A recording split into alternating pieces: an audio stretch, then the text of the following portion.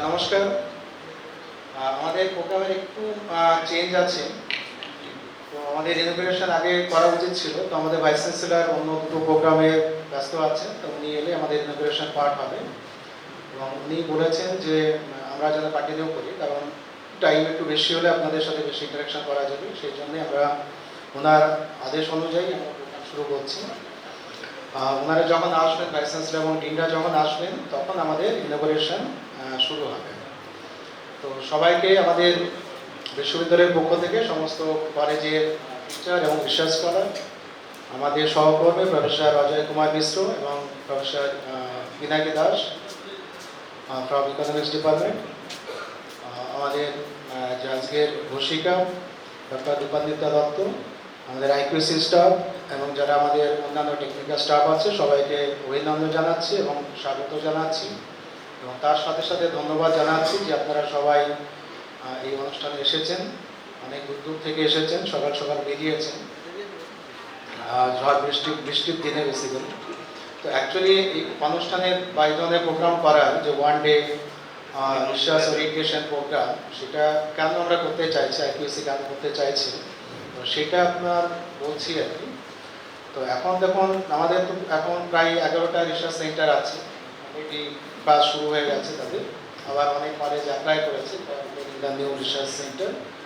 তো এখন দেখা যাচ্ছে যে 11টা রিসার্চ সেন্টারের মধ্যে আমাদের উমেন্স কলেজ, রাজা এনার খান উমেন্স কলেজ আর লক্ষ্মীপুর কলেজ, সেখানকার থিসিস জমা পড়েছে এবং তাদের স্টুডেন্টরা পিএইচডি অলরেডি অ্যাওয়ার্ডেডও হয়েছে।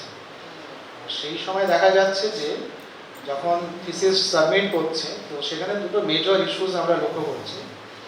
Due to the lack of knowledge, তো প্লাগারিজম চেকিংয়ের জন্য একটা সমস্যা হচ্ছে কলেজের টিচারদের। যেমন উমেন্স কলেজেরই একজন ক্যান্ডিডেটের আমরা প্লাগারিজম চেক করে সেটাকে কমপ্লিট করতে পেরেছে আফটার 2.5 months, বা আর একটু বেশি হয়তো, মানে 2.5 মাস বা 3 মাস সময় লেগেছিল একটা থিসিসের প্লাগারিজম চেক কমপ্লিট করতে। তো সেটা কেন, বা প্লাগারিজম চেকিংয়ের স্পেশালিটি কীভাবে করতে হয়, সেগুলো নিয়ে আমরা ডিটেলস আলোচনা করবো। আমাদের লাস্ট প্রোগ্রাম সেটাই আছে। আমাদের একজন বর্ধমান ইউনিভার্সিটির ইনফরমেশন সায়েন্টিস্ট আছেন, উনি দুটো লেকচার আমরা রেখেছি, উনি ডিটেলস আলোচনা করবেন। তো যেটা আমরা জানি না আর কি, আমাদের অজ্ঞতার জন্য প্লাগারিজম চেকিং আমরা যে কোনো জায়গায় করে ফেলছি, ঠিকভাবে করছে না, এবং তখন সেই প্লাগারিজম যে পর্বটা সেটা ক্লিয়ার করা সম্ভব হচ্ছে না। তো সেটা একটা দিক। তো এইটা যেহেতু উমেন্স কলেজের অনেক ফ্যাকাল্টি বা রিসার্চ স্কলাররা জানে বলে আমাদের দেখা গেছে যে আমাদের উমেন্স কলেজের পার্টিসিপেন্ট অনেক আছে, মানে বেশ কিছু পার্টিসিপেন্ট উমেন্স কলেজ থেকে আছে, এগ্রা কলেজ থেকে অনেকে আছে, কিন্তু অন্যান্য কলেজে পার্টিসিপেন্ট কম আছে, কারণ তারা ওই সমস্যাটা এখনো বোঝেনি যে কী ধরনের সমস্যা হতে পারে। সেকেন্ডলি আর একটা বিশাল চ্যালেঞ্জের প্রবলেম, বা বলতে পারেন ভীষণ গণ্ডগোলের ব্যাপার, সেটা হচ্ছে publication of papers. As per UGC regulation in 2016, তো আপনারা জানেন যে দুটো পেপার পাবলিশ করতেই হবে। তো দুটো পেপার পাবলিশ করতে হবে, কিন্তু এটা মাথায় রাখবেন না দুটো পেপার পাবলিশ হলেই আপনার পিএইচডি হয়ে যাবে, এরকমের কিন্তু না। এই ধরনের ভ্রান্ত ধারণা অনেকের আছে।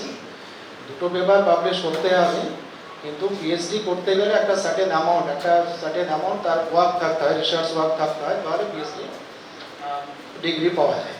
তার মধ্যে আর কি product 2 papers should be publish in the journals. তো সেই জার্নালগুলোর মধ্যে যেটা দেখা যায় যে এখন আমরা তো জার্নালে পেপার পাবলিশ করলাম, প্রচুর দেখবেন মেল আসে যে 1 ডে অ্যাকসেপ্টেন্স, 1 উইক অ্যাকসেপ্টেন্স, এই সমস্ত মেল আসে। তো এই মেলগুলো কিন্তু হচ্ছে সব সাসপিসিয়াস মেল থাকছে। তো সেই মেলগুলো দেখে কিন্তু পেপার আপনার সাবমিট না করাই ভালো। কারণ হচ্ছে যে সেই জার্নালগুলোর কোনো স্ট্যান্ডার্ড নেই। কারণ আপনাদের যখন পেপারগুলো যখন পাবলিশ করা হচ্ছে, আপনি খেটে অনেক এক্সপেরিমেন্ট করে, অনেক ক্যালকুলেশন করে একটা পেপার রেডি করলেন, করে আপনার অজ্ঞতার জন্য আপনি এমন জার্নালে পাবলিশ করেন, দেখা গেল সেই জার্নালটা either clone journal or hijack journal আর যে কোনো একটা আর্বিট্রারি জার্নালে আপনি আপনার ভালো কাজটাকে পাবলিশ করে দিয়েছেন। তার ফলে কী হবে, যদি আপনি ক্লোন বা হাইজ্যাক জার্নালে যদি পেপার পাবলিশ করেন, তখন যখন থিসিস সাবমিট করা হবে, থিসিসের সঙ্গে দুটো পেপার জমা দিতে হয়। আমরা চেক করি, ভেরিফাই করি, যদি দেখা যায় যে পেপারসগুলো এরকমের ক্লোন বা হাইজ্যাক জার্নালে পাবলিশ হয়ে গেছে, তাহলে আমরা কী করবো, সেই পেপারগুলোকে অ্যাজ এ পাবলিকেশন হিসাবে অ্যাকসেপ্ট করা হবে না। তার মানে আপনার থিসিসটা ব্যাক করা হবে ফর পাবলিকেশন। মানে হয়তো প্লাগারিজম চেকের সময় টেস্ট করা হয়, ভেরিফাই করে থাকি, যদি দেখা যায় যে দুটো পেপার আপনি সাবমিট করছেন সেই দুটো পেপার দেখা গেল ঠিকঠাক জার্নালে পাবলিশ হয়নি, তার মানে আমরা সেটাকে অ্যাকসেপ্টেন্স মানে পাবলিকেশন বলে আমরা সেগুলোকে অ্যাকসেপ্ট করবো না এবং আপনার থিসিসটা সাবমিট করা সম্ভব হবে না। তো এখন হচ্ছে যে কিভাবে সেগুলো চেক করা যাবে যে কোনটা ঠিক জার্নাল কোনটা বেঠিক জার্নাল, কারণ ক্লোন জার্নাল মানে কি একই নাম দিয়ে একটা ভালো জার্নাল আছে দেখেন হয়তো স্কোপাস ইন্ডেক্স বা ওয়েব অফ সায়েন্স, কিন্তু সেই নামের অন্য একটা জার্নাল কেউ তৈরি করে বসে আছে।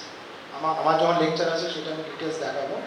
তো সেরকম ভুল জার্নাল পাবলিশ হয়ে যাচ্ছে, তাই আপনারা জানছেন না, তো সেই জন্য ভুল জার্নালে করে ফেলছেন, আপনার পুরো এফোর্টটা লস হয়ে যাচ্ছে। তো সেইটা আর একটা হচ্ছে মারাত্মক দিক, সেটা আমরা আলোচনা করব।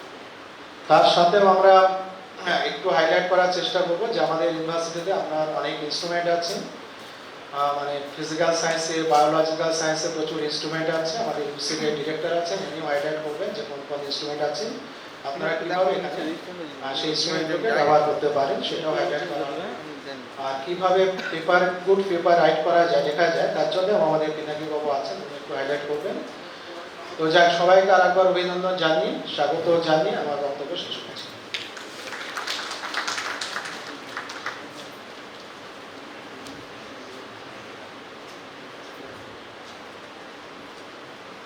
Professor Kumar for the welcome address. Now we are going to start our technical sessions. Our first technical session will start with a discussion on instrument facilities in Vidyasagar University campus by Professor Kumar, Director, Research and Development SAFE and IQAC, Vidyasagar University. Sir, please.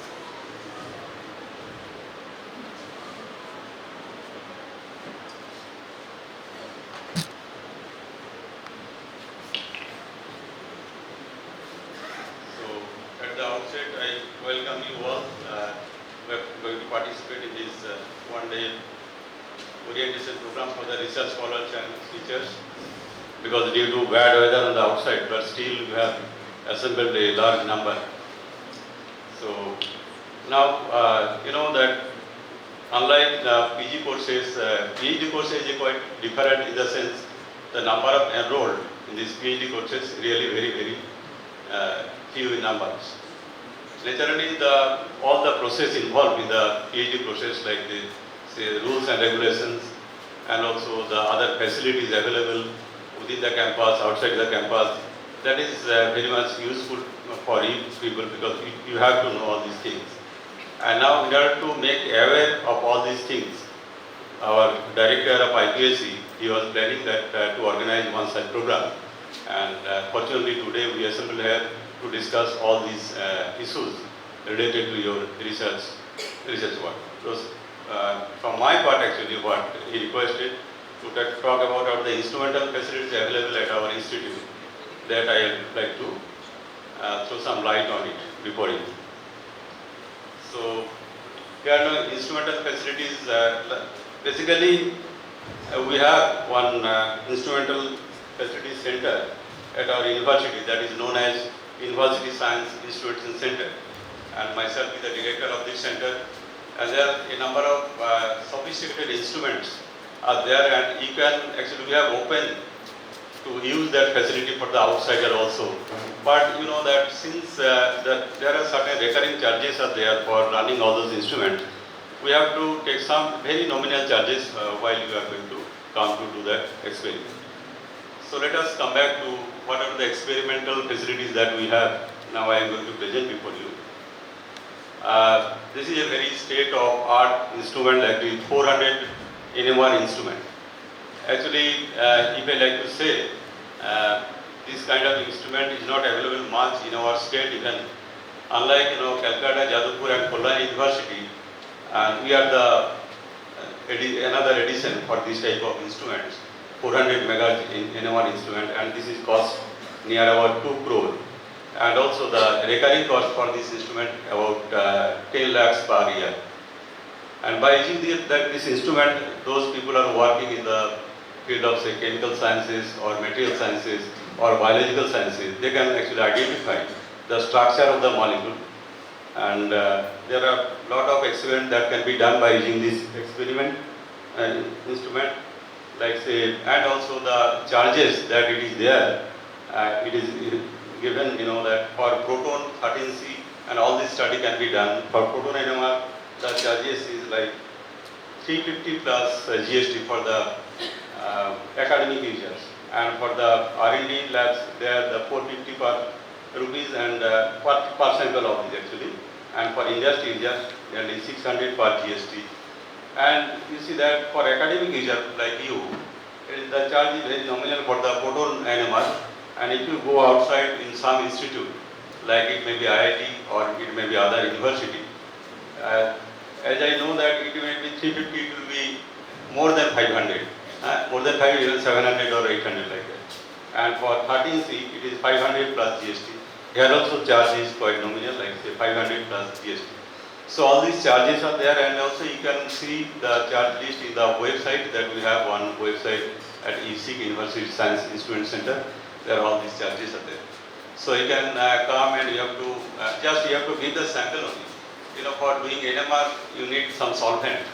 So those solvents are also very costly. So if you just give your sample to the NMR technician, he will do all these experiments and give you the spectrum.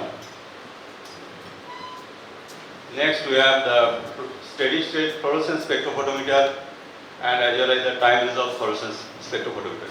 You know that nowadays fluorescence spectrophotometer is one of the very sensitive instrumental technique that most of the researchers are now going to use. It may be in the chemical science or material science or also biological science. And for the fluorescence by this committee, I think it should also be there in your institute. So just try to sensitize your principal that we have to do this kind of all this committee, so that to sensitize your program, research program. And the collaboration consultancy, there is also another committee who will facilitate the collaboration research work with the other institute or other countries also.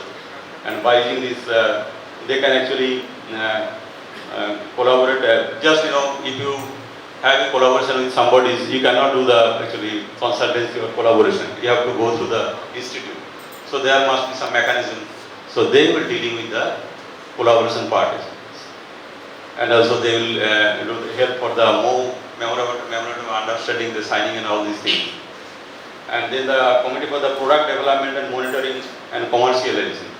That during the course of research work, you may come across such a innovative idea that it can go for some product development. That product development, then the commercialization, there is also a committee, that is committee number 4. They will look after all these things. Even you can go for the startup.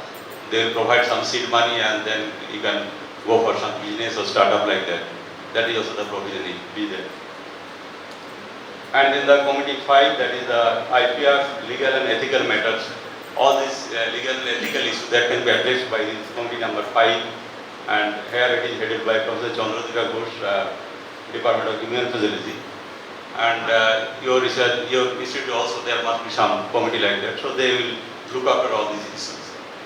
So with these few words, I like to conclude my lecture here. So thank you for your kind listening.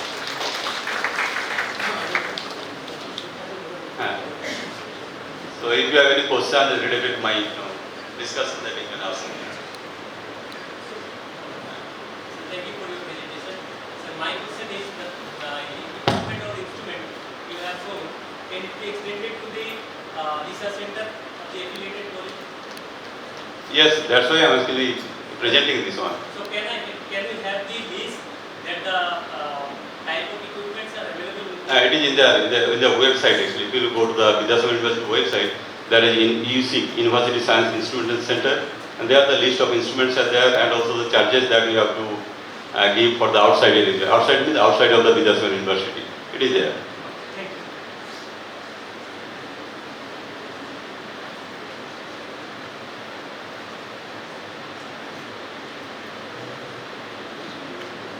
Hello.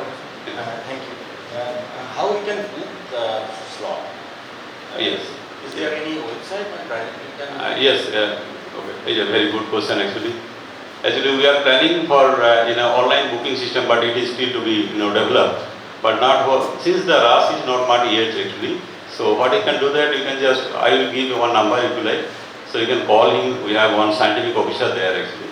Okay, So thank you. he will book that one, and then he will give you the time slot, and you have to come and do the experiment.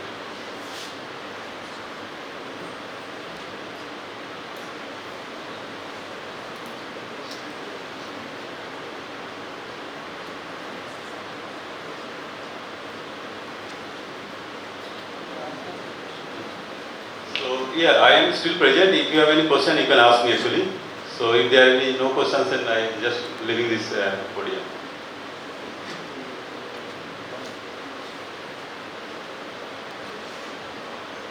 Thank you, Professor Mishra, for sharing valuable information regarding instrumentation facilities at Vidyasagar University campus. Now, in our first technical session, we have our next talk by Professor Pal, Mudhumangal Pal, Director of IQAC. Apart from creating knowledge through research, one of the major tasks of researcher is to share knowledge, which is possible only through good publication. So before selecting a journal, we must be aware about its quality in terms of impact factor, indexing, and above all its authenticity. So may I request Professor Mudhumangal Pal, Director of IQAC, to share his knowledge on impact factor and clone journal.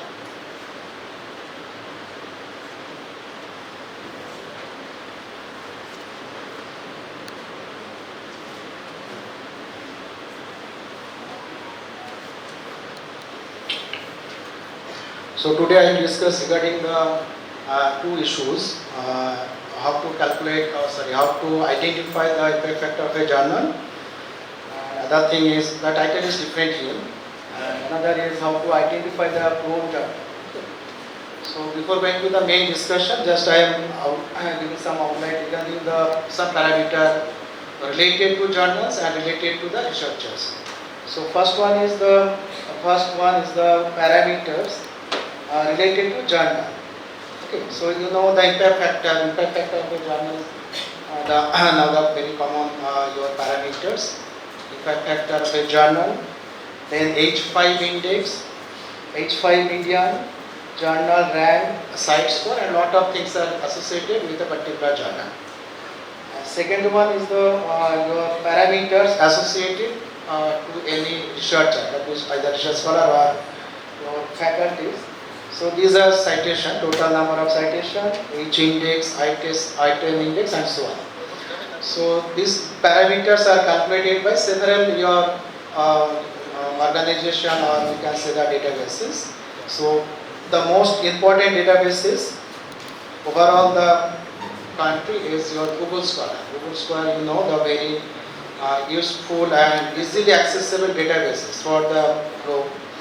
So Google Scholar measures the citation, total number of citation of a researcher, his or her H index, item index, and other parameters.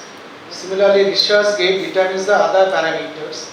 Similarly, your Scopus database measures the other parameters, and lot of different organizations are there. Among them, your Google Scholar, Scopus, ResearchGate are the standard organization or databases. They are indexing the journals. So, as per my experience, I have classified all the journals into 4 categories. So this is a very important issue. So it is my experience, not universally it is categorized in this way. So see that in the type 1 journal or class 1 journal means journal indexed by Web of Science.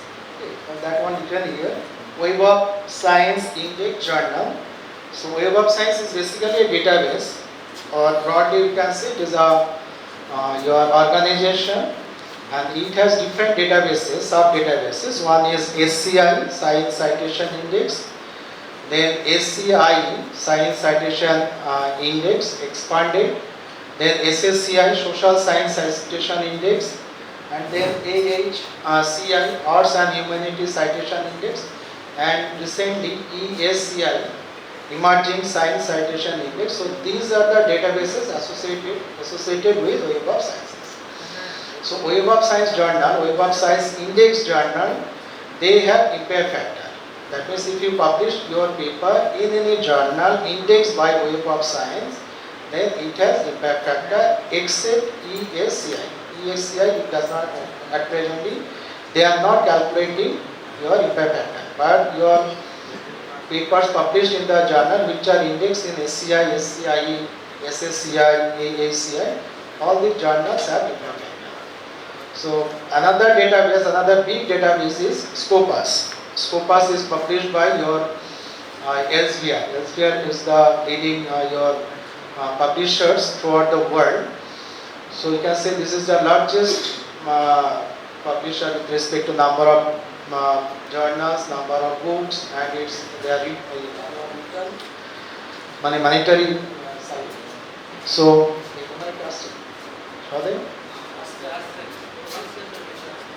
আচ্ছা আমাদের vice chancellor ওনারা গেলে আমরা একটু stop করবো, তারপরে inauguration শেষ হলে আবার রিসিউম করব। So Scopus is another database. I am coming matter. So if you publish your paper in Web of Science Index journal, then we can say your paper published in a very good, extremely good journals. Okay. And second class journal means journals indexed by Scopus, ESCI.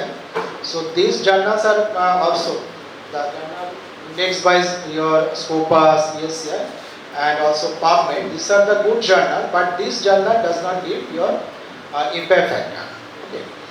And class 3 journal means UGC care listed journal. UGC care listed journal, I think everybody knows what is UGC care journal. UGC.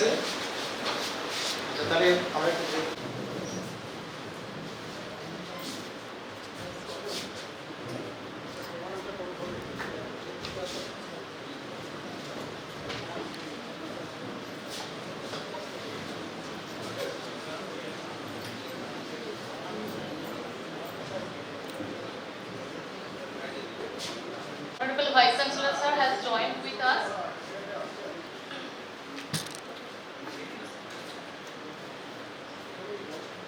May I request our Honorable Vice-Chancellor sir to take his seat on the dais.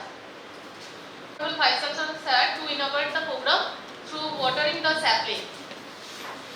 Also, I'd like to request Professor Ajay Kumar Mishra, Director USIC, Professor Madhumangal Pal, Director IQAC, Professor Pinaki Das, Professor of Economics to join.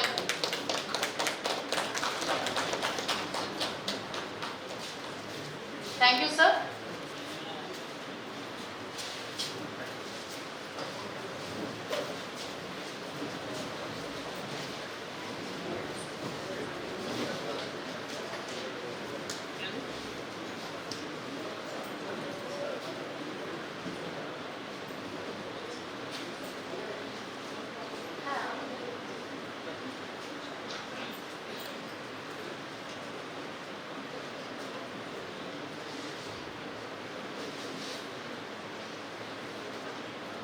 May I now request Professor Susanta Chakraborty, Honorable Vice-Chancellor of our university, to deliver inaugural address to our esteemed participants of the orientation program. Sir, please.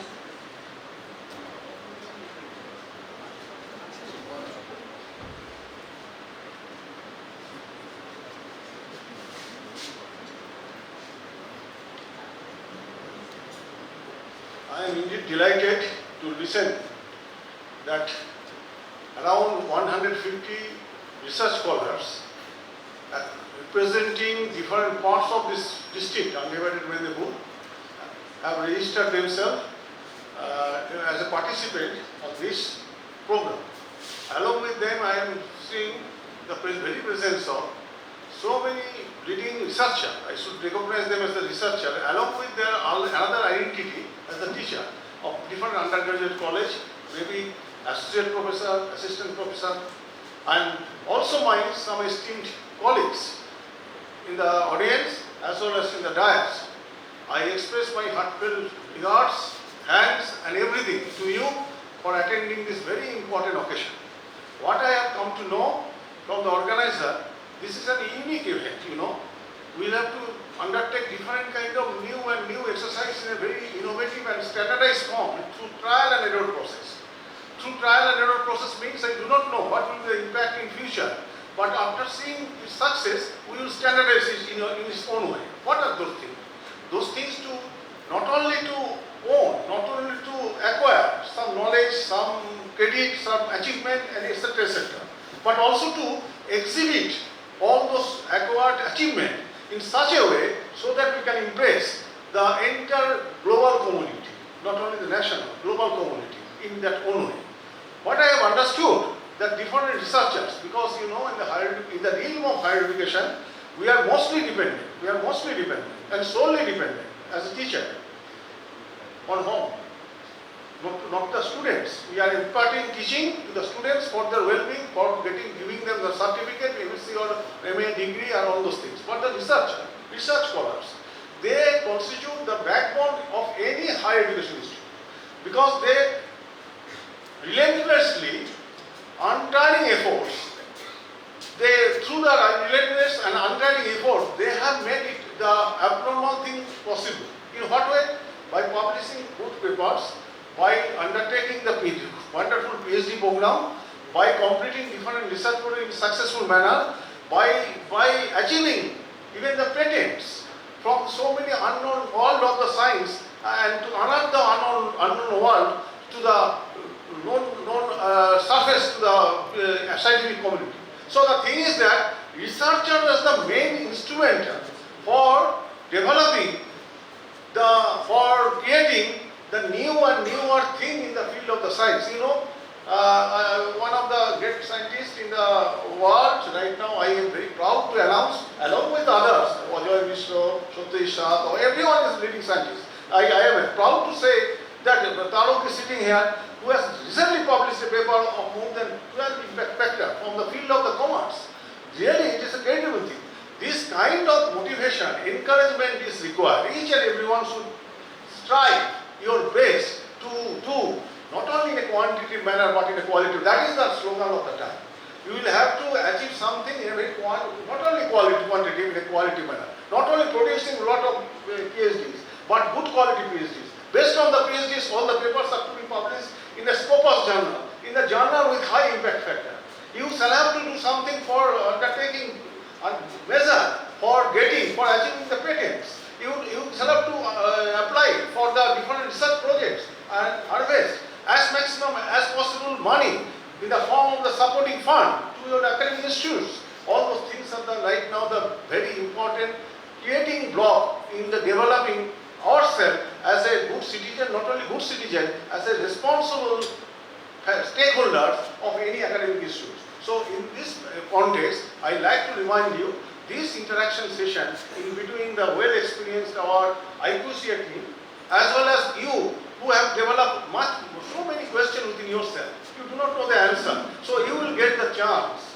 What? You will get the chance to clarify all those questions in presence of our distinguished expert members like Hon'ble, like Ajay Mishra, like Satyajit and others, Pinaki, all those things. They are there to take care of your problem. So the thing is that I am very happy that within a very short time, this organizer, IQAC department, has been able to organize this very effective gathering. In the gathering, I have already mentioned that more than 150 registrations are there from the research scholars. They will get the benefit, they will get the proper guideline so that they will move in their own way in the field of the research, to gain as maximum as possible qualitative manner, a qualitative ingredient in the field of research in the form of the patent, in the form of the project completion, in the form of the PhD, in the form of the Scopus journal publication, and so on, so many and so forth.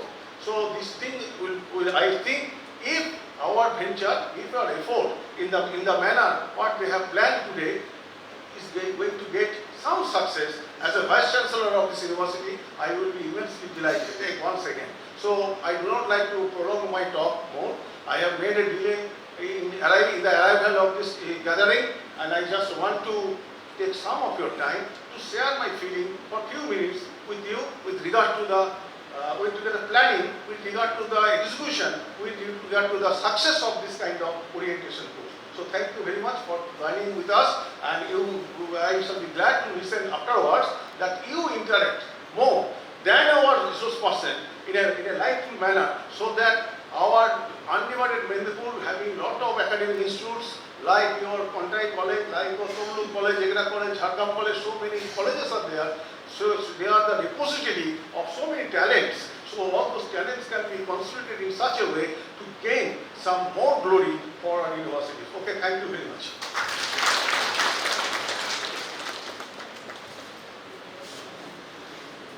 Thank you, sir, for your valuable insight on this one-day orientation program. I hope your address would have paved the way to understand the significance of research practice. Thank you once again, sir. Now, may I request our research scholar to felicitate our Honorable Vice-Chancellor, sir, with flowers.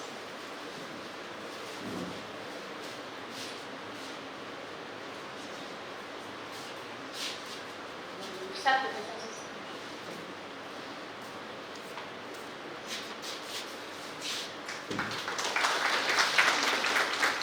I request the scholar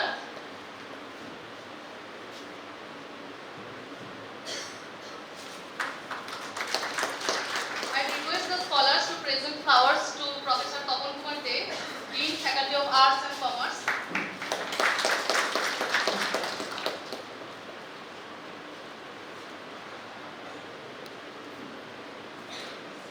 Professor Satyajit Saha, Dean, Faculty of Science.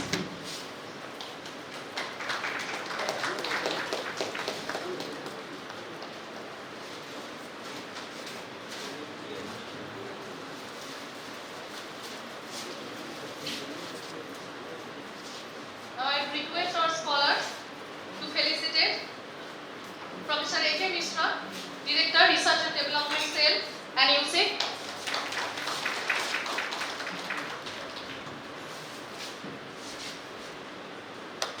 Professor Madhumangal Pal, Director, IQAC, and Professor of Mathematics.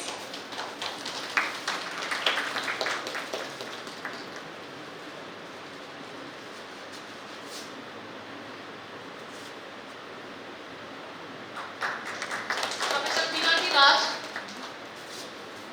Professor of Economics.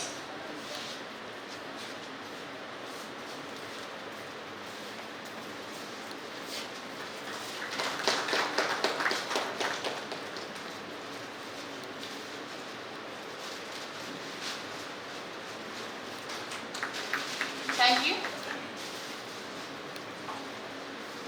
Now I request Professor Kumar, Dean, Faculty of Arts and Commerce, for sharing his valuable thoughts on this orientation program.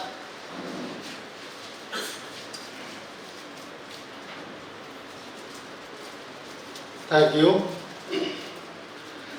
Good afternoon to everybody.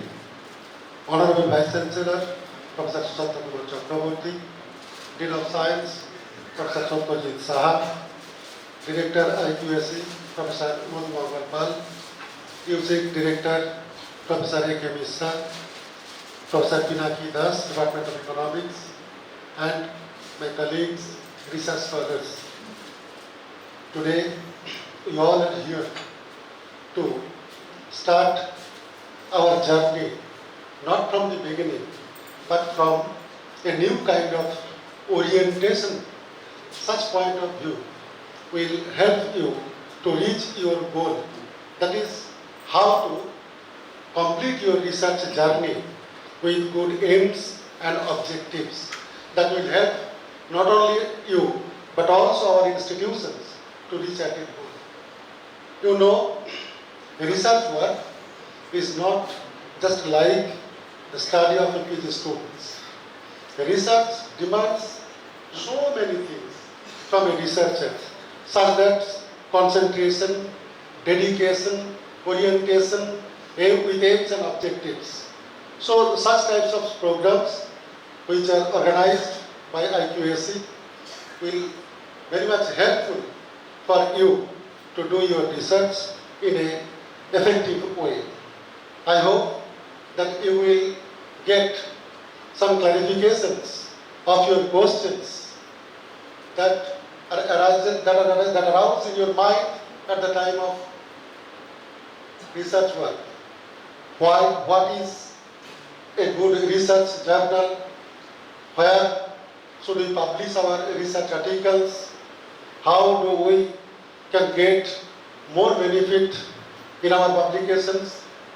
Such problems, such questions will be addressed by the experts. I hope this program will be a successful one. Thank you all.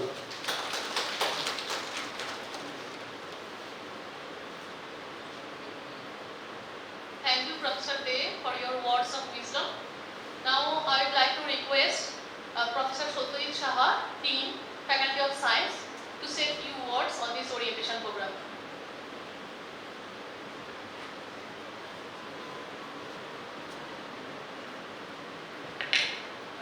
Good afternoon. In the stage, Honorable Vice-Chancellor, Professor Susanta Chakraborty is there, and our Dean of Arts and Commerce, Professor Kumar, Director IQAC, Professor Hon'ble, and Music Director, Professor Vice-Chancellor, and Professor Pinaki Das. And in my front, there are faculties from different colleges, from our universities, and all the research scholars. I welcome everyone for this particular program. Now, this is actually a great scope for the scholars who have just joined to get an idea how to conduct his research from the beginning. Now, in our time, there was no such orientation program. That time it was when you join in a particular research institute, you directly go to your guide, and your supervisor told that you have to look some journals and you study this, then you try to find some sort of work out of this. So there was you had to study the journal, and that time it was very difficult also to find a journal. But now it is the time for the internet, so you get easily access, so you can get this information here. Now with this here, so this program actually basically related to the three topics: publication of papers in reputed journals, then use the paper checking for paper and thesis, and discussion regarding different issues of that. Our experts, Professor Pal and Professor Kumar, they will actually give you a good idea regarding this, and also Professor Pinaki Das is there to also give you. Now, so hope with this orientation program you will learn a lot, and you can apply yourself in your research program. Thank you.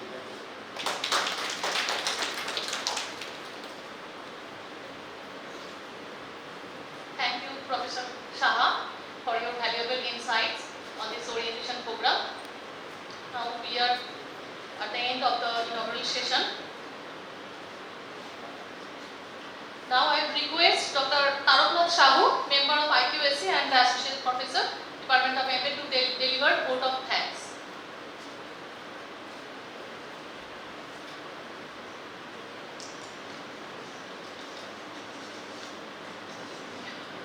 So, good afternoon everyone.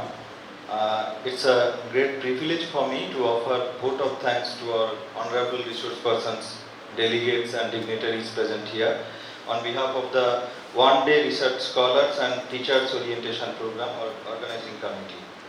First of all, I would like to thank to our honorable Vice-Chancellor Sir, Professor Susanta Chakraborty, for his continuous encouragement, motivation and support, and for guiding us very closely from the planning stage of each and every program.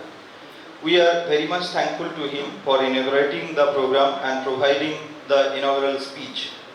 We, the members of the organizing committee, again express our sincere thanks from core of our heart. Thank you, sir, for being with us in spite of your busy schedule. Thank you.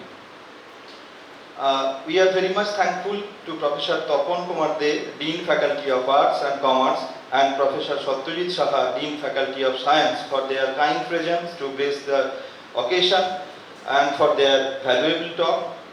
We are also thankful to Professor Pal, Director IQAC and Professor of Mathematics, who is the key person for organizing the program. He continuously motivates us and provides necessary inputs for taking this kind of initiatives for the benefit of research scholars and faculty members of various disciplines. On behalf of the organizing committee, I would like to extend my sincere thanks to our in-house speakers, Professor Kumar, Director Research and Development Cell and Director IQAC, and a very active member of IQAC. And again, Professor Madhumangal Pal is one of the speaker of this session, who is the Director IQAC, and Professor Pinaki Das from Department of Economics, Vidyasagar University. And in this program, in the second part of our program, we have another speaker, Dr. Vikas Mukhopadhyay. He is the Senior Information Scientist, University of Burdwan. We are thankful to them for giving their kind consent to deliver their speech in this program. Thanks a lot, sir, for being with us. We are eagerly waiting to hear from you all. I must thank to other high-profile galaxy of dignitaries, principals, teacher in charge from colleges, and officials, teachers and delegates from different research centers, colleges, universities and other educational institutions for their active participation, without whom the program would become meaningless. I also express my sincere thanks to the different concerned university officials like Registrar, Finance Officer, Inspector of Colleges, Secretary, Postgraduate Council and others for their good in-house patronage and for providing various kind of logistic support. Before finishing my task, I must thank all the members of the organizing committee, members of IQAC and the 3 staff members of IQAC for their wholehearted participation during the preparatory phase of this program. Last but not the least, I would thank all our research scholars from different research centers for their active participation, support and cooperation to make the program grand success. Finally, I on behalf of the IQAC, Vidyasagar University and from the organizing committee again express my sincere thanks to all of you. Thank you all.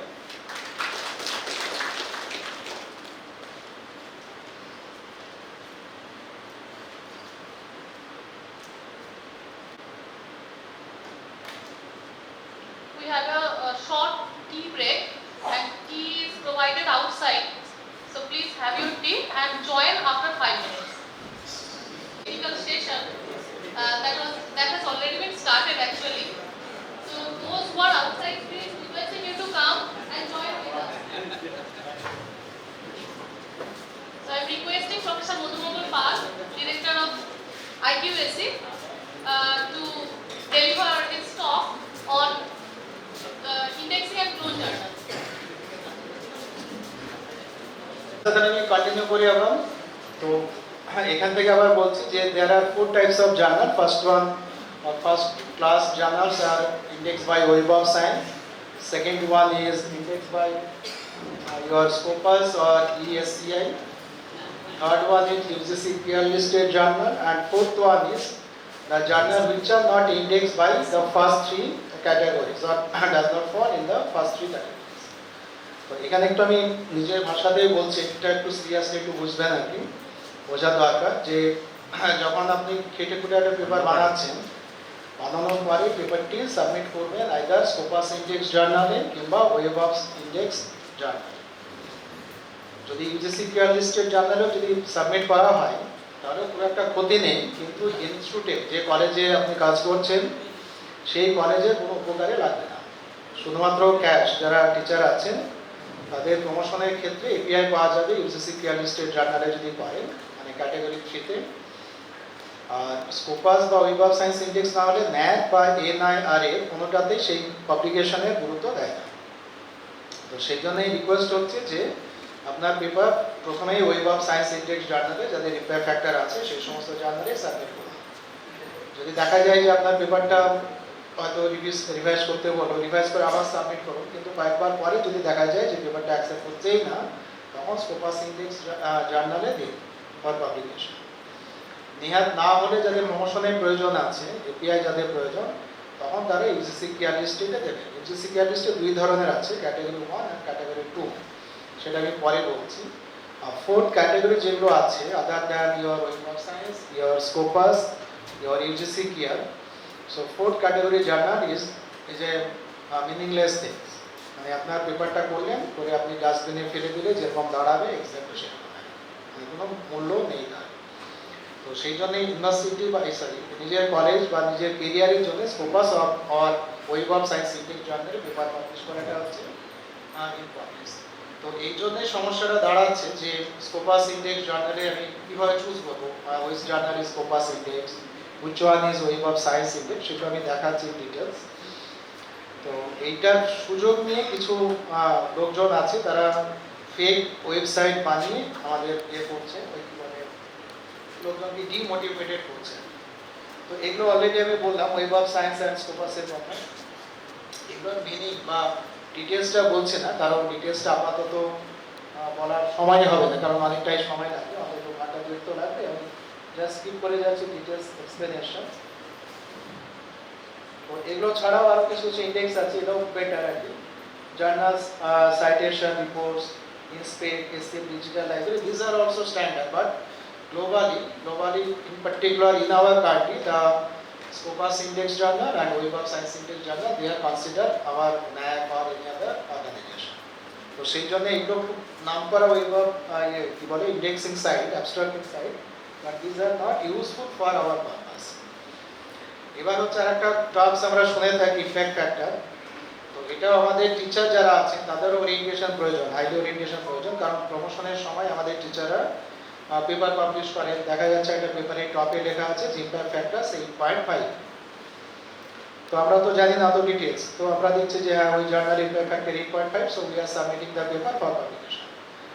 কি হয়, এটা মজার ব্যাপার হচ্ছে যে দেখা যাবে within 1 week or within 2 weeks your paper is accepted and it is published shortly by paying some money. কত টাকা মানে 2000, 3000, 5000 দিয়ে আমরা পেপার পাবলিশ করে দিই ভেরি শর্ট টাইমে। কিন্তু ওই পেপারগুলো যে আমরা পাবলিশ করছি যে জার্নালে, সেগুলো মোটেই মিনিংফুল জার্নাল না। তো এখন হচ্ছে দেখুন ইম্প্যাক্ট ফ্যাক্টর ক্যালকুলেশন হচ্ছে, impact factor basically numerical values, আর ইম্প্যাক্ট ফ্যাক্টর একটা হচ্ছে নাম হয়, একটা ম্যাথমেটিক্যাল ফর্মুলা আছে, সেই ফর্মুলার সাহায্যে ক্যালকুলেশন হয়। So this is the formula. ওই ফর্মুলা কি আমাদের জানা প্রয়োজন হয়, কীভাবে ইম্প্যাক্ট ফ্যাক্টর ক্যালকুলেট করা হয়, যারা একটু অ্যারিথমেটিক জানে তারা বুঝতে পারবে, but this is not very important for all our researchers. তো এটা আমাদের মনে রাখতে হবে, দিস ইজ আ সাইটেশন বা পাবলিকেশন, এরকম একটা রেশিও আছে। তো এটা মাথায় রাখতে হবে যে impact factor is a number associated with a journal. Okay, তার ভ্যালু কথা 0-র চেয়ে বেশি হবে, মানে 0.2, 0.5, 1, 1.5, 2, 10, 15, 16, any value, there is no upper bound. ওকে, মানে 0-র চেয়ে বড় যে কোনো একটা পজিটিভ নাম্বার, ফ্র্যাকশন বা ইন্টিজার যে কোনো নাম্বার হয়ে থাকবে। তো যত ইম্প্যাক্ট ফ্যাক্টর বেশি হবে সেই জার্নাল তত বেশি বেটার, এটা আমরা বলে থাকি। More impact factor means more better journal. So impact factor actually maintains or indicates the status or prestige of the journal.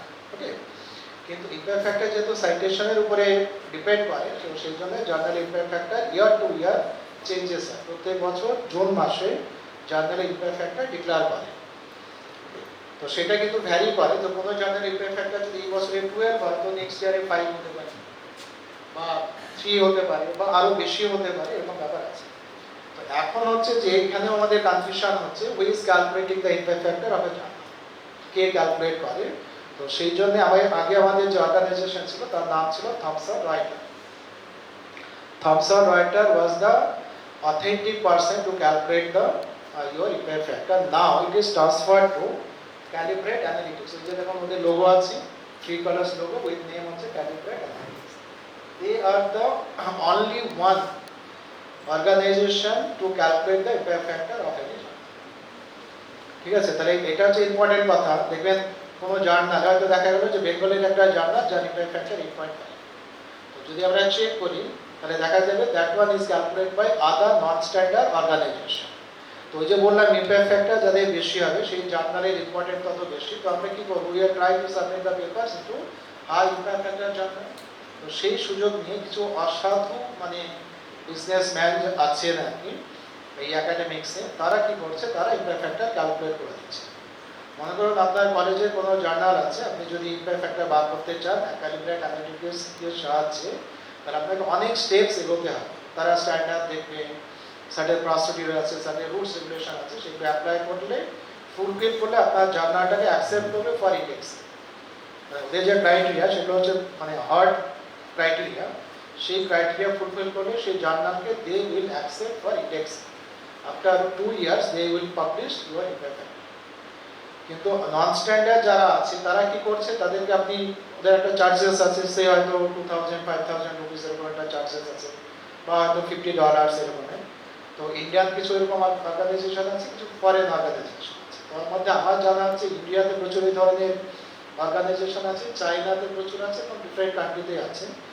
তো তারা সার্টেন পয়েন্ট মানিয়ে নিচ্ছে, নিয়ে আপনাকে একটা ক্যালকুলেশন করে দেবে উইথ অ্যান উইক, মানে শর্ট ডিউরেশনে আপনাকে দেবে একটা ফ্যাক্টর, এবং ভ্যালুটা অনেক বেশি দেবে যাতে আপনি খুশি হন, বা লোকজনকে বলতে পারেন যে আমার জার্নালের ব্যাপারটা। তো ওইটা তো হচ্ছে অরিজিনাল ক্যালিব্রেট অ্যানালিটিক্সে, আর এটা হচ্ছে আপনার নন স্ট্যান্ডার্ড ইম্প্যাক্ট ফ্যাক্টর। যেমন বলা হচ্ছে international society for research activity বলে একটা অর্গানাইজেশন আছে, they are calculating impact factor, scientific journal impact factor, open access journal impact factor, index Copernicus and many others. তো এরকম যারা নন স্ট্যান্ডার্ড তাদের সংখ্যা তো ইনফাইনাইট, প্রচুর আছে, আনকাউন্টেবল। কিন্তু একটাই হচ্ছে স্ট্যান্ডার্ড, সেটা হচ্ছে ক্যালিব্রেট অ্যানালিটিক্স, যেটা আগে দেখলাম, এটা মাথায় রাখতে। এরা যে ইম্প্যাক্ট ফ্যাক্টর মেজার করে সেটাই হচ্ছে একমাত্র কারেক্ট, ইউনিক, ঠিক আছে, এবং ট্রু, বাকিগুলো হচ্ছে মানে ফলস। তো এবার দেখুন হচ্ছে সেটা না ইম্প্যাক্ট ফ্যাক্টর কিভাবে চেক করবেন আমি বলার চেষ্টা করছি।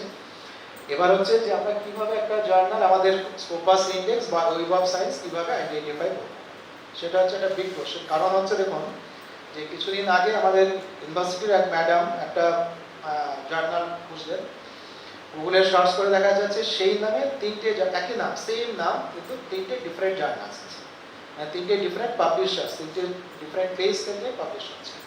তার মধ্যে একটা হচ্ছে অরিজিনাল আর বাকি দুটো হচ্ছে ফেক, ঠিক আছে। তো সেইগুলোকে আইডেন্টিফাই আমরা কিভাবে করতে পারি, বা তার চেয়ে বেটার হচ্ছে যে কিভাবে আমি আইডেন্টিফাই করবো ট্রুলি যে which one is index by Scopus, which one is index by Web of science.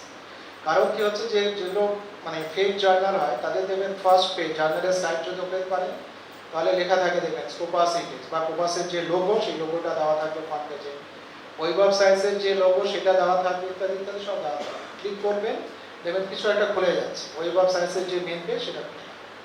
তো ওই ওয়েব মানে কোনো জার্নালের ফ্রন্ট পেজ দেখে কিন্তু আপনি শিওর হবেন না যে সেটা ওই পার্টিকুলার ডেটাবেসে ইন্ডেক্স। হ্যাঁ, যদি দেখেন যে আপনি যে জার্নালে সাবমিট করতে চাইছেন সেটা হচ্ছে স্প্রিঙ্গারের পাবলিকেশন, এলসডিআরের পাবলিকেশন, সিআরসি প্রেসের পাবলিকেশন, স্ট্রেজের পাবলিকেশন, যত স্ট্যান্ডার্ড সব জার্নালস আছে তাদের যদি জার্নাল হয় তাহলে তার মধ্যে কোনো ফেকনেস থাকে না।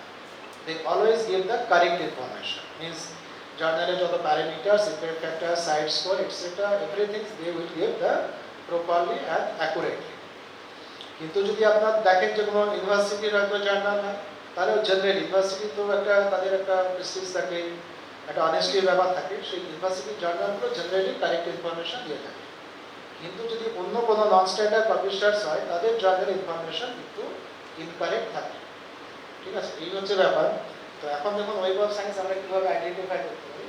তো দেখুন checking of Scopus index journal, তো এটা হয়তো অনেকে যারা ব্যাকসাইডে আছে নাও দেখতে পারবেন, নাও দেখে থাকবেন।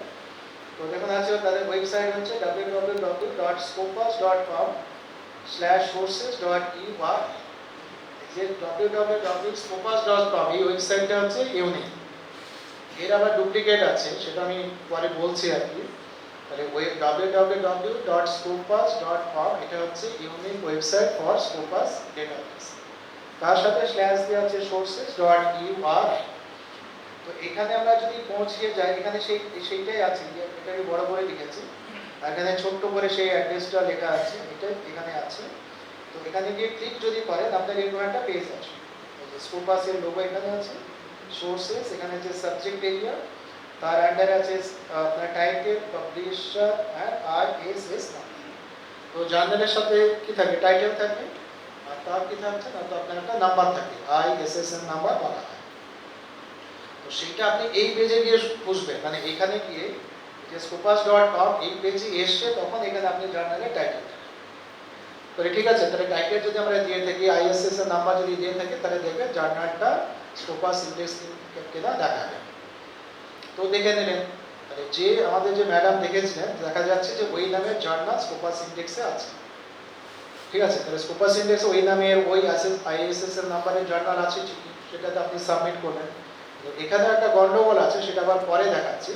তাহলে এই লিস্ট থেকে আপনি জার্নালের নামটাও তো পাচ্ছেন যে yes that particular journal is Scopus index on not, ঠিক আছে। তো সেখানে আমরা টাইটেল কিংবা আইএসএন নাম্বার, পাবলিশার দিয়ে খুব একটা লাভ হয় না, কারণ একটা পাবলিশার তো প্রচুর জার্নাল আছে, স্প্রিঙ্গারে কয়েক হাজার জার্নাল আছে। তো সেই জন্য হচ্ছে জার্নালের টাইটেল দিতে হয় আর আইএসএস এর নাম্বার। টাইটেল দিলে কি হচ্ছে যে কমপ্লিট টাইটেল দিতে হবে এমন কোনো মানে নেই। ধরুন কোনো জার্নালের নাম হচ্ছে জার্নাল অফ ফিজিক্যাল সায়েন্সেস, আমাদের ইউনিভার্সিটিতে একটা জার্নাল আছে, আমরা বলছি যে জার্নাল অফ ফিজিক্যাল সায়েন্সেস। আবার শুধু আছে ফিজিক্যাল সায়েন্সেস বলেও জার্নাল আছে। তো শুধু যদি আপনি ফিজিক্যাল সায়েন্সেস দেন তাহলে ফিজিক্যাল সায়েন্সেস বলে যে জার্নাল তার নামও আসবে, আবার জার্নাল অফ ফিজিক্যাল সায়েন্সেস সেটাও আসবে, বা যদি এরকমের জার্নাল থাকে Indian journal of physical sciences সেটাও আসবে। All the journal will be listed. এরপরে যেমন কি হচ্ছে যা হচ্ছে ওয়েব অফ সায়েন্স জার্নাল, তার ওয়েবসাইটটা কি, তো এটা যেমন বলা আছে http তারপরে হচ্ছে mgl.califray.com/home, এদিকে দেখা যাচ্ছে। আমি এই সাইটটা দিয়ে দেবো, তাহলে দিয়ে দিলে এখান থেকে আপনার ওই সাইটগুলোকে দেখে নিতে পারবেন, বড় করে পড়ে বুঝে নিতে পারবেন। তা এখানেও এই যে ওয়েবসাইট অ্যাড্রেসটা mgl.califray.com/home, এইখান থেকে যদি আমরা যাই, এই সাইট থেকে যদি আমরা সার্চ করি তাহলে এখানে আমরা কি করতে পারি, লগ ইন করেও করতে পারি, না করেও করতে পারি।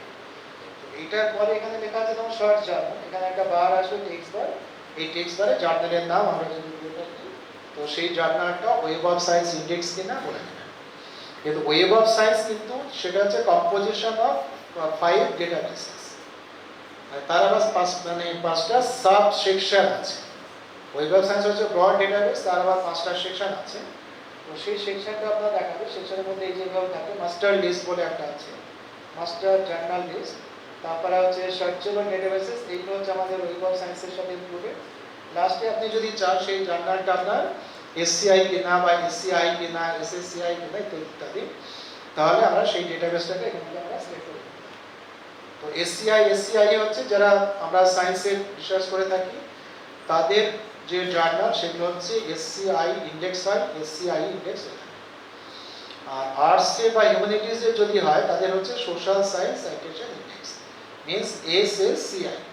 এসএসসিআই means social science citation index, মানে হচ্ছে পলিটিক্যাল সায়েন্স, তারপরে ফিলোসফি, এই সমস্ত যতগুলো আছে। তারপরে আপনার আছে আর্টস অ্যান্ড হিউম্যানিটিস আছে, সেইভাবে একটা সাইটেশন আছে। তো সেখানে নাম থেকে বোঝা যাচ্ছে যে আর্টসের যত জার্নাল, হিউম্যানিটিসের যত journal means including all languages, English বলুন, বাংলা যদি আমরা খুঁজে থাকি, বেঙ্গলি, সংস্কৃত, এদের সংখ্যাটা কম।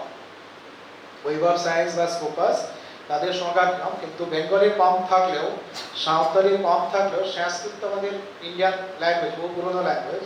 তো সংস্কৃতের জন্য আমাদের ওয়েব অফ সায়েন্স বা স্কোপাস ইন্ডেক্স জার্নাল আছে, হিন্দির জন্য আছে, সংখ্যাটা খুবই কম। কিন্তু অন্যান্য সাবজেক্ট আপনার যদি সার্চ করে আমরা পলিটিক্যাল সায়েন্স বা সোশিয়োলজি বা ফিলোসফি, এদের কিন্তু প্রচুর আর কি আর্টসের সাবজেক্ট হলে প্রচুর কিন্তু স্কোপাস বা web of science index journal আছে। কিন্তু আমাদের অনেক মাস্টারমশাইরাও বলে থাকে যে আমাদের জার্নাল বেশি নেই। তো সেটা খুব একটা ঠিক কথা না, সংখ্যায় কম হলে, মানে একটা যদি দেখা যায় সায়েন্সের যদি 100টা জার্নালস থাকে তো আর্টস বা সোশ্যাল সায়েন্সের আপনার 70টা জার্নাল আছে, এতটাই কাছাকাছি। কিন্তু আমাদের জানা থাকে না বলেই আমরা হাতের কাছে যে জার্নাল পাই সেখানে আমরা পেপার পাবলিশ করে থাকি, এবং আমার ভালো কাজটা কিন্তু যে কোনো একটা আর্বিট্রারি খারাপ জার্নালে পাবলিশ করি। তো এইভাবে আমরা জার্নালের নাম চেক করতে পারি। এখানে যেমন আমি নাম দিয়েছিলাম সফট কম্পিউটিং, সফট কম্পিউটিং করে যদি সার্চ করি তাহলে সফট কম্পিউটিংয়ের সাথে কি আছে, অ্যাপ্লাইড সফট কম্পিউটিং করে একটা জার্নাল আছে, সেই জার্নালের নাম দিচ্ছে, সেখানে আইএসএর নাম্বার দিচ্ছে, সেই পাবলিশারের নাম দিয়ে দিচ্ছে। তারপরে যেমন intelligent automation and soft computing, এর মধ্যে সফট কম্পিউটিং ওয়ার্ড আছে, কিন্তু পুরো জার্নালের নামটা এখানে লিস্টিং করছে, আপনি জেনে নিতে পারছেন। Journal of multiparallel logic and soft computing, মানে আমি যে ফ্রেজটা দিচ্ছি সেই ফ্রেজ নিয়ে যত পসিবল জার্নালস আছে সমস্ত জার্নালের লিস্টিং আপনার করে দেবেন। এবার আপনি চুজ করবেন কোন জার্নালে আপনি সাবমিট করবেন বা করবেন না। এরপরে যেমন যেটা দাঁড়াচ্ছে সেটা হচ্ছে ডেঞ্জারাস ইস্যুস হচ্ছে ফ্লোট অ্যান্ড হার্জেট। তো তো এইভাবে তো একটা জার্নালের আমি নাম দিচ্ছি, নিয়ে দেখলাম হ্যাঁ সেটা স্কোপাস ইন্ডেক্স বা ওয়েব অফ সায়েন্স ইন্ডেক্সে আছে, কিন্তু যেটা হচ্ছে, যেটা হাইজ্যাক করে ফেলছে, ক্লোন করে ফেলছে, সেটা হচ্ছে বিপজ্জনক। তো ক্লোন জার্নাল মিনস কি, একই জার্নালে যা নাম আছে, জার্নালে যে আইএসএন নাম্বার আছে, তাদের যে এডিটর আছে, এডিটরের বোর্ড মেম্বার সব কিছু সেম রাখছে, রেখে আর একটা ওয়েবসাইট ক্রিয়েট করে সেই জার্নালগুলো পাবলিশ করে দিচ্ছে। তো সেটা হচ্ছে, সেটাকে আমরা বলছি ক্লোন জার্নাল। বলছে দেখো what is clone or hijack journal, এটাতে সবাইকে একটু বেশি কনসেন্ট্রেশন দিতে বলছি, যে এটা হচ্ছে আমাদের বিপজ্জনক সাইড। সেই বিপদটা কি সেটা আমরা যদি জেনে যাই, তাহলে আমার পেপারটা ঠিক ঠিক জায়গায় সাবমিট হবে। বলছে the word clone means or to produce a copy or intimation of something identical. একটা জার্নালে সেম থিং আরেক জায়গায় কপি করে দিচ্ছে, দ্যাট ওয়ান ক্লোন। আমরা শুনেছি না যে মানুষ ক্লোন করা যায়, অ্যানিমালসকে ক্লোন করা যায় ইত্যাদি ইত্যাদি। সিমিলারলি জার্নালের ক্ষেত্রেও বলা হচ্ছে ক্লোন অর হাইজ্যাক। তো কি কি সেম থাকে ওই সমস্ত জার্নালে? বলছে টাইটেল সেম থাকে, আইএসএন নাম্বার সেম থাকে, তাছাড়াও কি থাকে যে জার্নালে যে inside means editorial boards etcetera সব কিছু সেম থাকে করে আমরা জার্নাল বানাচ্ছি। এইখানে আমি কয়েকটা এক্সাম্পল দেখাচ্ছি, মানে কিভাবে বোঝা মুশকিল হয় এটা ক্লোন কিনা। তো সেটা দেখুন, এই যে ফার্স্ট যে জার্নাল আছে এটা হচ্ছে যে সাম example of clone journal of UGC category 1। UGC category 1 মানস হচ্ছে, আপনারা তো জেনে থাকবেন যে যত আমাদের জার্নাল আছে, যেগুলো হচ্ছে Scopus index, web of science index, এরকম যত ওয়ার্ল্ড ওয়াইজ রেকগনাইজড ডেটাবেস আছে, সেই সমস্ত জার্নালকে ইউজিসি ক্যাটাগরি 2 বলছে, সেকেন্ড লিস্টে আছে।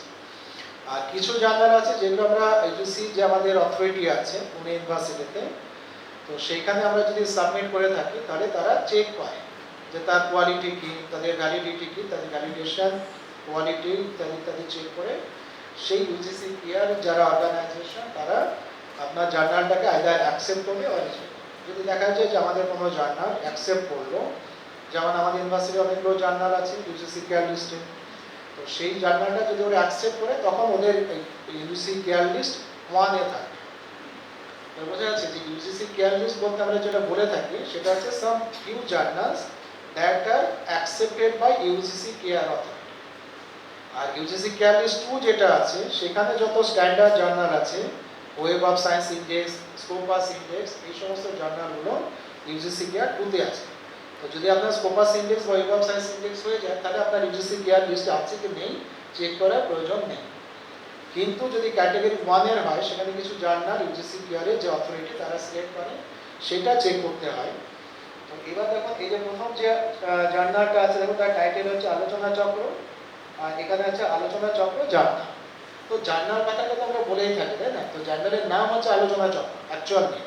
লেফট হ্যান্ড সাইড হচ্ছে অ্যাকচুয়াল ট্রু জার্নাল, আর এগুলো হচ্ছে ক্লোন জার্নাল কিভাবে হচ্ছে। তাহলে আলোচনা চক্র লাস্টে একটা জার্নাল ওয়ার্ডটা অ্যাড করে দিচ্ছে।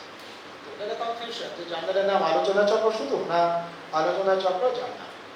তো এবার কি হচ্ছে, দেখো সেকেন্ড হচ্ছে ল্যাঙ্গুয়েজ হচ্ছে বেঙ্গলি। নিশ্চয়ই এটা ভালো জার্নাল তাই ক্লোন করে নিয়েছে, যারা বেঙ্গলি টিচার আছেন তারা জানবে।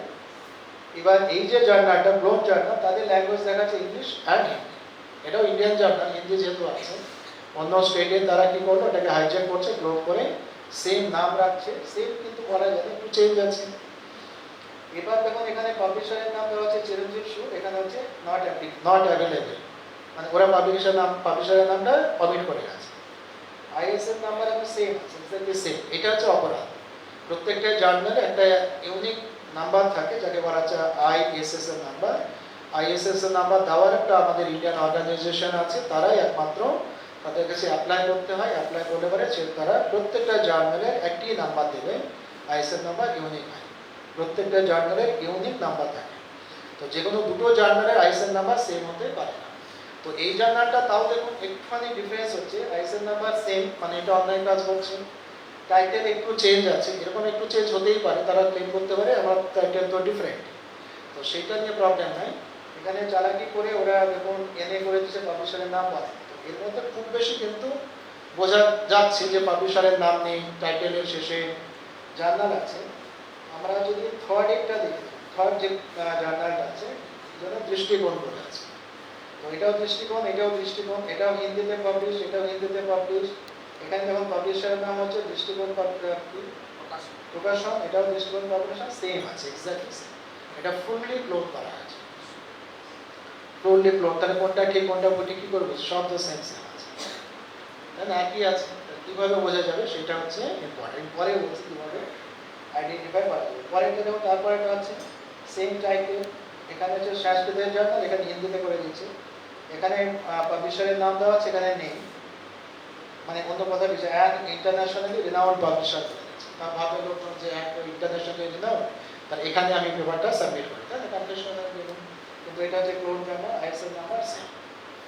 আবার দেখছি, আবার এখানে আমি আসছি, এটা ইউজিসিকে যে এইভাবে দেওয়া থাকে, এটা দেখা যাচ্ছে যে একটু হেজি মনে হচ্ছে। তো ডিফারেন্সটা আমরা বুঝতে পারি, দেখুন যে এই টাইটেলগুলো তো যা যা আছে আমি বললাম, এইখানে এখন ইউআরএল যেটা আছে, যে জার্নালের যে ওয়েবসাইট, সেটা হচ্ছে একমাত্র আইডেন্টিফাই করা, ডিস্টিংগুইশ করার পথ। ঠিক আছে, ওয়েবসাইটটাকে দেখে আমাদের আইডেন্টিফাই করতে হবে। তো তখন এই জার্নালের ওয়েবসাইট আদৌ নেই, এটা হচ্ছে অনলি প্রিন্টেড জার্নাল। আর এখানে যেটা ক্লোন করেছে ওরা একটা ওয়েবসাইট দিয়ে দিয়েছে। এটা কিন্তু করে যত ক্লোন জার্নাল আছে তারা কিন্তু সবসময়তে একটা ওয়েবসাইট দিচ্ছে, কারণ ওই থ্রু অনলাইন তাদের কমিউনিকেশন হচ্ছে। কারণ আমরা সবাই জানি যে অনলাইন কমিউনিকেশন হচ্ছে ওয়াইডলি কি হচ্ছে, খুব শর্ট ডিউরেশন আমরা স্প্রেড করতে পারছি, সার্কুলেটেড হচ্ছে। সমস্ত ক্লোন জার্নালের কিন্তু ওয়েবসাইট আছে, তার মানে ওয়েবসাইট থাকা মানে খারাপ সেটা না। তো এনিওয়ে এর ওয়েবসাইট অ্যাড্রেস নেই, এর একটা ওয়েবসাইট অ্যাড্রেস আছে। পরেরটা দেখুন কাছাকাছি নাম, এটা হচ্ছে যে দৃষ্টিকোণের কথাই বলছিলাম, এদের ইউআরএল নেই, এখানে কিন্তু একটা ইউআরএল আছে। তার এবার দুটো জার্নালেরই যদি আমাদের ইউআরএল থাকে, মানে ওয়েবসাইট অ্যাড্রেস থাকে, তাহলে কীভাবে বুঝবো, তাই না? তো সেই জন্যই আমাদের যেতে হবে এই ইউজিসি কেয়ার লিস্টের জার্নাল। ইউজিসি যে কেয়ার লিস্ট, সেইটা আমাদের যে India government UGC CARE list বলে যেটা করছে, সেটা খুব সাইন্টিফিক্যালি আর খুব কেয়ারফুলি একটা ওয়েবসাইট বানিয়েছে to identify such kind of journals. তো ইউজিসি কেয়ার কি করেছে, যে ওরা বেশ কিছু জার্নালকে এনলিস্টেড করেছে যেগুলো ওদের নলেজে আছে, যে হচ্ছে ক্লোন জার্নাল, হচ্ছে অরিজিনাল। তো তাদের কমপ্লিট অ্যাড্রেস হচ্ছে এইটা, ugcare.eapne/apps1 মনে আছে user/web.clonejournal। তো এগুলো অ্যাড্রেসটা মনে না রাখলেও চলবে, আমরা যদি ইউজিসি কেয়ার বলে ক্লিক করি তাহলে ওর যে ফ্রন্ট পেজ আসবে সেখান থেকে আমরা ঢুকতে পারি। তো এখানে এই দেখুন আমি একটা এক্সাম্পলে দেখাচ্ছি ক্লোন জার্নাল, এখানে ওয়েবসাইটের অ্যাড্রেসটা দেখুন, মানে যা আছে না পাশে একটা -e.cn আছে। তো হাই টেকনোলজি লেটার্স, এটা জার্নালের নাম, সেটা কোন সাবজেক্টে আমাদের জানার দরকার নেই, জার্নালের নাম হচ্ছে হাই টেকনোলজি জার্নাল লেটার্স। তো এইবার দেখুন এটা কি হচ্ছে, যে এটাতেও দেখুন এটা হাই টেকনোলজি জার্নাল, এই যে হাই টেকনোলজি লেটার্স বলে লেখা আছে। এই যে প্যারামিটারসগুলো আছে, এটা হচ্ছে স্কোপাস ইন্ডেক্স জার্নালের প্যারামিটার, এইগুলো হচ্ছে তাদের ওয়েবসাইট। তো এই যে ধরুন বলছে যে সাবমিট ইউর পেপার বলে একটা ইমেল আইডি দেওয়া আছে, জিমেলের একটা ইমেল আইডি দেওয়া আছে। আর এটা হচ্ছে তাদের কি বলে আপনার একটা সাইট বলে বলছে স্কোপাস ইন্ডেক্স লিঙ্ক।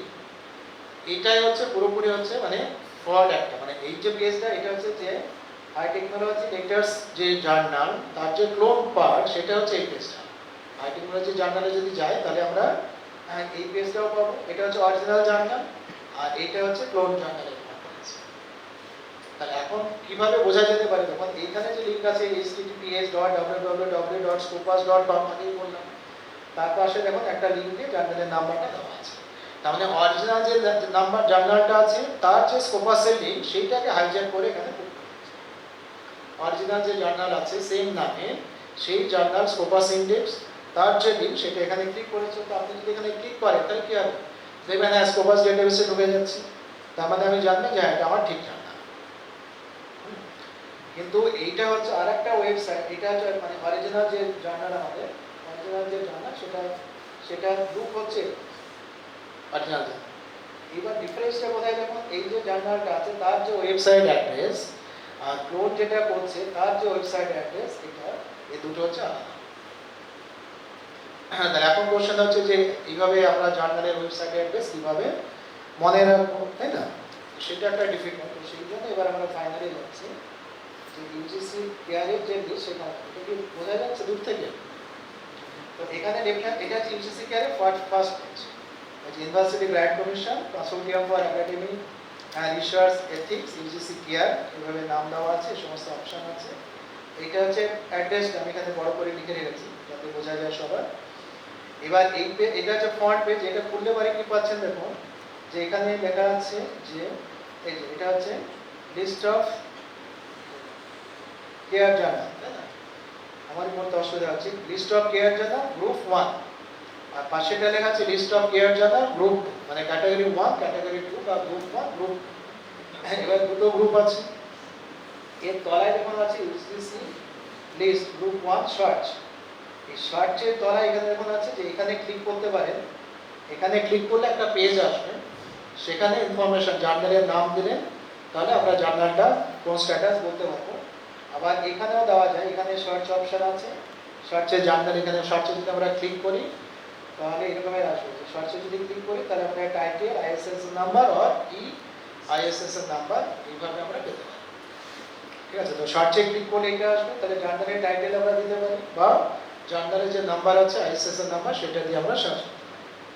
তো সেইভাবে যদি দেওয়া যায় তাহলে আমাদের এরকমের আসবে যে টাইটেল আপনি যদি সিলেক্ট করেন এখান থেকে, এই টাইটেলটা দেওয়ার একটা বক্স আসবে, সেখানে আমরা জার্নালের টাইটেল লিখে দিলাম। আগেও যেমন আমরা ওয়েব অফ সায়েন্স বা স্কোপাসে দেখেছি, এখানে এক্স্যাক্টলি ওইভাবে আমরা যাব। তাহলে শুরু করতে হবে আমাদের ইউজিসি কেয়ারের যে ফন্ট পেজ, সেখানে যাবেন, গিয়ে আমাদের ক্যাটাগরি 2 বা ক্যাটাগরি 1 যে ক্লাসের আপনি জার্নাল সার্চ করবেন সেখানে ক্লিক করে সার্চ অপশন, আবার দেখাচ্ছে সার্চ অপশন দুবার আছে, এখান থেকে হবে বা এখান থেকে হবে। তো এটা হচ্ছে বেটার, এটা করলে পারে কি হচ্ছে আপনার অ্যাকাউন্টস থাকা দরকার নেই, মানে ইউজিসি কেয়ার যে ওয়েবসাইট সেখানে একটা অ্যাকাউন্ট নাম্বার থাকতে হয়, সেই অ্যাকাউন্ট নাম্বার থেকে ওপেন করতে হয়। আর এই প্রথমে এটা যদি ক্লিক করা হয়, এটা নতুন ইন্ট্রোডিউস করা আছে, নিউ বলে লেখা আছে, এখানে যদি ক্লিক করা হয় ডাইরেক্টলি আমরা সার্চ পেজে যাব, জার্নালের টাইটেল বা জার্নালের আইএসএস এর নাম্বার দিয়ে আমরা জার্নালটাকে পেয়ে যাব। তো সেটা আমরা ধরুন পেলাম, এইভাবে দেওয়ার পরে মনে করো আমি মনে হয় দিয়েছিলাম ফিজিক্যাল সায়েন্স বলে আমি সার্চ করেছি। তো ফিজিক্যাল সায়েন্স বলে যখন দুটো জার্নালের কথা বলা আছে, কমপ্লিট নাম ফিজিক্যাল সায়েন্স না, তার সাথে যে আরো ওয়ার্ডস আছে সেগুলো মিলে দুটো জার্নালকে লিস্টিং আছে। ফার্স্ট লিস্টিং এ দেখুন কি লেখা আছে, যে জার্নালের ইনফরমেশন দেওয়া আছে, ইউজিসি কেয়ার ইত্যাদি। লাস্টে দেখুন এখানে আছে ভিউ বলে একটা বাটন আছে, আর এই পরেরটা দেখুন লাস্টে লেখা আছে যে ডিসকানেক্টেড ফ্রম বলে 2009 জানুয়ারি 2019 লেখা আছে। তার মানে this journal was listed in UGC care before and up to January 2019. তারপর থেকে ওটাকে ডিসকন্টিনিউ করেছে, মানে তার দেখা গেছে এত স্ট্যান্ডার্ড ফল করছে বা কিছু হবে, যার জন্য ইউজিসি কেয়ার ওই জার্নালটাকে লিস্ট থেকে বার করে দিচ্ছে। কিন্তু প্রথমেরটা যেহেতু ভিউ বলে লেখা আছে, তার মানে that journal is currently index. তো সেই জন্য এখানে লেখা আছে যে কভারেজ ফ্রম একটা টাইম দেওয়া আছে, টিল নাও বলে লেখা আছে, টিল ডেট বলে লেখা আছে, তাই না? তাহলে ইউজিসি কেয়ার লিস্টেও যদি হয়, যদি আমাদের পুরনো হয় যে আগে ছিল তারপরে ডিসকন্টিনিউ হলো, সেই লিস্টগুলো আমরা এখান থেকে পেয়ে যাচ্ছি।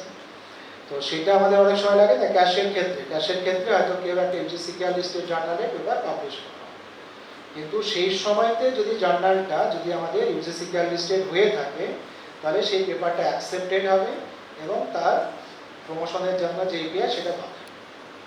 ঠিক আছে, কিন্তু এই জার্নালের সেকেন্ড জার্নালটার জানুয়ারি 2019 থেকে ডিসকানেক্ট হয়ে গেছে। কেউ যদি ফেব্রুয়ারি বা মার্চে যদি পেপার পাবলিশ করে থাকে তাহলে কি হবে, সেটা সেই পেপারটা আর অ্যাকসেপ্ট করা হবে না। ঠিক আছে, 2017 এর রুলস আছে যে your paper must be published in UGC care listed journal. ঠিক আছে, তার আগে যদি আপনি পেপার পাবলিশ করেন 2017 ডিসেম্বরের আগে, তাহলে এপিআই স্কোর পাবেন। যদি ইউজিসি কেয়ার হোক নাই হোক একটা স্কোর আছে। আর যদি 17 এর পরে হয় the paper should be published in UGC care listed journal. সেটাও আপনার প্রমোশনের জন্য দরকার। এবার দেখুন কি হচ্ছে, এটা তো ডিসকানেক্ট হয়ে গেছে, ইনফরমেশন আর পাবেন না। ভিউতে যদি আমরা ক্লিক করি তাহলে সেটা হচ্ছে ইম্পর্টেন্ট ব্যাপার। হ্যাঁ, ভিউতে ক্লিক করলে পারে এটা হচ্ছে জার্নালের ইনফরমেশন চলে আসবে। ভিউ করলে জার্নালের ইনফরমেশন আসছে। এবার এইখানে আপনার একটা কিছু কথা লেখা আছে। এবার এইটার উপরে যদি আমরা ক্লিক করি, এখানে হচ্ছে যে Rajasthan academy of physical sciences, তার উপরে আমরা ক্লিক করেছি, এটা জার্নালের পুরো নাম। তো এইখানে যদি আমরা ক্লিক করে থাকি তাহলে এই পেজটা আসবে, এটা একটা পার্ট ওই পেজে। আর এখানে যদি আমরা ক্লিক করি, ব্লু কালারে লেখা থাকবে, এখানে যদি আমরা ক্লিক করি তাহলে জার্নালে যে ফন্ট পেজ সেই ফন্ট পেজে আসবে। এবং এইখানে যে ওয়েবসাইট অ্যাড্রেস আছে এটাই হচ্ছে valid website of the correct journal. তাহলে কোথায় হচ্ছে, আমরা ইউজিসি কেয়ারের পেজে যাচ্ছি, আবার আমি ব্যাক করে বলছি। ইউজিসি কেয়ারের যে মেইন পেজ সেখানে আমরা যাচ্ছি, দেখুন এটা হচ্ছে মেইন পেজ। এখানে আমি জার্নালকে সার্চ করছি, any journal we can enter here. তো এখানে ক্লিক করলে পারি এরকম একটা পেজ আসবে। এখানে আপনার জার্নাল টাইটেল আর আইএসএন নাম্বার কীভাবে চেক করবেন সেটা সিলেক্ট করে, যদি আমরা টাইটেল ওয়াইজ চেক করি তাহলে টাইটেলটা এখানে আমরা লিখে দিলাম। তারপরে আপনার এরকম লিস্টিংয়ে দেখাবে, যদি ওই টাইটেলে জার্নাল থাকে লিস্টিংয়ে দেখাবে, আর যদি না থাকে তাহলে এমটি দেখাবে, দেখা দেবে নো সার্চ জার্নাল দেখাবে। নো সার্চ জার্নাল বলে একটা মেসেজ আসবে, তার মানে ওই টাইটেলে কোনো জার্নাল ইউজিসি কেয়ারে নেই। ঠিক আছে, সেটা ক্লিয়ার। যদি দেখা যায় কোনো জার্নাল আছে তাহলে আপনার দেখেন এই ভিউ যেখানে থাকবে সেই ভিউতে ক্লিক করবে।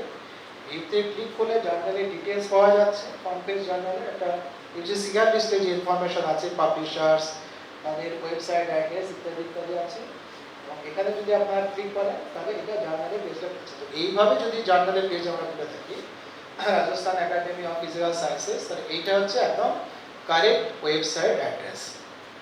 কিন্তু গুগল থেকে যদি আমরা এই জার্নালটাকে সার্চ করি Rajasthan academy of physical sciences, তাহলে দেখা যাবে যে এই নামে হয়তো মাল্টিপল জার্নাল আছে। তাহলে সেখান থেকে কিন্তু আমরা আইডেন্টিফাই করতে পারবো না which website is correct or which journal is correct and what is the correct website address. তাহলে বুঝতে পারছেন যে যত জার্নাল আছে একমাত্র পথ হচ্ছে ইউনিকলি আইডেন্টিফাই করা তাদের হচ্ছে ওয়েবসাইট অ্যাড্রেসটা। ঠিক আছে, তাহলে ওয়েবসাইট অ্যাড্রেসটা আমরা এখান থেকে পেয়ে যাচ্ছি। এবার এটা দেখে এবার এখান থেকে ক্লিক করে যদি আমরা জার্নাল সাবমিট করে থাকি তাহলে আমরা কারেক্ট জার্নালে সাবমিট করব। সিমিলারলি যদি আমাদের ইউজিসি কেয়ার লিস্ট 2 যদি হয়, ওয়েব অফ সায়েন্স ইত্যাদি ইত্যাদি কিনা, তো এই ইউজিসি কেয়ার তাহলে আমাদের যেটা বানিয়েছে দেখুন সেটা হচ্ছে ভীষণ ইম্পর্টেন্ট। কারণ ওরা ঠিক জার্নালে আপনাকে পিন করে দিচ্ছে, তাই না, ঠিক জার্নালে পৌঁছে দিচ্ছে, তার ওয়েবসাইট পর্যন্ত আপনাকে জানিয়ে দিচ্ছে। তো ইউজিসি কেয়ার অনেক খেটে খেটে এগুলো বানাতে হয়েছে। তো সেটা হচ্ছে আমাদের ওয়েব। তাহলে বোঝা যাচ্ছে যে কীভাবে আমরা একটা কারেক্ট জার্নাল বা কারেক্ট জার্নাল পেজে আমরা পৌঁছাতে পারি। এইবার দেখুন আরও ডেঞ্জারাস কী কী আছে, আর একটুখানি করবো। এরকম একটা ওয়েবসাইট আছে scijournal.org। এই লিঙ্ক দেখে কি মনে হবে? লিঙ্ক দেখে মনে হবে এই লিঙ্কের আন্ডারে যত জার্নাল আছে সবাই হচ্ছে এসসিআই ইন্ডেক্স জার্নাল, তাই মনে হবে, তাই না? যা দেখা যাচ্ছে scijournal.com। কিন্তু এরা এত ধুরন্ধর আর কি, এত চালাকি করে বানিয়েছে, সেটাতে দেখবেন ওদের জার্নাল সাইট যদি খোলা যায় তাহলে প্রচুর এসসিআই জার্নাল, যেগুলো অরিজিনাল এসসিআই ইন্ডেক্স জার্নাল তাদের নাম আছে, প্লাস ওদের নিজেদের কিছু ফেক জার্নালও আছে। আপনি কি করবেন, এই ওয়েবসাইটে ঢুকলেন, আপনি জানলেন যে হ্যাঁ তো scijournal.com একটা ওয়েবসাইট আছে, তাহলে ওর লিস্টে যত জার্নালস আছে সব এসসিআই ইন্ডেক্স হবে। কিন্তু দেখার পরে দেখা যাবে যে কিছু ওরা চালাকি করে রেখে দিয়েছে যে অ্যাকচুয়াল যারা এসসিআই ইন্ডেক্স তাদেরও নাম আছে প্লাস অ্যাডিশনাল আছে, তো ওই কনফিউশন হয়ে যাবে। তাহলে এই যে অ্যাড্রেস আছে ওয়েবসাইট অ্যাড্রেস, এই অ্যাড্রেস দেখে কোনো জার্নালে পেপার সাবমিট করবে না, কারণ ঠিক জার্নাল আছে আবার ক্লোন বা রং জার্নালও আছে। সিমিলারলি আরেকটা আছে ওয়েব অফ সায়েন্স wesjournal.com, তারপরে আছে scopusjournal.com, এইভাবে সব বানানো। তাহলে এইটা কিন্তু কনফিউশন, এগুলোতে জার্নাল এইভাবে যাবেন না, যেভাবে আমি বললাম ইউজিসি কেয়ার থেকে আসতে, সেভাবে জার্নালগুলোকে আইডেন্টিফাই করবেন which one is the correct website address and the correct page for the correct journal। এটা হচ্ছে বেস্ট ওয়ে। আর যদি আপনার যদি দেখেন যে জার্নালটা পাবলিশ হচ্ছে আপনার স্প্রিঙ্গার, এলসভিআর, সিআরসি প্রেস, শেজ এবং রিনাউন্ড পাবলিশার, তাদের নিয়ে কোনো সন্দেহ নেই, তাদের পেজে যাবেন, জার্নালের সাইটে গিয়ে যদি আপনি সাবমিট করে দেন দেখবেন আপনি কারেক্ট জার্নালে সাবমিট করছেন। এরপরে যদি আপনাদের কোশ্চেন থাকে অল্প করে জিজ্ঞাসা করবেন, কারণ টাইম আমাদের কম। বিজনেস করার জন্য, মানে একটা অরিজিনাল জার্নাল আছে, সেই জার্নালে হয়তো কোনো চার্জেস নিচ্ছে না। হয়তো একটা জার্নাল আমি বললাম যে Rajasthan academy of physical sciences, তো ওই জার্নালটা আছে হয়তো বিনা পয়সায় পাবলিশ করে বা একটা নবীনের পয়সা নেই। এবার ওইটা যদি দেখা যায় খুব রিনাউন্ড জার্নাল, লোকে পাবলিশ করছে পেপার, তখন আমি কি করলাম সেম নামে আর একটা জার্নাল আমি বানিয়ে নিলাম, ঠিক আছে, একটা ওয়েবসাইট ইত্যাদি ক্রিয়েট করে নিলাম। তখন আমার কি হচ্ছে, আমার সাইটে অনেকে পেপার ভুল করে জমা করতে দিচ্ছে, সাবমিট করছে, আমি তার জন্য কিছু চার্জেস নিচ্ছে, যে 5,000, 10,000, 2,000 আর লাইক দ্যাট। তাহলে কি হচ্ছে, আমি অনেক পেপার আমার সাবমিট করছি, আমি পেপার পাবলিশ করছি, আমি সাইটে ইনকাম করে দিচ্ছি। তো সেই জন্য ওই বিজনেসটা আছে, ওই বিজনেসটা দিন দিন বেড়ে যাচ্ছে। আমাদের কান্ট্রিতেও পারে, ইন্ডিয়াতেও পারে, চাইনাও পারে, এবং যত আন্ডার ডেভেলপ কান্ট্রি আছে বা ডেভেলপিং কান্ট্রি তারাই বেশি পারে।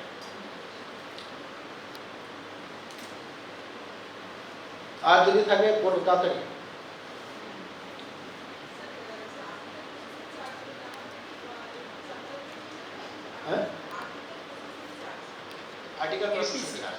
তো আর্টিকেল প্রসেসিং চার্জ এখন যা আমাদের টাইম আসছে সেটা হচ্ছে যত রিনাউন্ড পাবলিশার আছে তারাও আর্টিকেল প্রসেসিং চার্জ নেয়। তো কত নেয় তারা যে আর্টিকেল প্রসেসিং চার্জ নেয় সেটা শুনলে হয়তো আমাদের মাথা ঘুরে যেতে পারে। তো কোনো জার্নালে যেমন 2 লাখ টাকা, কোনো জার্নালে 2.5 লাখ টাকা এরকম হচ্ছে জাস্ট একটা পেপার পাবলিশ করার জন্য। মানে আমি এফোর্ট দিলাম, আমি এক্সপেরিমেন্ট করলাম, করে একটা পেপার আমি রেডি করলাম, তারপরে আমি হয়তো জার্নালে সাবমিট করছি। তো সেটা ভালো, অরিজিনালি ভালো জার্নাল, সেটা হয়তো মানে ট্রুলি স্কোপাস ইন্ডেক্স বা web of science index journal, কিন্তু দেয়ার আছে হিউজ অ্যামাউন্ট এপিসি। তো এই বিজনেসটা কিন্তু মানে মানে গ্রোয়িং, ফাস্ট গ্রোয়িং বিজনেস। সেগুলো কিন্তু এসবিআই জার্নাল আছে, স্প্রিঙ্গার জার্নাল আছে, এমটিপিআই জার্নাল আছে এবং প্রচুর জার্নাল পাবলিশার্স আছে যারা জার্নালগুলোকে কনভার্ট করে নিচ্ছে। তো কিন্তু যেগুলো দেখা যাবে 2000-4000 নিচ্ছে সেগুলো নিয়ে ডাউন, কম পয়সা নিচ্ছে। আর 2 লাখ 2.5 লাখ করে তো আমরা একটু হবে কি পাস চেক করবো যে this is valid or not, বা অত টাকা আমরা কোথায় পাবো। মানে ইন্ডিয়ান কন্টেক্সটে 2 লাখ 2.5 লাখ টাকা একটা পেপারের জন্য তো দিতে চাইবো না, তাই না? আমরা দিই না। কিন্তু কি হচ্ছে যে কিছু আছে যেমন চায়না প্রচুর টাকা খরচ করে রিসার্চের জন্য, চায়না বলুন, জাপান বলুন, কোরিয়া, আমাদের আরবিয়ান কান্ট্রিজরা প্রচুর কোটি কোটি টাকা রিসার্চের জন্য খরচ করে। আমাদের ইন্ডিয়াতে 1 পয়সাও দেয় না এবং এনকারেজও পায় না। তো সেই জন্য হচ্ছে যে 2-4 হাজার টাকা ইপিসি নেওয়া মানে যে খারাপ সেটা না, কিন্তু সেই ইপিসিটা বা পেইড জার্নাল অনেক আমরা না জেনে অনেক সময় ওই তো পয়সা দিয়ে পেপার পাবলিশ করেছে। তো ওটা ইম্পর্টেন্ট না। অনেক জার্নাল আছে আপনি যদি চান আপনার পেপারের কোয়ালিটি যদি ঠিক না হয়, ওই পেড জার্নাল আপনার পেপার পাবলিশ হবে না, ঠিক আছে? তো সেগুলো দেখতে হবে যে জার্নালটা স্কোপাস ইন্ডেক্স কিনা বা ওয়েব অফ সায়েন্স ইন্ডেক্স কিনা বা অ্যাটলিস্ট ইউজিসি কেয়ার লিস্টেড আছে কিনা সেটা আগে চেক করে তারপরে যদি এপিসি চায়, আপনি যদি এফোর্ড করতে পারেন সেটা দেবেন। না, সব জার্নাল নেয় না। সেটাই তো বললাম, আগে যত জার্নাল এপিসি নিত না, কিন্তু সেই এপিসি নিচ্ছে তার সেই জার্নালের সংখ্যায় দিন দিন বেড়ে যাচ্ছে। আর যদি কোনো জার্নাল দেখা যাচ্ছে বিনা পয়সায় পাবলিশ করছে তাহলে অবশ্যই সে ক্লোন করে, এটা ধরতে হবে। ক্লোন করছে কি বিজনেস করার জন্য, ইনকাম করার জন্য, শর্টকাট মেলে। আর যদি পয়সা না নেয় তাহলে তো বিজনেস করার স্কোপ নেই, ইনকামের স্কোপ নেই, তাহলে সেগুলো ক্লোন হওয়ার সম্ভাবনা কম, ঠিক আছে? স্যার জার্নালটা দেখলাম,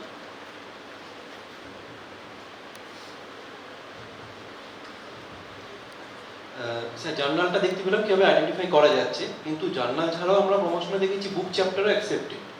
বুক চ্যাপ্টার যেমন স্পিনজার থেকেও হয় এবং আদার্স থেকেও হয়। তো একটা হয় যেখানে আমাদের স্যারেরা পাঠাচ্ছেন দেখছি, সেটা তো বোঝাই যাচ্ছে কারেক্ট, কিন্তু অনেক সময় আননোন পার্সন তারাও দেখাচ্ছে যে এরকম স্পিনজার বা আদার্স রেপুটেড লোগো নিয়ে বার করছে। তো সেইগুলো কি করে আমরা আইডেন্টিফাই করবো, weather it is good or clone? ওই তো ওখানেও আপনার আছে যে জার্নালের যে সাইট থাকছে, যে পাবলিশারের যে সাইট, সেখানেও আপনার দেখা যাবে যে ওই টাইটেলের বই থাকছে কিনা। কারণ যে এডিটর থাকবে না, যে ধরুন এডিটেড বই করছে, বুক এডিট করছে বা জেনারেলি বুক এডিট করছে, তো সেই তাকে শেয়ার নিতে হবে, তাকে বলতে হবে যে জার্নালটা স্প্রিঙ্গারের কিনা বা সেজের কিনা বা ওটা ইন্ডেক্সিং আছে কিনা, সেই এডিটর কনফার্ম করবে। যদি দেখা যায় সে কনফার্ম করছে না, তাহলে জানতে হবে যে সেটা মিথ্যে কথা বলছে। তা বুক যেমন জার্নালে একটা কমপ্লিট ওয়ে আউট আছে, বুকসে সেই রকমের নেই, মানে অতটা স্ট্রং নেই, মানে এডিটারের উপরে নির্ভর করে। সে যদি ফ্রড হয়, কিন্তু জানবেন যে এখনো পর্যন্ত বুক চ্যাপ্টারের জন্য আপনার যতগুলো এডিটেড বই আছে কোনোটার জন্যই কিন্তু বুক চ্যাপ্টারের জন্য পে করতে হয় না, জেনারেলি বুক চ্যাপ্টারের জন্য পে করতে হয় না। Thank you sir. আমি বলছি ওয়েব অফ সায়েন্সের কোর কালেকশনের উপর পুরো ডিপেন্ড করে। বলছি স্যার, ওয়েব অফ সায়েন্সে সার্চ করার পর একটা জার্নালের নাম দেখালো, সেখানে সাইডে থাকে না কোর কালেকশন, ওই কোনো কোর কালেকশনের উপর কি কোনো ডিপেন্ড করে? কোর কালেকশন হচ্ছে ওই যে আমি বললাম না, এসসিআই, এসসিআই, এসএসসিআই আর এএসসিআই, চারটেকে বলছে কোর কালেকশন। যদি না কোর কালেকশন হয়, না হয় যদি আমাদের ইএসসিআই আছে সেটা হলো চলবে।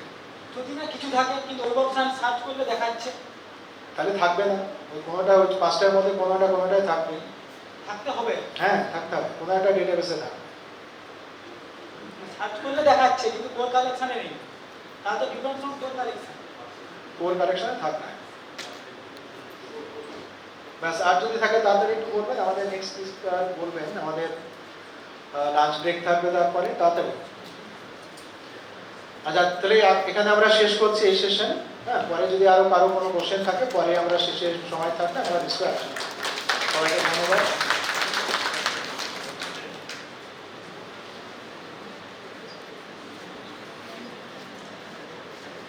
Thank you, Professor Pal, for sharing your valuable knowledge and expertise regarding publication issues. We have learned a lot. We have learned how to publish, where to publish, and we learned about fake journals, impact factor, indexing. I want to share one information that Professor Hon'ble Pal is a renowned scientist not only in our country but in our world. He is among top 2% scientists of the world. We are proud of him. Now we have with us our resource person of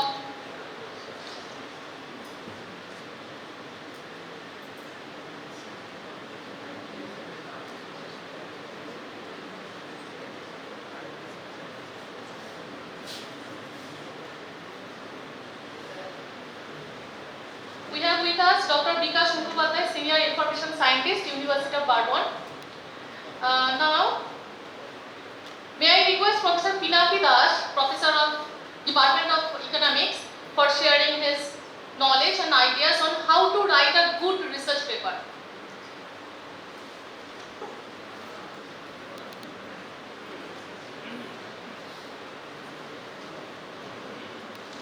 hello, good afternoon all.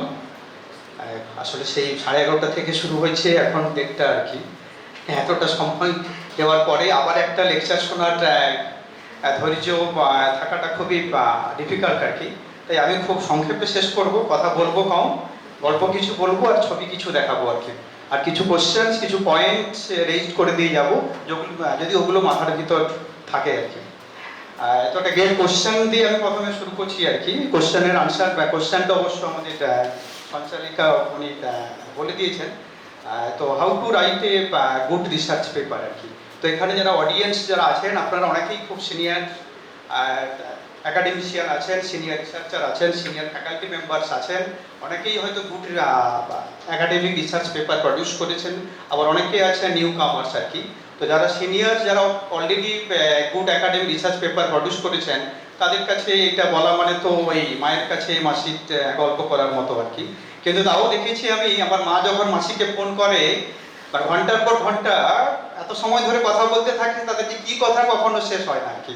তো এটা নন fact হলেও এর ভিতরে এত কিছু curiosity আছে যে আমরা এটা নিয়ে ঘন্টার পর ঘন্টা সময় কাটাতেই পারি আর কি।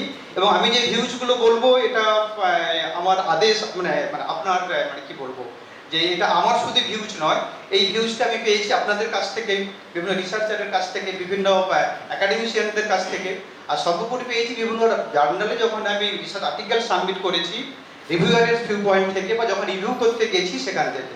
এই সবই হচ্ছে base of the information of this presentation. কিন্তু এই প্রেজেন্টেশনটা আমি যতবারই দিতে গেছি বিভিন্ন স্কলারের before of the research scholar, ততবারই আমার ভিতরে নতুন নতুন ধারণা তৈরি হয়েছে, নতুন নতুন আইডিয়া আমি খুঁজে পেয়েছি। আমি আশা করবো আপনারাও অনেক নতুন নতুন আইডিয়া খুঁজে পাবেন যারা অ্যাডভান্স লেভেলের রিসার্চার এখানে আছেন আর কি। তো গুড রিসার্চ পেপার তো আমরা সবাই চাই যে we are interested to produce the good research paper. আর সবাই আমরা ইন্টারেস্টেড যে এই গ্লোবাল যে একাডেমিশিয়ান, যে আমাদের কমিউনিটি আর কি, সেখানে আমরা ফুটপ্রিন্ট করতে চাই, একাডেমিক ফুটপ্রিন্ট আমরা সেখানে রাখতে চাই আর কি। তো যদি আমরা কোশ্চেন করি আর কি, যে what is the motivation to producing the high quality research paper আর কি। তো কোয়ালিটেটিভ ভিউ পয়েন্ট থেকে এই অ্যান্সারটাই আসবে, এটা হাইপোথেটিক্যাল অ্যান্সার। অনেকেই আমি কোশ্চেন করে এটা পেয়েছি আর কি রিসার্চ স্কলারদের কাছ থেকে, যে আমরা অ্যাডভান্সমেন্ট অফ দ্য নলেজ, একটা ভালো রিসার্চ পেপার আমি তৈরি করলাম, যে ফিল্ডে আছি সেই ফিল্ডের নলেজটাকে আরও অ্যাডভান্স করলো, আর একটা হচ্ছে রিকগনিশন আর কি। এইটা কোয়ালিটেটিভ আসপেক্টস। কিন্তু এর পাশাপাশি স্যার এতক্ষণ যেটা বললেন, এই quantitative aspect is also very very important. কোনটা? Impact factor and indexing. মানে এই পার্সেন্টেজ অফ মার্কসের মতো আর কি, যে আমি কোয়ালিটি অফ লার্নিং করলাম, কিন্তু কোয়ালিটি অফ লার্নিংটা শেষ কথা নয়, তার চেয়ে ইম্পর্টেন্ট হচ্ছে যে আমি কত পার্সেন্ট মার্কস স্কোর করলাম। আমি কোয়ালিটি রিসার্চ পেপার প্রডিউস করলাম, সেটা যেমন একটা গুরুত্বপূর্ণ দিক, তো আমার সেই কোয়ালিটি রিসার্চ পেপারটা হাই ইম্প্যাক্ট ফ্যাক্টর জার্নালে বা হাই ইন্ডেক্সিং জার্নালে পাবলিশ হলো কিনা, that is also important point behind this question.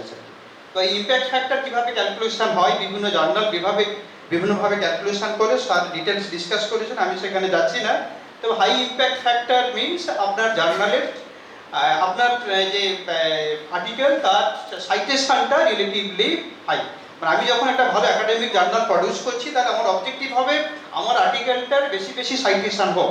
বেশি সাইটেশন হওয়া মানে কি, আমার পাবলিকেশনের পরে আমার রিসার্চ থিমটা ইউজ করবে আদার রিসার্চাররা in their research work. That is the one of the success in our publication. যদি না করে তার আমি একটা কাজ করলাম, কেউ সাইট করলো না, তার মানে সেই কাজটা রেলিভেন্স কম আমি যে ডোমেনে কাজ করছি বা ইন্টারডিসিপ্লিনারি ডোমেনে। আর হাই ইম্প্যাক্ট ফ্যাক্টর মানে আপনার জার্নালের সাইটেশন বেশি বা আপনার আর্টিকেল যদি বেশিবার সাইটেশন হয়, that is also treated as the good journal or good paper. তো এটা কিভাবে ক্যালকুলেশন হয় সেটা একটা সিম্পল ফর্মুলা দেওয়া আছে, এখানে আমি যাচ্ছি না, টাইম যেহেতু খুব শর্ট আর কি। ইন্ডেক্সিং এর ক্ষেত্রে আমি যাচ্ছি। ইন্ডেক্সিং ইজ ভেরি ইম্পর্টেন্ট, যেটা স্যার একটু আগেই বললেন, অনেকগুলো ব্যাপার ইন্ডেক্সিং নিয়ে। তো আমাদের জার্নালটাকে, যে জার্নাল আমি পাবলিকেশন করতে চাইছি, তাকে ইন্ডেক্সিং হতে হবে আইদার স্কোপাস অথবা ওয়েব অফ সায়েন্স। এখানে ইন্ডেক্সিং হলেই তবে আমরা ধরে নিতে পারি যে রিলেটিভলি গুড কোয়ালিটি জার্নাল। তাহলে আমার যে একাডেমিক পাবলিকেশনটা, যেটা আমি এত কষ্ট করে তৈরি করেছি আমি বা গাইড বা অন্য রিসার্চ ল্যাব থেকে, সেই পাবলিকেশনটা একটা ভালো ডেস্টিনেশন পেল যদি এই ধরনের গুড ইন্ডেক্সিং ডেটাবেসে ওই জার্নালটা অলরেডি ইন্ডেক্সিং হয়, ওয়েব অফ সায়েন্স এবং স্কোপাস। এই দুটোকে আমি স্ট্যান্ডার্ড প্যারামিটার বলে মনে করছি আর কি। আমি আবার আগের কোশ্চেনে ফিরে আসছি আর কি, যে আমরা how we can write the good research paper. তো একটা বেসিক স্ট্রাকচারের কথা আমি বলছি, আশা করি বেসিক স্ট্রাকচারটা আমরা সবাই খুব সহজে মনে রাখতে পারবো আর কি। অনেকে হয়তো ফলো করি আমরা, কারণ এখানে অনেক অ্যাডভান্স রিসার্চার আছেন, অ্যাডভান্স ফ্যাকাল্টি মেম্বাররা আছেন, কিন্তু this structure is very important. It like a chemical bonding, bivalent bonding না মাল্টিভ্যালেন্ট বন্ডিং সেখানে যাচ্ছি না, বা ইট is a very important chemical bonding. এইটা না হলে একটা স্ট্যান্ডার্ড রিসার্চ পেপার তৈরি হতে পারে না। তিনটে ইনগ্রেডিয়েন্ট পার্ট নিয়ে, first one is tag, then IMRAD and then chaos. These three are the most ingredient parts of any scientific research article. So first of all, what do you mean by tag? TAC, title, abstract and keywords. These three are very important for a research paper. কেন এটা important আমরা বলি, একটু আগে একটা issue এসেছিল না APC নিয়ে, আর্টিকেল পাবলিশিং চার্জ আর কি। তো আমরা যারা ইন্ডিয়ান, আমরা যারা লো ইনকাম আর্নার, আমরা কখনো ওপেন অ্যাক্সেস জার্নালে পাবলিকেশন করতে পারি না। ওপেন অ্যাক্সেস জার্নালে, স্ট্যান্ডার্ড জার্নালের পাবলিকেশন কস্ট এত বেশি, যদি না রিসার্চ সাপোর্ট থাকে আমরা অনেকেই সেখানে পাবলিকেশন করতে থাকি না, পারি না আমরা। কারণ একটা জার্নালে পাবলিকেশন কস্টই হচ্ছে একটা আর্টিকেলের nearly 2 lakh, near about 2 lakh. তাহলে আমরা চাই কি, আমরা যে জার্নালটা পাবলিশ করছি বেশিরভাগ ক্ষেত্রেই নন ওপেন অ্যাক্সেস। অনেক জার্নাল আছে অনলি ওপেন অ্যাক্সেস, সেখানে আপনারা যদি চার্জ দিতে না পারেন পাবলিকেশন করাই যাবে না। আবার কিছু জার্নাল আছে open access, side by side non open access. আমরা মূলত সেই জার্নালগুলোকে টার্গেট করি যেখানে আমরা নন ওপেন অ্যাক্সেস হিসাবে আমার আর্টিকেলটাকে আমি পাবলিশ করতে পারবো। তার মানে সেখানে স্কোপ কিন্তু আমাদের কমে যাচ্ছে। তাও আমাদের রিসার্চাররা এত গুড কোয়ালিটি জার্নালে পাবলিশ করতে পারছে, মানে তার জন্য একটা big claps for them are কি। অনেকটা তার সেট ছোট হয়ে গেল, তার যদি পাবলিকেশন চার্জ সে বেয়ার করতে পারতো, অনেক স্কোপ বেশি ছিল তার, পাবলিকেশন চার্জ বেয়ার করতে পারছে না বলে তার সেট বা তার স্কোপটা অনেক কমে গেল। তাতেও এত ভালো পাবলিকেশন করছে আমাদের স্কলাররা, যে রিয়েলি ভেরি গুড নিউজ। তাহলে যেগুলো ওই নন এপিসি জার্নালে যদি আমি পাবলিশ করি অ্যাজ আর্টিকেল হিসাবে, তাহলে সেখানে কিন্তু ডিফারেন্স কি এপিসি দিয়ে পাবলিশ করলে আর এপিসি না দিয়ে পাবলিশ করলে। ডিফারেন্স হচ্ছে এপিসি দিয়ে পাবলিশ করলে গোটা আর্টিকেলটা freely available for the next user, পুরো আর্টিকেলটাই তারা দেখতে পাবে। যদি পুরো আর্টিকেলটা দেখতে পায় তাহলে নেক্সট যারা আসবে ফলোয়ার, তারা আর্টিকেলটা পড়তে পারবে, সেখান থেকে আপনার সাইটেশন হওয়ার স্কোপ বাড়বে। কিন্তু যখন এপিসি চার্জ দিচ্ছেন না, তখন শুধুমাত্র ওই টিএকে মানে টাইটেল, অ্যাবস্ট্রাক্ট এবং কিওয়ার্ডস আর কিছু বিবলিওগ্রাফি রেফারেন্স, এই টাইটেল, অ্যাবস্ট্রাক্ট এবং কিওয়ার্ডস এটাই শুধুমাত্র ভিজিবল হবে ওপেন টু অল, বাকিটা হবে না।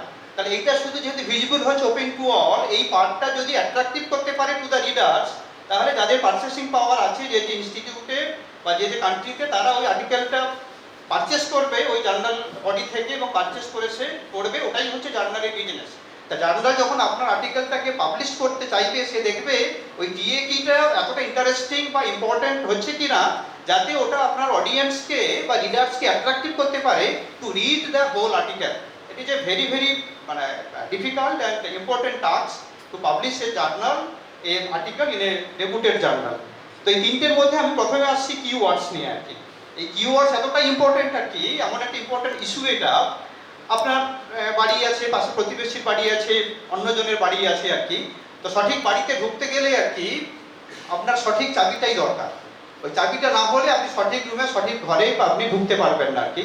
তো কিওয়ার্ডসটা হচ্ছে ঠিক সেই রকম, এমন কিছু ওয়ার্ড আপনাকে সিলেক্ট করতে হবে ফ্রম ইউর আর্টিকেল, যে ওয়ার্ডগুলোই আপনাকে সার্চ ইঞ্জিনের দ্বারা ওই আর্টিকেলে পৌঁছতে হেল্প করবে, ওই পাবলিশ আর্টিকেলে পৌঁছতে হেল্প করবে।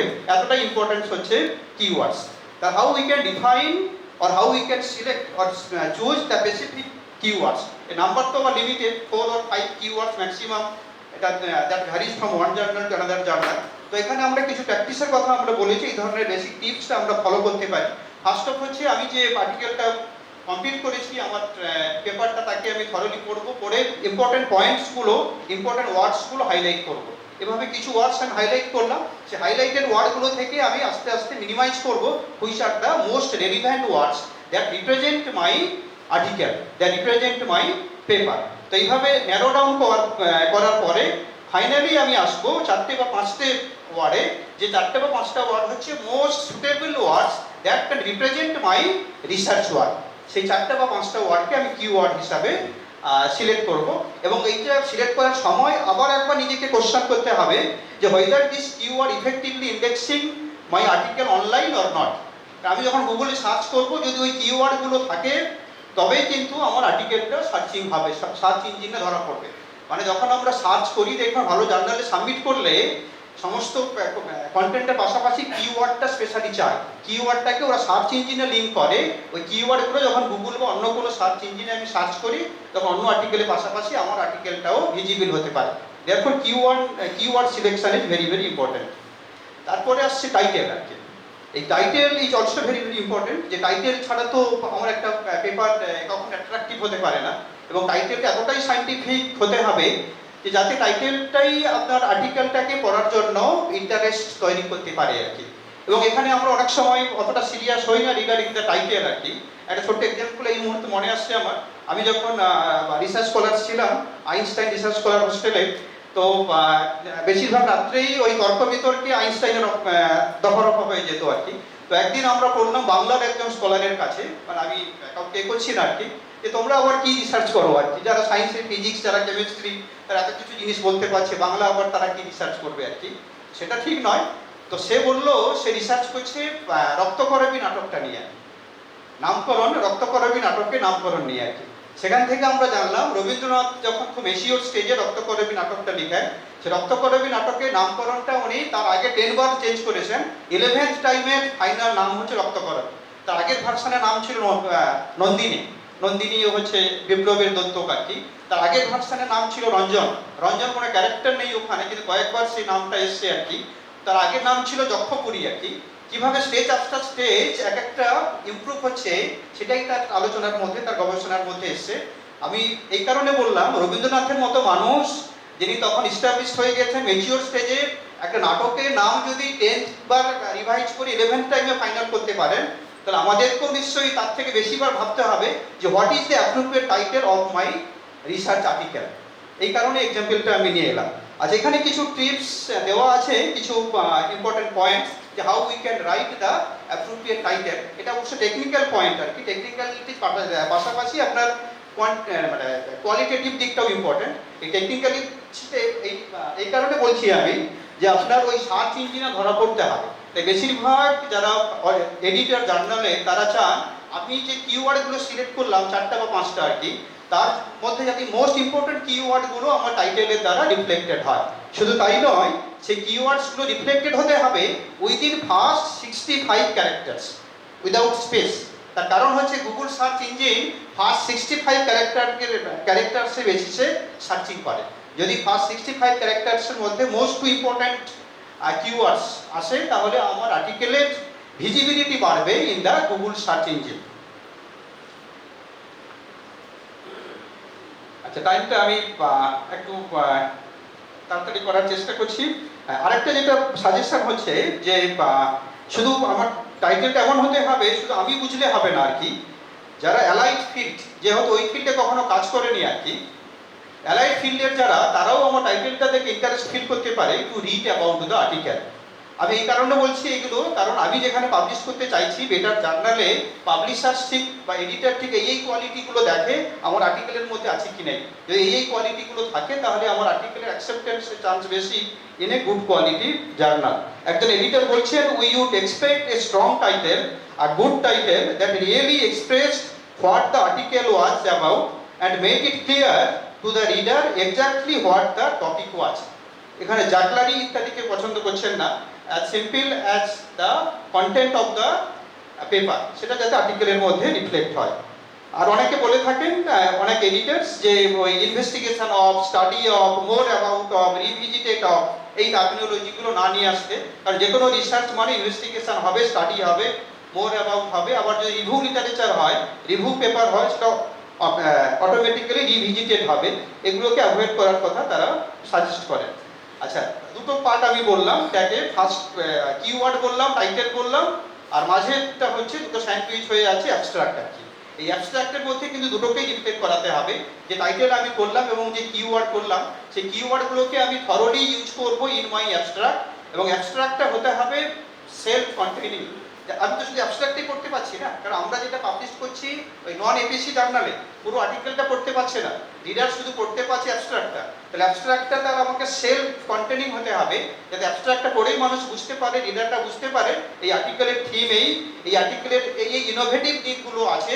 যদি সেই ইনোভেটিভ দিকগুলো থাকে তবেই সেই আর্টিকেলটা সেই পড়তে ইন্টারেস্ট ফিল করবে, আর ইন্টারেস্ট যদি ফিল করে তাহলে আর্টিকেলটা সে পারচেস করবে। আর এই কোয়ালিটিগুলো জাজ করে একজন এডিটর যখন আমার বা আপনার লেখাটাকে তারা অ্যাকসেপ্ট করার কথা ভাবে। তো অ্যাবস্ট্রাক্ট লেখার ক্ষেত্রে তিনটে ইস্যু মাথায় রাখা দরকার। একটা হচ্ছে অবজেক্টিভস আর কি, যেটাকে এখানে কোশ্চেন হিসেবে আমি রেখেছি, what your research is about, that is relating with objective, methodology এবং মেন ফাইন্ডিংস। এই তিনটে যাতে মেন থাকে। অনেকে আবার চান ব্যাকগ্রাউন্ডটা চান, আবার ইমপ্লিকেশন চান, that varies from one journal to another journal, but these three important parts are important for to write a particular abstract. হ্যাঁ, অ্যাবস্ট্রাক্টের ওয়ার্ড লিমিটস তো আছেই, প্রত্যেকটি জার্নালে অ্যাবস্ট্রাক্টের ওয়ার্ড লিমিট ভ্যারি করে। তাই আগে যখন আমি কোনো পেপার সাবমিট করব কোনো জার্নালে, ওই অথার্স গাইডলাইনে যাব, অথার্স গাইডলাইনে দেখে অ্যাবাউট দ্য অ্যাবস্ট্রাক্ট আমি জানবো, what type of abstract they are asking for. Structured abstract হতে পারে, মানে by heading, background, objective, methodology, result, discussion, implication, এটা হচ্ছে স্ট্রাকচার্ড অ্যাবস্ট্রাক্ট। আবার আনস্ট্রাকচার্ড অ্যাবস্ট্রাক্ট হতে পারে, এই সেম জিনিসটাই একটা প্যারাগ্রাফে লেখা থাকবে। আবার কোনো জার্নাল এখন চাইছে, আগেও চাইতো, যে abstract in pictorial form, in figure form, figure ফর্মে দিলে পরে that is easy to understand for the reader.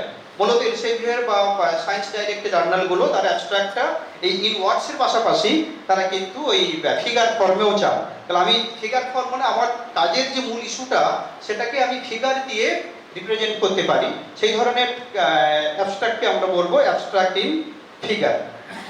তো অ্যাবস্ট্রাক্টের মধ্যে এই দিকগুলো থাকবে, যে make sure that your abstract is self content, it should be a concise summary that makes sense of its own, যেটা আগে বললাম, and includes keywords throughout, but make sure the writing still flows the natural. আচ্ছা, আমি এবারে next পার্টে আসছি আর কি। এটা হলো ফার্স্ট পার্টটা। ফার্স্ট পার্ট মানে টাইটেল, অ্যাবস্ট্রাক্ট অ্যান্ড কিওয়ার্ডস।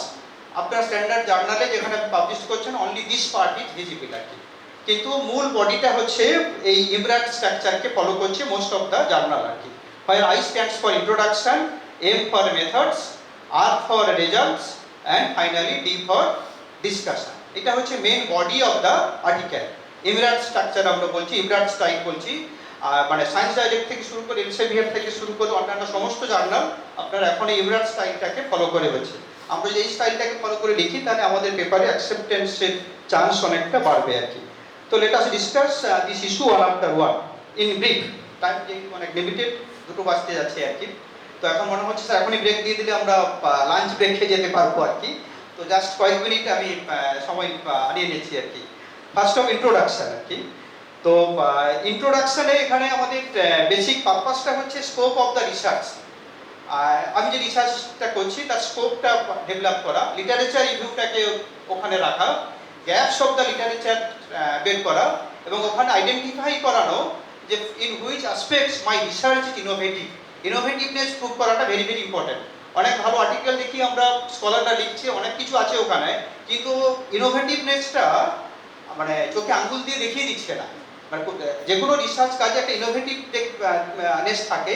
আমাকে যেভাবে হোক ওই ব্যাকগ্রাউন্ড অফ রিসার্চ রেখে, আমি যে রিভিউ লিটারেচার করেছি, রিসার্চ কোশ্চেন দেখেছি, পাস্ট সার্ভে অফ লিটারেচার দেখেছি, তার স্ট্রেংথ এবং লিমিটেশনকে মাথায় রেখে ইনোভেটিভনেসটা আমাকে রাখতেই হবে। যদি ইনোভেটিভনেসটা রাখতে পারি ইন্ট্রোডাকশনের মধ্যে, তাহলে সেই আর্টিকেলের অ্যাকসেপ্টেন্স অনেক বাড়বে আর কি।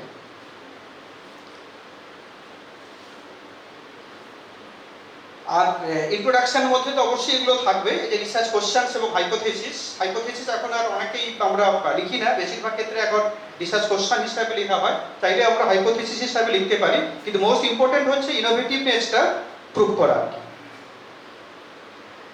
আচ্ছা, মেথডস আর কি। মেথোডোলজি, এটা তো বলার কিছু নাই। মেথোডোলজিটা vary from one discipline to another discipline, from one researcher to another researcher.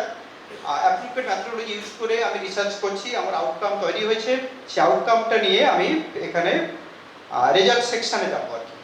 তো রেজাল্ট আমাকে হেল্প করবে to understand what did you find, what result you find by using the applied methodology in your research. এবং সেখানে মনে রাখতে হবে রেজাল্টটাকে আমরা present করবো, সামারাইজ করবো in the findings form, and do not interpret or discuss your result in this section. Result সেকশনে শুধু রেজাল্টটাকে প্রডিউস করা, তার ইন্টারপ্রিটেশন কিন্তু বা ডিসকাশন ওখানে আমরা করবো না, because next section is waiting for us. What is the next section? Obviously the discussion section. এই discussion section is very very important. রেজাল্টে তো এটা ইউর ওন রেজাল্ট, আপনার যে অ্যাপ্রোপ্রিয়েট মেথোডোলজি ইত্যাদি অ্যাপ্লাই করে যে ফাইন্ডিংসটা হলো তাকে আপনি ডকুমেন্টেশন করলেন, কিন্তু ডিসকাশনটা শুধু আর আপনার রিসার্চের মধ্যে থাকলো না, আপনার ফাইন্ডিংসের মধ্যে থাকলো না। ডিসকাশন এমন একটা জায়গা যেখানে আপনার ফাইন্ডিংসটা ওই ডোমেনের যাদের কাজ আছে তাদের সঙ্গে কিভাবে যাচ্ছে সেটাকে ট্যালি করা, কম্পেয়ার অ্যান্ড কন্ট্রাস্ট করা with other researcher in this particular domain, that is related with the discussion. যেখানে আমি আমার রেজাল্টটাকে ডিসকাস করব এবং কম্পেয়ার করব ওই রিলেটেড আদার যারা রিসার্চারের পাবলিকেশন আছে তাদের সঙ্গে, কোথায় কোথায় আমার কাজের ইনোভেটিভনেস, কন্ট্রাস্টিং ফাইন্ডিংস কোনগুলো, ইনোভেটিভ ফাইন্ডিংস কোনগুলো, সেগুলোকে আমি ওখানে হাইলাইট করার চেষ্টা করব। আর যদি কোনো ফাইন্ডিংস ডিফারেন্ট হয় ফ্রম আদার, তাহলে সেই ফাইন্ডিংসের পিছনে রেলিভেন্স কি সেটাও আমাকে ডিসকাস করতে হবে ইন দ্য ডিসকাশন সেকশন।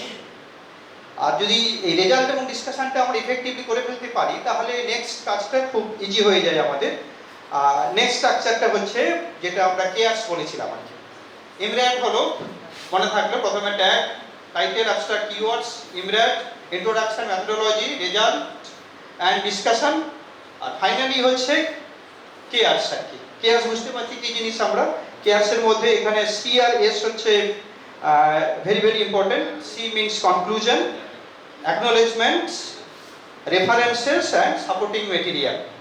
তো অ্যাকনোলেজমেন্টস তো আমরা করতেই পারি যেভাবে করি, সাপোর্টিং মেটেরিয়ালস যেগুলো আমরা মেন বডিতে দিলাম না, কারণ অনেক জার্নালের ওয়ার্ড লিমিট থাকে, সেই ওয়ার্ড লিমিটের মধ্যে যদি আমি না দিতে পারি সমস্ত রেজাল্টগুলো, তাহলে সেগুলোকে সাপোর্টিং মেটেরিয়ালস হিসাবে আলাদাভাবে দিতে পারি, তাতে ওয়ার্ড লিমিটটা আমি মেনটেন করলাম, আর অ্যাডিশনাল ইনফরমেশনগুলো বা রেজাল্টসগুলো আমি সাপোর্টিং মেটেরিয়াল হিসাবে দিলাম।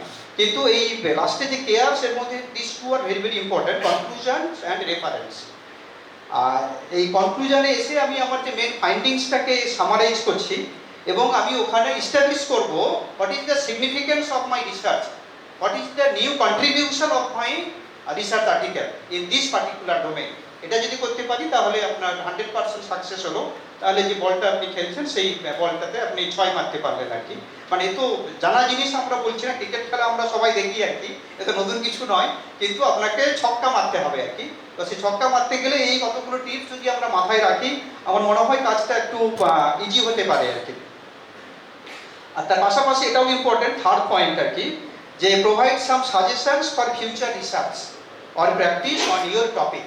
আমি যে রিসার্চটা করলাম সেখানে রিসার্চ গ্যাপ কিছু থাকবে, রিসার্চ গ্যাপটাকে মাথায় রেখে আমি যদি ফিউচার স্কোপ অফ রিসার্চ তৈরি করে দিতে পারি কিছু point, that is very very important.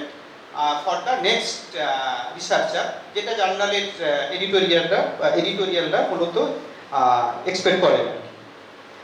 আচ্ছা, রেফারেন্সিং আবার গুরুত্বপূর্ণ, মানে এডিটররা বা জার্নাল বডি তারা সবই জানে আর কি, কিন্তু তারা তাদের টাইম মিনিমাইজ করার জন্য তারা কোনোটাই করবে না। তারা চাইবে আপনার কাছ থেকে 100% পারফেক্ট একটা জিনিস নিতে আর কি। ওদের যে এক্সপার্টাইজ আছে, চাইলে আপনি যাই রেফারেন্স পাঠান না কেন ওদের ফর্মুলা লিখে নিতে পারে, কিন্তু ওরা দেখবে যে রেফারেন্সিংটা আপনি সিস্টেমেটিক স্টাইল ফলো করে করছেন কিনা। আর যদি না হয় তাহলে কিন্তু রেফারেন্সিং এর জন্য অনেক আর্টিকেল ওখানে আপনার ডিক্লাইনও হয়ে যায় আর কি, রিজেক্টও হয়ে যায়। আর রেফারেন্সটা আরেকটা কারণে ইম্পর্টেন্ট, আমি যে কাজটা করেছি ওই ডোমেনে যে লিটারেচার ডেভেলপ করেছে সেই ইম্পর্টেন্ট লিটারেচারগুলো আমি রেফারেন্স হিসাবে ইউজ করেছি কিনা। দেখা গেল আমি গুগলে সার্চ করলাম, গুগলে সার্চ ইঞ্জিনে কিন্তু যেগুলো ফ্রি আর্টিকেল হিসাবে পাবলিশ হয় বিভিন্ন জার্নাল, যেটা স্যার একটু আগে বললেন, পেইড জার্নাল যেগুলো ফ্রি আর্টিকেল হিসাবে পাবলিশ হয়, ওগুলো যেহেতু টোটালটা ফুললি অ্যাক্সেসেবল আর কি, আমি যদি গুগলে সার্চ করে দেখবো ওগুলোই আগে আসছে। যেগুলো পেইড জার্নালের ভালো আর্টিকেল সেগুলো কিন্তু খুব একটা আসে না। আমি যদি অনলাইনের উপরে সার্চ করে আমি রিভিউ লিটারেচার তৈরি করলাম, ব্যাকগ্রাউন্ড সাজালাম, সেখানে দেখলাম আমার ওই ডোমেনের ইম্পর্টেন্ট রিসার্চ ওয়ার্কগুলো যেগুলো রেপুটেড জার্নালে পাবলিশ হয়েছিল সেগুলো কভার হলো না, তাহলে কিন্তু সেটা ধরা পড়বে আপনার রেফারেন্স থেকে। রেফারেন্সটা কিন্তু ইম্পর্টেন্ট, তাই বললাম যখন কোনো আর্টিকেল নন এপিসি হিসাবে পাবলিশ হয়, ওই টিএ কে টাইটেল, অ্যাবস্ট্রাক্ট এবং কিওয়ার্ডের পাশাপাশি রেফারেন্স লিস্টটাও কিন্তু দেওয়া থাকে। Reference list is also very very important, যে আমি কোন কোন আর্টিকেল ওই ডোমেনে আমি ইউজ করেছি আমার এই রিসার্চের কাজে। অনেক ধরনের রেফারেন্সিং স্টাইল আছে, মূলত 3টে স্টাইলের কথা এখানে আমি বলছি, APA style, MLA style, Chicago style.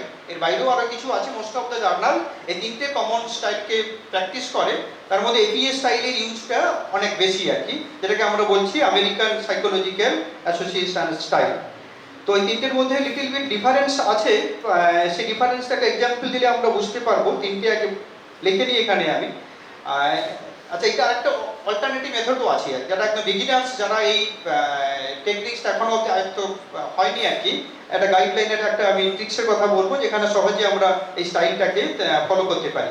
APA স্টাইলে first of name of the author with the bracket ইয়ারটা, তারপর ফুল স্টপ হলো name of the journal article, journal title, sorry name of the title of the paper, তারপর behaviour genetics যেটা হচ্ছে name of the journal, আর comma দিয়ে within 41 হচ্ছে number of volume, আর উইদিন ব্র্যাকেট হচ্ছে নাম্বার অফ ইস্যু 6, কমা দিয়ে page range 830 থেকে 839। এমএলএ স্টাইলে একটু আলাদা, ইয়ারটা প্রথম থেকে শেষে চলে আসে, আর name of the article, name of the paper within double quotation হয়, আর 41 উইদিন ব্র্যাকেট 6 নয় 41.6 আর কোলন দিয়ে তবে পেজ নাম্বারটা হয়। আমি যদি আবার চিকাগো স্টাইল দেখি আর কি, তাহলে দেখা যাবে Chicago style is the hybrid of this two, APA and MLA, এই দুটোরই মিক্সচার আর কি। দেখো এখানে নাম্বারটা মানে ইয়ার অফ পাবলিকেশনটা আগে আছে কিন্তু উইদাউট ব্র্যাকেট, আর টাইটেলটা উইদিন ডাবল কোটেশন আছে, আর নেম অফ দ্য জার্নাল তো বিহেভিয়ার জেনেটিক্স ইটালিক আছে 41 উইদিন ব্র্যাকেট 6, এটা আবার এপিএ স্টাইলের, আবার কোলন দিয়ে 830 থেকে 839, এটা আবার এমএলএ স্টাইলের।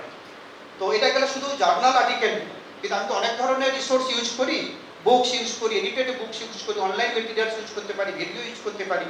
তো সে সব কিছু গেলে ওই জার্নালে যখন আমি স্টাইলে যাব, স্টাইল অফ রেফারেন্সিং কোনো জার্নালে, সেখানে গেলে ডিটেলস গাইডলাইন আছে, what is the style of referencing of this particular journal for different types of references. তো এখানে একটা গাইড করতে পারি আপনাদেরকে, যদি এই এখানে যাওয়া হয়, এই যে scholargoogle.com, যেটা আমরা গুগল স্কলার বলি না, গুগল স্কলার আমাদের সবারই আছে, যাদের জিমেল আছে automatically Google scholar account create হয়ে যায়, না থাকলে বলবো আজকেই তৈরি করে নিতে আর কি। তো এই গুগল স্কলার অ্যাকাউন্ট যদি ওপেন করি আর কি, তাহলে কি হবে, আমি একটা আর্টিকেলের টাইটেল পেলাম আর কি, সেই টাইটেলটা যদি গুগল স্কলার খুলে ওখানে আমি টাইপ করি, আর্টিকেলের ডিটেলসটা দেখাবে। আর্টিকেলের ডিটেলসটা মানে ওই পুরোটা যদি অ্যাভেলেবল হয় পুরোটা দেখাবে, না হলে ওই দিয়ে ওই অংশটুকুই দেখাবে, টাইটেল, অ্যাবস্ট্রাক্ট আর কিওয়ার্ডস। তার নিচে দেখবেন সাইজ কথাটা লেখা থাকে, ওই সাইটে গিয়ে যদি আমি ক্লিক করি তাহলে দেখাবে there alternative forms of citation, APA style, MLA style, Chicago style, Harvard style, etcetera etcetera, 6-7 ধরনের সাইটেশন স্টাইল দেখাবে। আপনার জার্নালের জন্য যে স্টাইলটা, আপনি সেই স্টাইলটা ওখানে ফলো করে আপনার যে রেফারেন্সটাকে রিরাইট করতে চাইছেন সেটা সহজে চেঞ্জ করে নেওয়া যাবে। গুগল স্কলারে গিয়ে জাস্ট ওই আর্টিকেলের টাইটেলটা দিলেই পুরো ওই আর্টিকেলের ইস্যুটা বেরিয়ে আসবে, ইনফরমেশনটা বেরিয়ে আসবে, সেখান থেকে অ্যাপ্রোপ্রিয়েট সাইটেশনটা আমি সিলেক্ট করতে পারবো। আচ্ছা, ফাইনালি তো আর্টিকেল লেখা হয়ে গেল, তো আর কি একটা ড্রাফট আর্টিকেল তৈরি হলো আর কি। কিন্তু আমরা তো ইন্ডিয়ানস, অনেকে নেটিভ তো ইংলিশ লার্নার নই আমরা আর কি, অনেকেরই এটা মিস্টেক থাকবে, ল্যাঙ্গুয়েজ মিস্টেক আর কি। যাদের কাছে আমরা পাঠাচ্ছি তারা এসব বিষয়ে এক্সপার্ট হয়, তারা চাইলে এটাকে সহজে কারেকশন করে নিতে পারে, কিন্তু তারা তো ওখানে লেবার দেবে না, তারা শুধু আপনার কাছে ইনপুটটা নেবে, নিয়ে শুধু পাবলিশ করবে আর কি। তাই লাস্টে হচ্ছে ওই ল্যাঙ্গুয়েজ, গ্রামার এবং পাংচুয়েশন, মানে proof reading is very very important. এই প্রুফ রিডিংটা জন্য মানে good style of English follow না করার জন্য অনেক আর্টিকেল কিন্তু রিজেক্ট হয়। তো এখনকার দিনে আর্টিফিশিয়াল ইন্টেলিজেন্স এসছে আর কি। তো আর্টিফিশিয়াল ইন্টেলিজেন্স ইউজ করে আমি আমার লেখার স্টাইলটাকে ইমপ্রুভ করতে পারি, গ্রামাটিক্যাল এরার বা পাংচুয়েশন এরারগুলোকে আমি কারেকশন করতে পারি।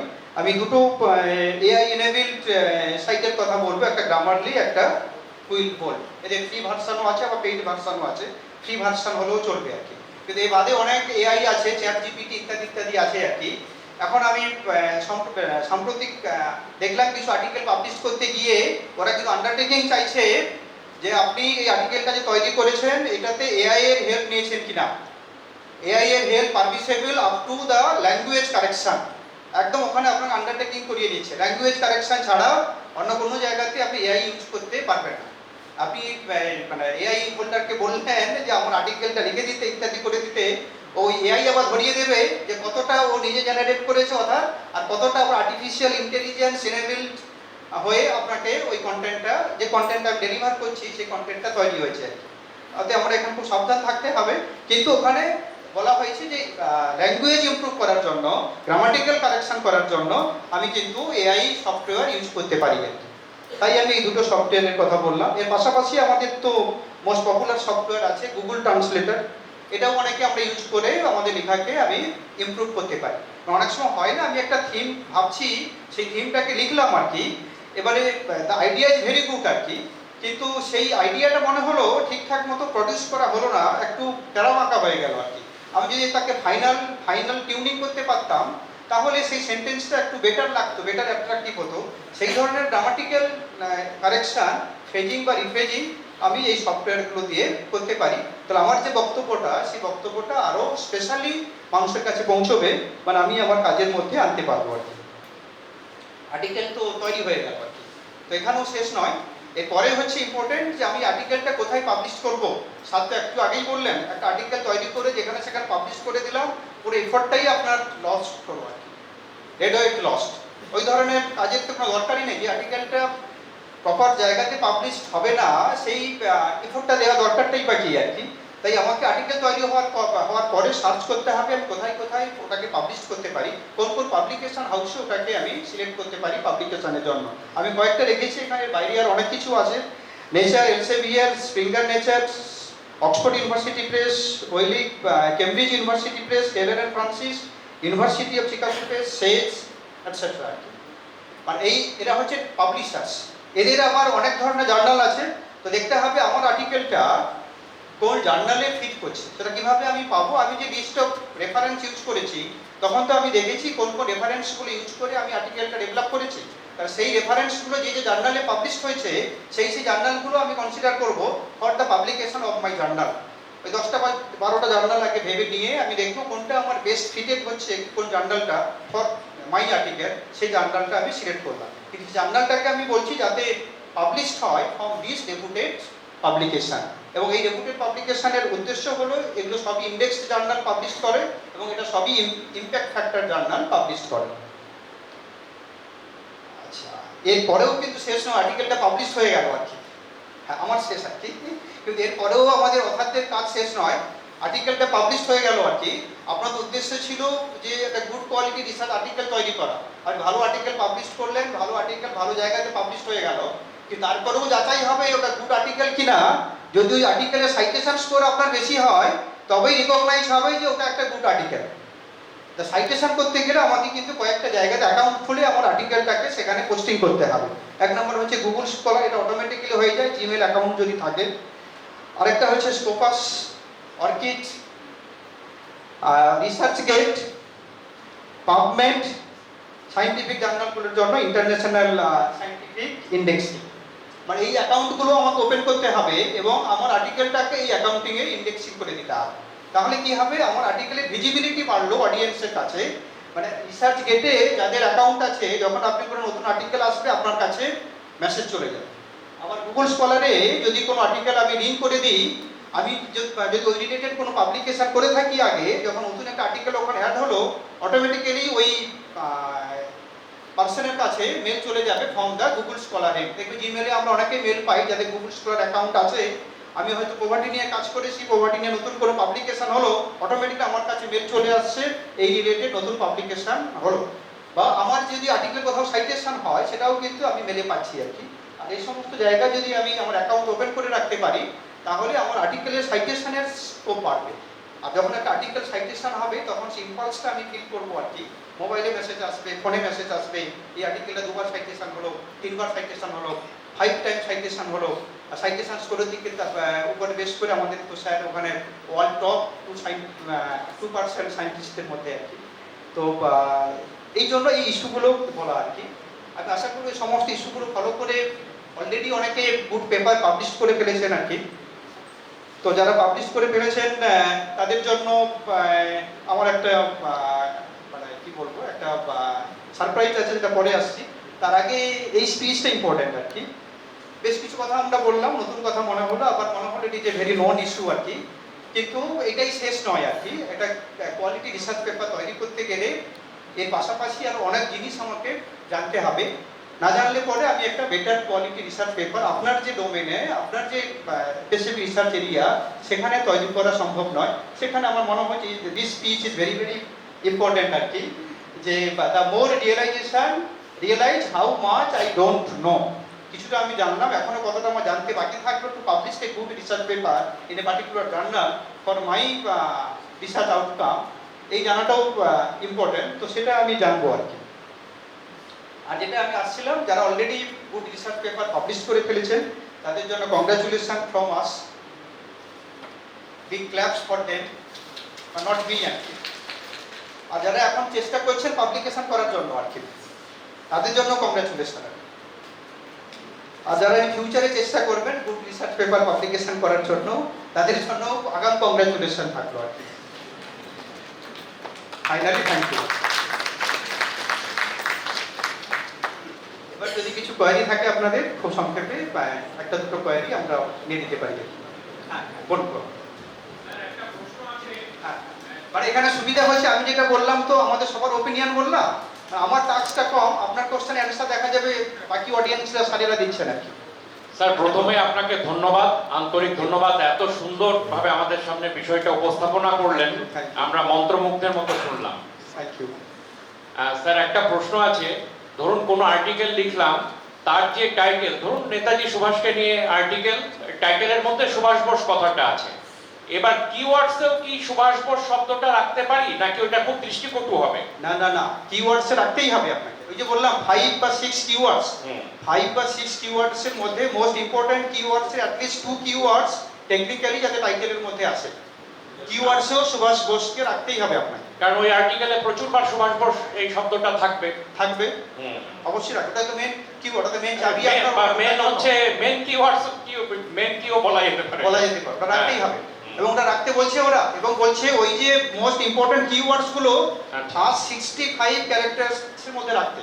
আমি যদি বলি এখানে লেখা আছে থ্যাংক ইউ, এটাকে যদি কাউন্টিং করি THANK 5 তারপর স্পেস 6 ইউ আবার 3 আর কি, 8 ক্যারেক্টারস হলো। এরকম আপ টু 65 ক্যারেক্টারসের মধ্যে যদি মোস্ট ইম্পর্টেন্ট কিওয়ার্ডস আছে তাহলে সেই আর্টিকেলের সার্চ ইঞ্জিনে ধরা পড়ার স্কোপ অনেক বেশি। কারণ সার্চ ইঞ্জিনের মানে প্রোগ্রামিংগুলো সেভাবেই তৈরি হয়েছে। তাই সুভাষ বোসটাকে আপনাকে ওই ফার্স্ট 65 ক্যারেক্টারসের মধ্যে আনতে হবে টাইটেল। থ্যাংক ইউ, কিওয়ার্ডসও থাকবে। Thank you very much. Thank you. একটা কোশ্চেন আছে। স্যার আমার একটা প্রশ্ন আছে, যেটা কিওয়ার্ডস, যেটা sandwich between the title and the abstract হচ্ছে sandwich between the title and আচ্ছা একটু ওখানে একটা মাইক্রোফোনটা নেওয়া হতো আর কি, একটু মাইক্রোফোনটা নিচ্ছি, মাইক্রোফোনটা। আমার প্রশ্নটা যে টাইটেল, অ্যাবস্ট্রাক্ট এবং কিওয়ার্ড, এই তিনটের মধ্যে অ্যাবস্ট্রাক্টটা একটা concise format between the title and the keywords. তো কিওয়ার্ডসটা কি স্যার ওই যে ফার্স্ট 65 ক্যারেক্টার্সের মধ্যে, তো কিওয়ার্ডসের টার্মটা কি অফকোর্স টাইটেলের মধ্যে থাকতে হবে ম্যান্ডেটরি? না, ম্যান্ডেটরি এটা হচ্ছে আর্ট অফ রাইটিং আর কি, কিন্তু থাকলে আপনার টেকনিক্যালি ওই সার্চ ইঞ্জিনে বেটার ধরা পড়বে। আর যদি ওটা মোস্ট ইম্পর্টেন্ট কিওয়ার্ডস হয় তাহলে আপনার টাইটেল আসবে না কেন? তাহলে তো টাইটেলটা তো আপনার যে থিমের উপর রিসার্চটা সেই থিমটাকে রিফ্লেক্ট করলো না, তাই না? অতএব ওখানে আসাটা বাঞ্ছনীয়, এক্সপেক্টেড যে ওখানে আসবে ওটা। আচ্ছা, থ্যাংক ইউ অল। আর কিছু আছে কয়নি? আচ্ছা, আরেকজনের আছে।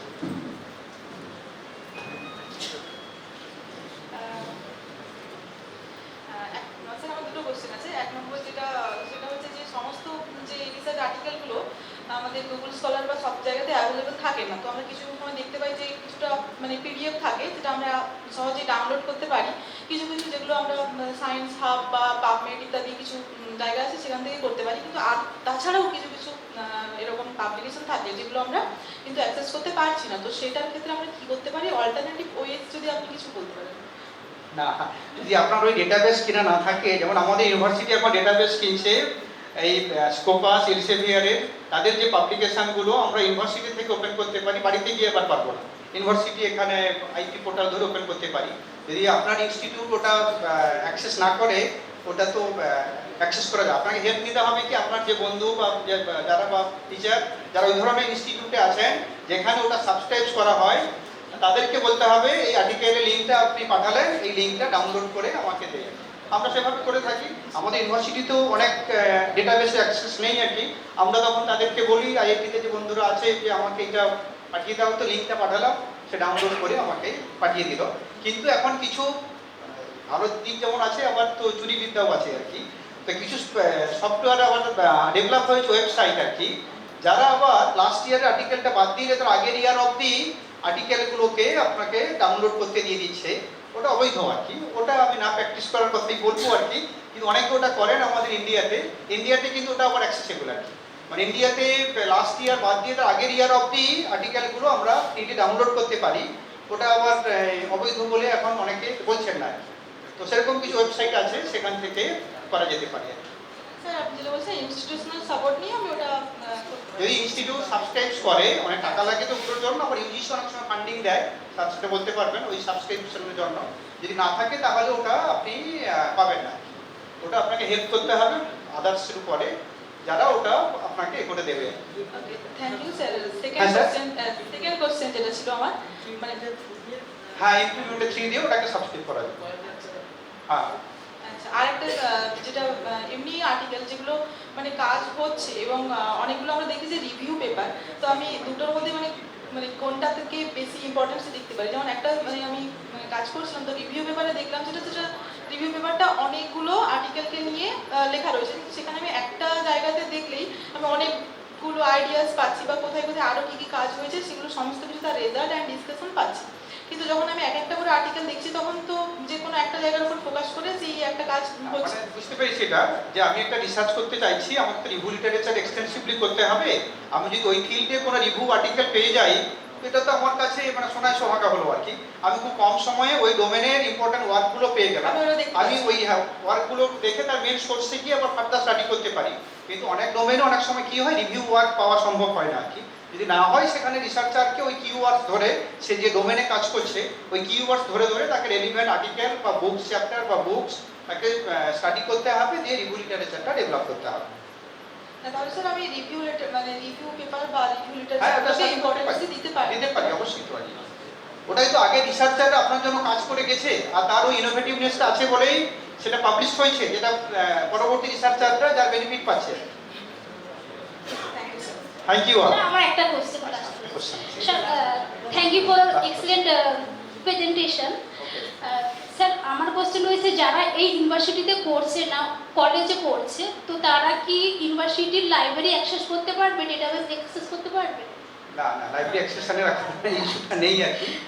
কিন্তু ওইটা হচ্ছে আরেকটা অল্টারনেটিভ হচ্ছে ওই বন্ধু বান্ধব তো সব জায়গায় আছে, তাদেরকে লিঙ্কেজ করে আর্টিকেলগুলো পাওয়া। আচ্ছা ঠিক আছে, থ্যাংক ইউ। Thank you. আচ্ছা, থ্যাংক ইউ অল। নাও এখন কি sir? Thank you, Professor Pinaki Das, for your nice presentation on a very relevant topic on how to write a good research paper.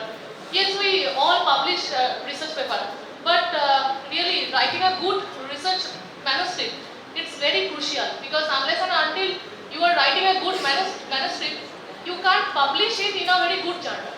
So thank you once again, sir. Now we have a lunch break for half an hour. We will return after half an hour, and lunch has been provided. Round two. We'll meet again at 2:45 sharply. We have with us Dr. B.N.Sasmal, Senior Information Scientist, University of Barbara. I'd like to request Professor Devdas Roy, Department of English of our university, to felicitate Dr. Mukhopadhyay with flowers.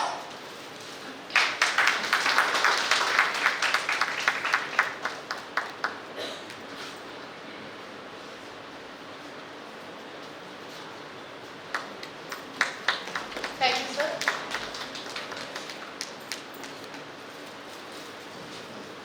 Now I'd like to request our distinguished guest, Dr. B.N.Sasmal, for delivering his talk on how to prevent plagiarism in research based on UGC guidelines.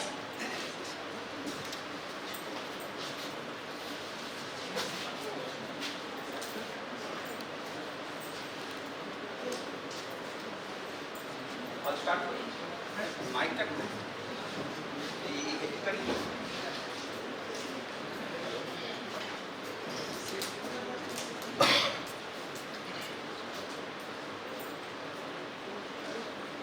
Hello, প্রত্যেককে আমার শুভ কামনা জানিয়ে এবং শুভেচ্ছা জানিয়ে আমি আমার আজকে ছোট্ট বক্তৃতা শুরু করছি। আজকের বক্তৃতাটা কিন্তু আমি নিচ থেকে বলছি, আমি ওপরে স্টেজে যাওয়ার পক্ষপাতী নয়। আমি চাইছি যে যত বেশি তোমাদের, আমি সবাইকে তুমিই বলছি, যদিও আমার কাছে কেউ যে বয়স বড় থাকে বা ছোট যাই হোক, সবাইকে তুমিই বলছি, কারণ ক্লাসে যিনি বলেন আর যিনি শোনেন তাদের মধ্যে তুমি রিলেশনটা করে সব থেকে বেশি ভালো লাগে, আপনি না বলার থেকে, ঠিক আছে? যেটা আমি বিশ্বাস করি, হয়তো আপনারা অন্য মত থাকতে পারে। তাই যাই হোক, আমি তুমি বলেই বলছি যে তোমাদের এখানে যখনই আমি কিছু বলবো, যদি মনে হয় কোনো প্রশ্ন আসে সেই সময়ই করতে পারো, কোনো বাধা নেই যে আমি লাস্টের 5 মিনিটস তোমাদের জন্য প্রশ্ন, কারণ এই বিষয়টা এমনই একটা বিষয় যেখানে ইন্টারাকশনটাই সব থেকে বেশি গুরুত্বপূর্ণ। অর্থাৎ তুমি হয়তো আমি যেটা বললাম তোমার ক্ষেত্রে ওটা অতটা কাজে লাগলো না, তুমি যে মনের প্রশ্নটা নিয়ে এসে অত কোনো কারণে সংকোচে বলতে পারলে না, এই সংকোচটাকে কাটানোর জন্যে আমি আজকে ওই স্টেজ থেকে নিচে নেমে এসেছি।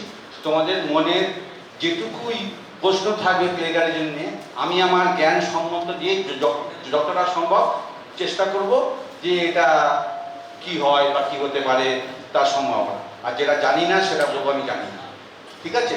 তা আমরা চেষ্টা করবো এটা একটা ইন্টারাকশন মানে পদ্ধতিতে হবে, অর্থাৎ তোমরা যত বেশি প্রশ্ন করবে বাকিরা মানে সেই উত্তরটা তো সবাই শুনবে, ফলে একটা ইন্টারাকশন খুব ভালোভাবে হবে।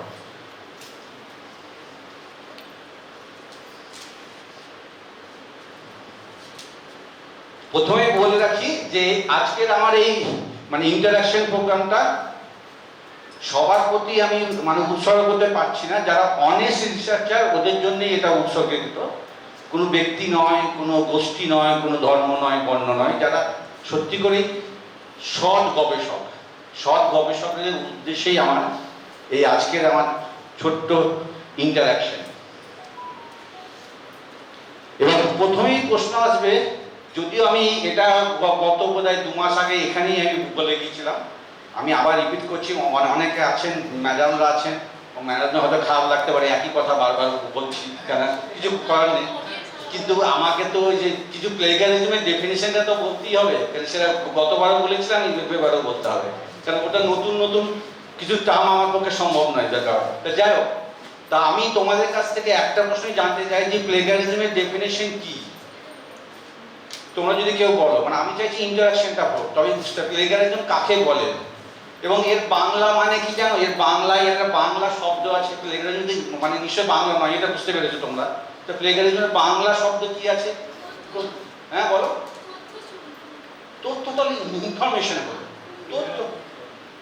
আর একটু বলো, গুড বলো। হ্যাঁ হলো, কুম্ভিলক বৃত্তি তো চৌর্য বৃত্তিকেই বলে। কুম্ভিলক বৃত্তি মানে যে চুরি করা, সে তুমি কারো কাছে হার চুরি করলে, টাকা পয়সা চুরি করলে, সেটা কুম্ভিলক বৃত্তি। কিন্তু তার সঙ্গে প্লেগারিজমের ফারাকটা কি? হ্যাঁ নকল।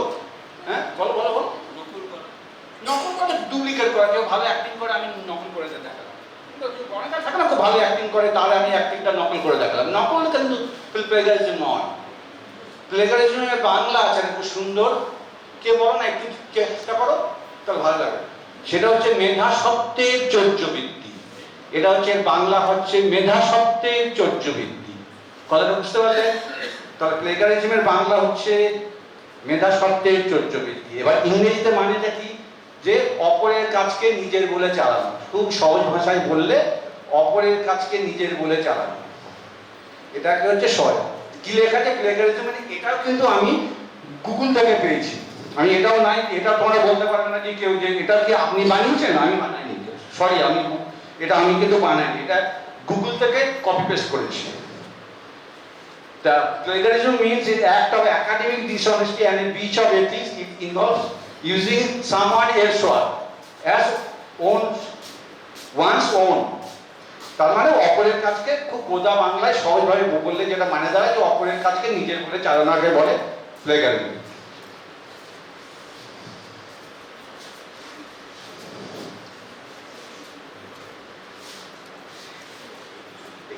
এই ছবিটাও আমি গতবারে দেখিয়েছিলাম যে সবসময় অনেকে বলে স্যার আমি তাহলে কোথা থেকে কপি করলাম পেস্ট করলাম, তাহলে কি এটা প্লেগারিজমের মধ্যে হবে? করবে? তুমি কপি পেস্টই করো আর যাই করো, অপরের কাজকে নিজের বলে চালালে এবং সেটা যদি তুমি কিছু ডিমান্ড করছো, ওই কপি করার পর তুমি কিছু মাইলেজ পাচ্ছ, কিছু আর্ন করছো, ডিগ্রি হতে পারে, অর্থ হতে পারে, পাশাপাশি সম্মান, তখন সেটা প্লেগারিজম হবে। কিন্তু তুমি এমন কিছু একটা কপি করলে, পেস্ট করলে, কিন্তু তাতে তোমার যেমন ক্লাসে কেউ যদি কোনো একটা আবৃত্তির কম্পিটিশন হয়, মনে করো একটা আবৃত্তির কম্পিটিশন হলো, সে রবীন্দ্রনাথ ঠাকুরের একটা আবৃত্তি করে শোনালো, সে ফার্স্ট হলো, তাহলে কি সে রবীন্দ্রনাথের ওই কবিতাটা কি প্লেগারাইজ করলো? নিশ্চয়ই নয়, কারণ সে কিন্তু রবীন্দ্রনাথের নাম বললো, তার কবিতাটা বললো এবং সে ফার্স্ট হলো, কথা বলছে। এটা কিন্তু নয়। বিষয়গুলো একটু ভাবতে হবে।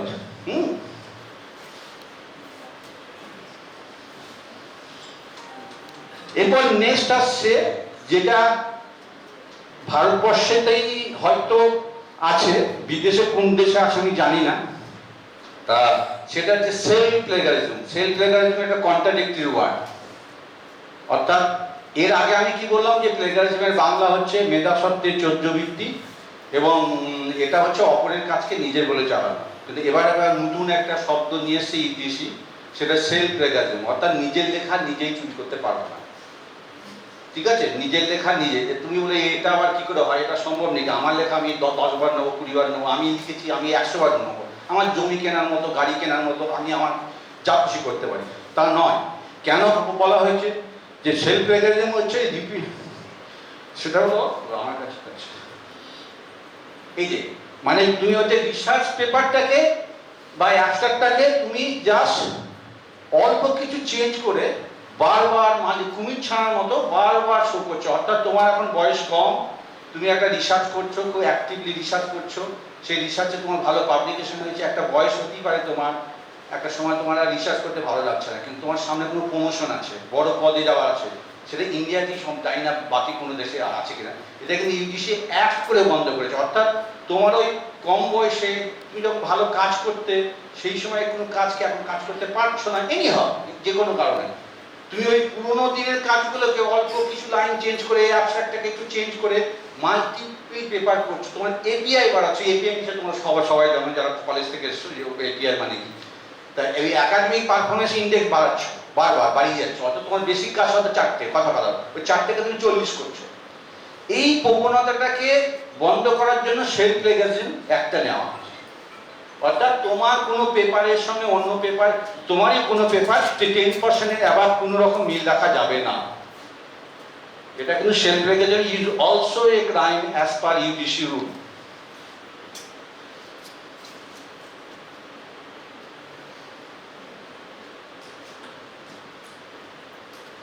এখানে একটা দেখো সেলফ প্লেজারিজমের উপরে যে রুলসটা আছে সেটা ইউজিসি তোমরা সাইডে গিয়ে এটা দেখতে পাবে, এবং এটা তোমাদের সাইডে এটা দেওয়া আছে।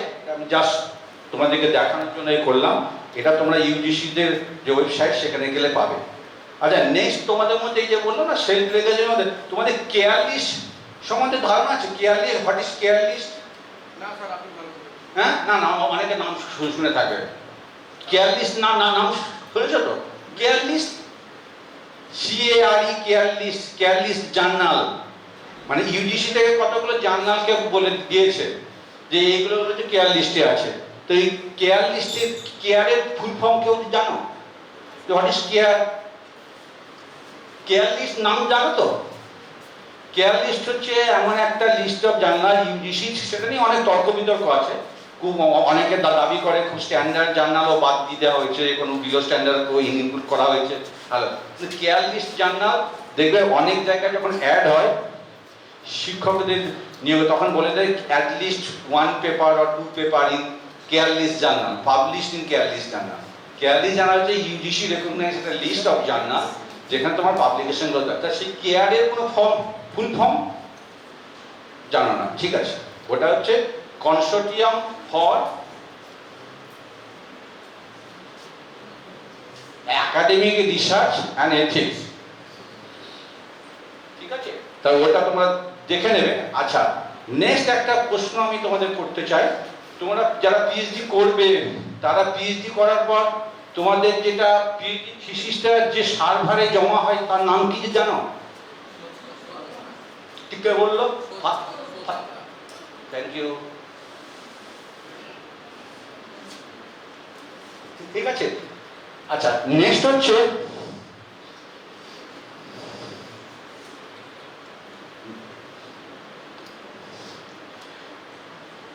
মানে আমি একজনকে পেন দিলাম মানে বাকিরা মানে কেউ ভাববে না যে ও প্রাইজ পে করে তোমরা কেউ পাওনি, তা নয়। এটা জাস্ট ইন্টারাকশনটাকে আরো মোটিভেট করার জন্য, ঠিক আছে?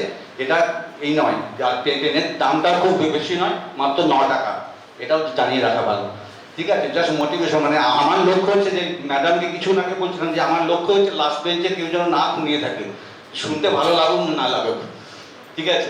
তো এই ঘুম থেকে জাগানোর জন্য এইগুলো দেওয়া, ঠিক আছে? আচ্ছা, নেক্সট হচ্ছে প্লেজারিজম নিয়ে। অর্থাৎ ইউজিসি এত ভাবতে গেল কেন যে এটাকে এত এক করে করা করি, এটা কি তাহলে অন্য চুরির মতো নয়? অন্য চুরি কারো কাছে তার টাকা পয়সা চুরি, গাড়ি চুরি, বাড়ি চুরি করা সম্ভব না কেন জানি না, যার গাড়ি বাড়ি সোনা, ওই চুরির সঙ্গে এই মেধা শর্তের চর্যবৃত্তি ফারাক কি? ডিফারেন্স তো কিছু থাকবে না, যদি নাই থাকতো, যদি একই হতো তাহলে হঠাৎ করে ইউজিসি নতুন করে এসব নিয়ম কানুন করতে গেলে সফটওয়্যার এত সব নিয়ে এসে নিয়ম কানুন করে কি দরকার পড়লো? যদি একই থাকতো তাহলে যেমন চুরির অপরাধে, গয়না চুরির অপরাধে যা শাস্তি হবে তা এতেও তাই হবে। কেউ কারোর কাছ থেকে মানে পিএইচডির লেখা চুরি করলো, কেউ আর্টিকেল চুরি করলো, তা সেই অনুযায়ী তার যা যা বলে দেবে সেই অনুযায়ী পানিশমেন্ট হবে। কিন্তু এটাকে আলাদাভাবে নতুন করে অ্যাক্ট করে আবার আনতে গেল কেন? দরকারটা কি পড়লো? ছিল তো চুরির জন্য তো শাস্তি ছিলই।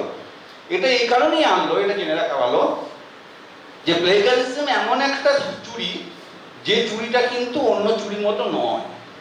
এটাই ইউজিসি বারবার ভাবছে।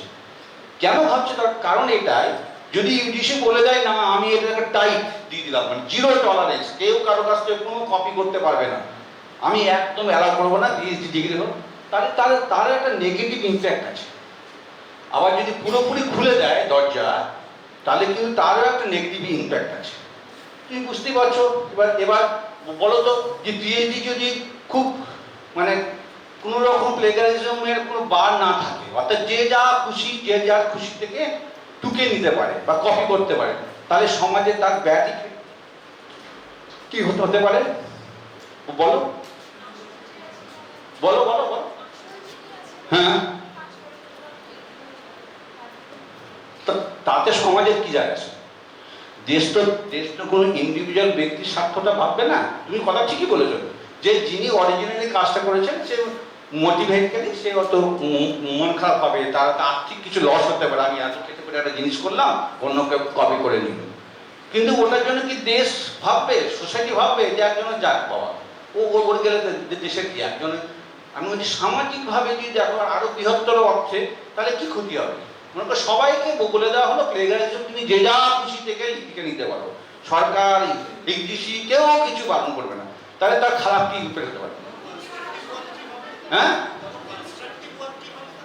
হতেই পারে। মনে করো আপনি একটা কনস্ট্রাকটিভ ওয়ার্ক না, আপনি একটা কনস্ট্রাকটিভ ওয়ার্ক করেছেন, আমি সেখান থেকে কপি করলাম, তাতে সমাজের কি ক্ষতি হবে? মনে করো আমি পুরোপুরি কপি করে আপনার নামটা বাদ দিয়ে আমার নাম চাই, কেন আটকাবে কেন? তিনি দেবে না তো, বাকি তো 140 কোটি লোক আছে, তার মধ্যে একজন ডিব্বাই হলে কি হয়ে গেছে? সমুদ্রের থেকে যদি আপনি এক বালতি জল তুলে নেন কি যায় আসে? হ্যাঁ বলো বলো বলো। হ্যাঁ কেন বন্ধ হবে বলো? হুম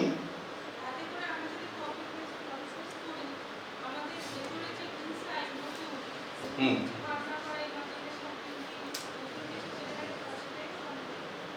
না দেখো, কেউ কারো কাছ থেকে কপি করলে যে সমাজের মানে পুরোপুরি কপি যদি অ্যালাউ করে দেওয়া হয়, কি হবে জানো? বাস্তবে বেশ কিছু লোকজন আছে যারা কেরিয়ারের স্বার্থে, প্রমোশনের স্বার্থে, রিসার্চ তো দুরকম হয়, একটা সত্যি করে গবেষণা, আর একটা হচ্ছে এখন যেটা সব থেকে যার জন্যই এসে এত আইন টাইন করা, যেটা আমি বলতে ভুলে গেছিলাম, সেটা হচ্ছে এটাকে একটা ডিগ্রি হিসেবে দেখা হয়, কেরিয়ারের সোপান হিসেবে দেখা হয়। মানে এটা একটা ওয়েটেজ, কেউ ডক্টরেট করেছে, পিএইচডিতে ক্যাশ পাবে, প্রমোশন পাবে চাকরির জন্য, এটা থেকে না প্লেগারিজমের রুটটা কিছুটা হলেও লুকিয়ে আছে। শর্টকাট মেথডে পিএইচডি করবো, আমি নিজের কথা কনফিডেন্স, ওর কাছ থেকে পিএইচডি, আমার তো ডিগ্রি নেই, পিএইচডিতে ডিগ্রি থাকতো আমি এত মার্কস পেতাম কলেজ সার্ভিস কমিশনে, এই পেতাম, এই মানসিকতা থেকে ডেভেলপ করেছে এইটা। তা যাই হোক, তা আমি বলছি যদি গভর্নমেন্ট ভালো ওসব আমি বুঝি না, আমি সমাজের কি লাভ হবে, ক্ষতি হবে যদি সবাই বলো বলো। হ্যাঁ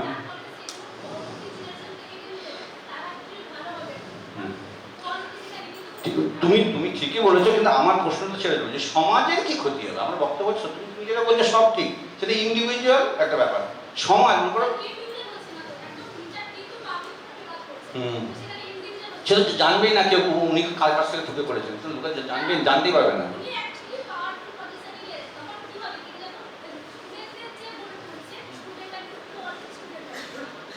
না এটা সবসময় ঠিক নয়, বড় বড় নাম করা সঙ্গীত পরিচালক বলো, নাম করা ডিরেক্টররাও কিন্তু নিজেরাও প্রতিভাবান। সর্বপল্লী রাধাকৃষ্ণের নামেও প্লেগারিজমের কমপ্লেন আছে, তোমরা কি জানো এটা? জানো না? তবে বিশাল কমপ্লেন, কোর্ট কেস হয়েছে, বাইরে নিউজ হয়েছে, তুমি জাস্ট গুগলে সার্চ করো। আমরা শিক্ষক দিবস হিসাবে মানছি, বিশাল ব্যাপার, তার নামে তো মারাত্মক কমপ্লেন আছে।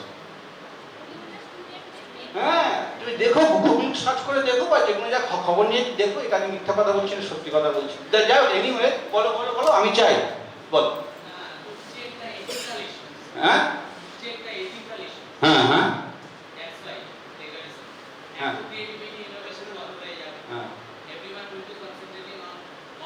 না না, তুমি যেটা বলছো সেটা যারা যারা সরকারি পদে আসতে চায়, ভাইস চ্যান্সেলর হতে চায়, বড় বড় জায়গায় ডিরেক্টর হতে চায়, ডক্টরেট ডিগ্রি রাখবে, ওরা হয়তো ওই করবে, কিন্তু প্রাইভেট কোম্পানি তুমি এইচপি বলো, যে ইন্টেল বলো, এখানে যারা রিসার্চ করে না, সেখানে ওরকম কপি পেস্ট করে পাবে না কেউ, এরকম জেনে রাখবে। সুতরাং যারা গুড, সেই জন্য আমি প্রথমেই বলেছিলাম আমার এই আজকে ইন্টারাকশন হচ্ছে যারা অনেস্ট রিসার্চারের উদ্দেশ্যে, যারা অনেস্ট হবে তারা অনেস্টই হবে, ওই গভর্নমেন্ট রুল বেঁধে দিক আর না দিক, ঠিক আছে?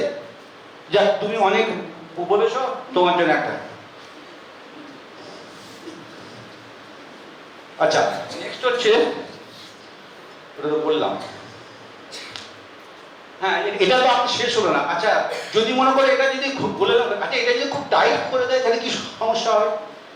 তা টাইট মানে বুঝতে পারছো যে প্লেগারিজম জিরো টলারেন্স, অর্থাৎ কোনো রকম কেউ কারো কাছ থেকে কপি হবে না, পিএইচডি ডিগ্রি পাবে অথচ কারো কাছ থেকে কপি হবে, এটা মেনে নেওয়া যায় না। সুতরাং এই যে মানে ইউজিসি যে একটা মানে যে ক্যালকুলেশনটা চালু করেছে, তার আগে কিন্তু এটা জিরো টলারেন্স, এখন কিন্তু 10% অব্দি অ্যালাউ, অনেকে জানো নিশ্চয়ই। তা সে প্রথমে যখন ড্রাফট আকারে এসেছিল তখন লেখা ছিল জিরো, অর্থাৎ কোনো রকম কপি বরদাস্ত করা হবে না। তাই এটা যদি এটা তো থাকতে পারতো, কিন্তু ওটা আবার চেঞ্জ করে ওটা 10% অব্দি ছাড় করলো কেন? অর্থাৎ আমি যেটা বলতে চাই আমাদের যে সমাজে কি ক্ষতি যদি খুব টাইট করে দেয়, অর্থাৎ গবেষণাতে কারোর কাছ থেকে কোনো কপি করা যাবে না, এটা যদি বলে দেয় তাহলে ক্ষতি কি বলো? সায়েন্টিফিক টার্মিনোলজিগুলো একই রকম থাকে সব জায়গাতে, তো সেই সায়েন্টিফিক টার্মিনোলজিগুলো থেকে প্যাকেজে ধরা পড়ে যায়। এখানে যদি জিরো টলারেন্স, আমি বলে রাখি যেটা বলেছেন সায়েন্টিফিক টার্মিনোলজিতে এটা 2 বছর 3 বছর আগে অবধি ধরা পড়তো, এখন সফটওয়্যার এআই ইউজ করে করা হয়, এখন এইগুলো টার্মিনোলজিগুলো ধরে না, সফটওয়্যার ধরে না। ওটা হয়তো আগে তুমি যেটা বলছো সেটা 2-3 বছর আগে অবধি ছিল, এখন টেকনোলজি প্রতি মুহূর্তে ডেভেলপ করছে, বুঝতেই পারছো, এখন কিন্তু এগুলো ধরে না। বলো ওই টার্মিনোলজিগুলো ধরা চলে বলছে, তাহলে সেই জায়গাগুলোতে তো একই রকম হয়ে যাচ্ছে বা ওরকম হয়ে যাবে যেখানে। তাতে তোমার কি সমস্যা, সমাজের কি সমস্যা বলো? যদি কেউ বলো যে আমি বলছি যে খুব টাইট করে দেয়, যদি বলো হ্যাঁ হ্যাঁ হ্যাঁ হ্যাঁ, তো আপ টু ডেট যদি আপনি না করতে পারেন, আপনি যদি প্রিভিয়াস নলেজ না পান, তাহলে আপনি এগোবেন কি করে? একদম একদম, সেই কারণেই তো দরকার। একদম একদম গুড অ্যান্সার। ও যেটা বললো, দেখো রিসার্চ, কথাটার মধ্যেই কিন্তু প্লেগারাইজ বলো আর যাই বলো লুকিয়ে আছে। মানে পুনরায় সার, পুনরায় মানে তার যেটা আগে ছিল। আমি কি এখন বিদ্যুৎ আবিষ্কার করতে যাব? আমি যদি বিদ্যুতের কোনো এলইডি আবিষ্কার করতে যাই, কোনো লাইটের আরো মডিফিকেশন, আমাকে তো বিদ্যুতের হেল্প নিতেই হবে। তাহলে আমাকে বিদ্যুতের নামটা দিয়ে নিয়ে আমার পেপারে বলে এই আমার কপি করেছে, আমি বিদ্যুৎ আবিষ্কার না করতে তুমি করতে পারতো? ওটা রিসার্চ একটা কন্টিনিউয়াস প্রসেস। সেই প্রসেসটা আমাদের জেনারেশন যেখানে দাঁড়াবে, পরের জেনারেশন সেখান থেকে ধরবে, তার পরের জেনারেশন সেখান থেকে ধরবে, এইভাবেই সমাজ এগিয়ে আসবে। অর্থাৎ রিসার্চ কখনো প্লেগারিজম ফ্রি হতে পারে না, নেভার। বিশ্বে কোথাও নেই। আমি চায়না থেকে কালকেই ফিরেছি, পরশু দিকে বেজিং থেকে, ওখানে 35% অব্দি অ্যালাউ, যেখানে 10% আমাদের এখানে। চীনে আমি গত পরশু এসেছি, জাস্ট গত পরশু, সে বেজিং থেকে, বেজিংয়ের গভর্নমেন্টের একটা প্রোগ্রামে, সেখানে এই জাস্ট ওই অ্যাক্সেস নিয়ে কাজ ছিল। তা যাই হোক, এটা বলি ওখানে 35%, তোমরা গুগলে সার্চ করে দেখতে পারো। অর্থাৎ যদি খুলে দেয়, অর্থাৎ যদি প্লেগারিজমটা সবাইকে করতে, তাহলে বেশ কিছু লোকের কিছু পার্সোনালি বেনিফিট হতে পারে। সে হয়তো ডিগ্রি করবে, কিছু প্রমোশন পাবে, ক্যাশ হবে। কিন্তু যদি খুব টাইট করে দেয়, তাতে কিন্তু ক্ষতি অনেক বেশি। তোমাকে এটা ভাবতে, এটা কিন্তু অন্য চিকিৎসা এটাই খারাপ। কে বললো জানো? ভালো উত্তর ভুলে গেছি, সরি, থ্যাংক ইউ।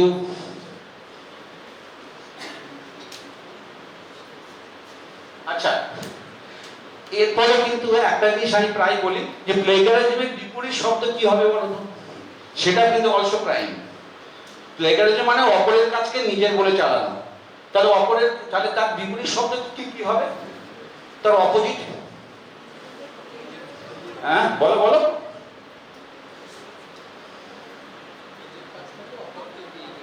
হ্যাঁ হ্যাঁ বলো, তুমি বলো। আমি তো এটাই চাইছি যে এটা লাস্ট বেঞ্চে কেউ ঘুমিয়ে পড়েনি তো, জানি না। চিটিং ঠিক হলো না, কি করে হলো? প্লেগারিজমের একটা টাইপ, আমি কি বলেছি যে প্লেগারিজমের অপোজিটটা কি? না বলো বলো বলো, চেষ্টা করো।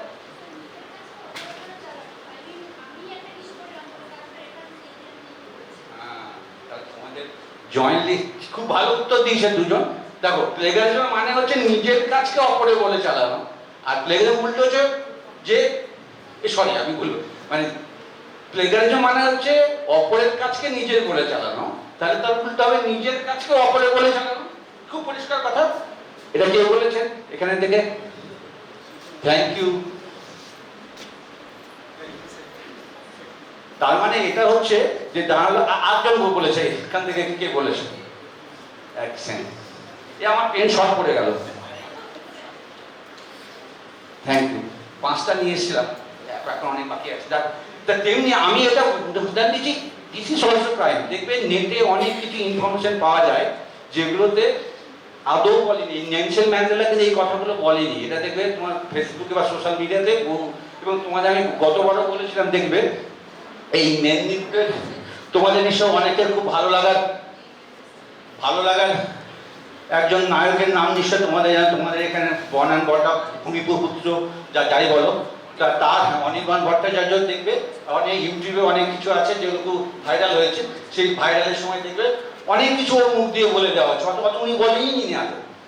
বলে এটা থেকে রিসার্চ, আমরা এইগুলো বলা এই কারণে যে রিসার্চে কিন্তু এইগুলো থেকেও সাবধান থাকতে হবে। ওই লোকের কাছ থেকে কপি করা নয়, অনেক কিছু রিসোর্স আছে, সেই রিসোর্সটাকে জেনুইনলি চেক করা।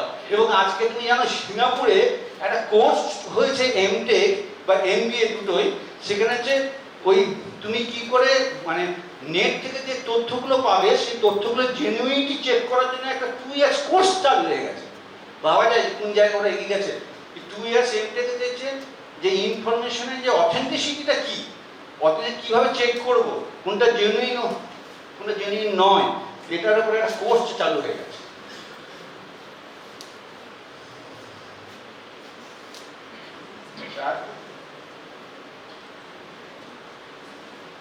আমার আজকের মূলত পক্ষে মানে লক্ষ্য হচ্ছে তোমাদের মোটিভেশনটা বাড়ানো, অর্থাৎ নিজে পারি, আমি ভুল হতে পারি, আমার জ্ঞান কম থাকতে পারে, কিন্তু আমি চোর নই। যেমন সোশ্যাল মিডিয়াতে দেখছিলাম যে কোন একটা, আমি আর পলিটিক্যাল বিতর্কে যেতে চাই না, চোর কিন্তু আমি জাত ভালো, এরকম একটা কন্ট্রোভার্সিয়াল মত দেখছিলাম সোশ্যাল মিডিয়াতে, চোর কিন্তু জাত ভালো। তো যাক, আমি সে তর্কে বিতর্কে যেতে চাইছি না। আমি যেটা বলতে চাইছি যে তোমার আত্মনির্ভর মানে প্লেগারিজম কনসেপ্টটা আসে নিজের মেন যেটা কারণ হচ্ছে self confidence, lack of self confidence, অর্থাৎ আত্মবিশ্বাসের অভাব। আমি পারবো না, আমার লেখাটা মধ্যে এখন নিম্নমানের হচ্ছে, ওই লেখাটা ওকে, ওর কাছে লেখাটা না নিলে আমারটা বোধহয় ঠিক অ্যাকসেপ্টেড হবে না বা আমি ডিগ্রিটা পাবো না। এই যে আত্মবিশ্বাসের অভাব, সেই আত্মবিশ্বাস অভাব থেকেই কিন্তু প্লেগারিজমটা আসে। শর্টকাট মেথড, আমি খাটবো না, লোকেটা নিয়ে যদি পার পেয়ে যায় তো হয়ে যাবে, এইটা করবে না। এটা চেষ্টা করবে নিজের মান যাই হোক, নিজের মানের প্রতি, নিজের লেখার প্রতি, গবেষণার প্রতি। হয়তো হতে পারে তোমার লেখাটা অন্য কারো ভালো লাগছে না, কিন্তু কনফিডেন্সটা রাখবে। এই কনফিডেন্সটা রাখলেই, এবং আমার ধারণা আজকের এই লেকচারটা মনে রাখবে, যখনই এটা আজকের লেকচারে আর একটা খুব প্লাস পয়েন্ট আছে যেটা আমরা বর্তমানে খুব প্রয়োগ করি। এই যে লেকচারটা না মনে রাখবে এই কারণে, এটা হচ্ছে সেই শপিং মলে না ওই সিসিটিভি সার্ভিলেন্সের কথা লেখা থাকে, দেখবো হয়তো তার মধ্যে তো 10-5টা ক্যামেরা কাজই করে না, কথা কিন্তু ওই যে লোকজন যাচ্ছে যখন শপিং মলে লেখা আছে ইউ আর আন্ডার সিসিটিভি, ওরা যখন মাথায় ঢুকে তখন বাচ্চারাও কিন্তু দেখার পরে চকলেটটা খায় না, চকলেট খেতে ধরবে, সব বারকোড যাই থাক শপিং মলে, তখন কিন্তু ওটা সাইকোলজিক্যালি কাজ করে যে না বাবা আমার ওখানে লেখা আছে। তেমনি এই লেকচারগুলো দেওয়া মানে কিন্তু তোমার মনে রাখতে হবে, তুমি যাই করো, সে রিসার্চ পেপার লেখো, পিডি থিসিস লেখো, ইউ আর আন্ডার স্ক্যানার। এখন সেই দিন চলে গেছে, আর আগেকার দিনে স্টেজ টুকে পার্ক পেয়ে গেছে, সেসব দিন চলে গেছে। এখন ইন্টারনেট থেকে যে পাও আর যেখান থেকে পাও, টুকবে কি ধরা পড়ে যাবে। ঠিক আছে, এইটা মাথায় রাখবে, এটা কিন্তু মাথায় রেখে কাজ করো, লেখো, দেখবে 90% ক্ষেত্রে তোমরা সেফ জায়গায় থাকবে।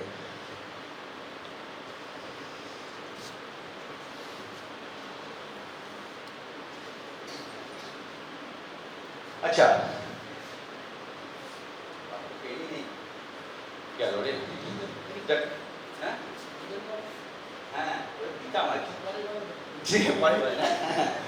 ঠিক আছে আচ্ছা, মানে 5টা নিয়ে এসছে। আচ্ছা, মানে ইংলিশে একটা রুলস নিয়ে এসছে, এটা সেই রুলসটার নাম হচ্ছে promotion of academic integrity and prevention of plagiarism in higher education institute 2018। এটা লোকসভাতে পাস হয় জুলাই 2018।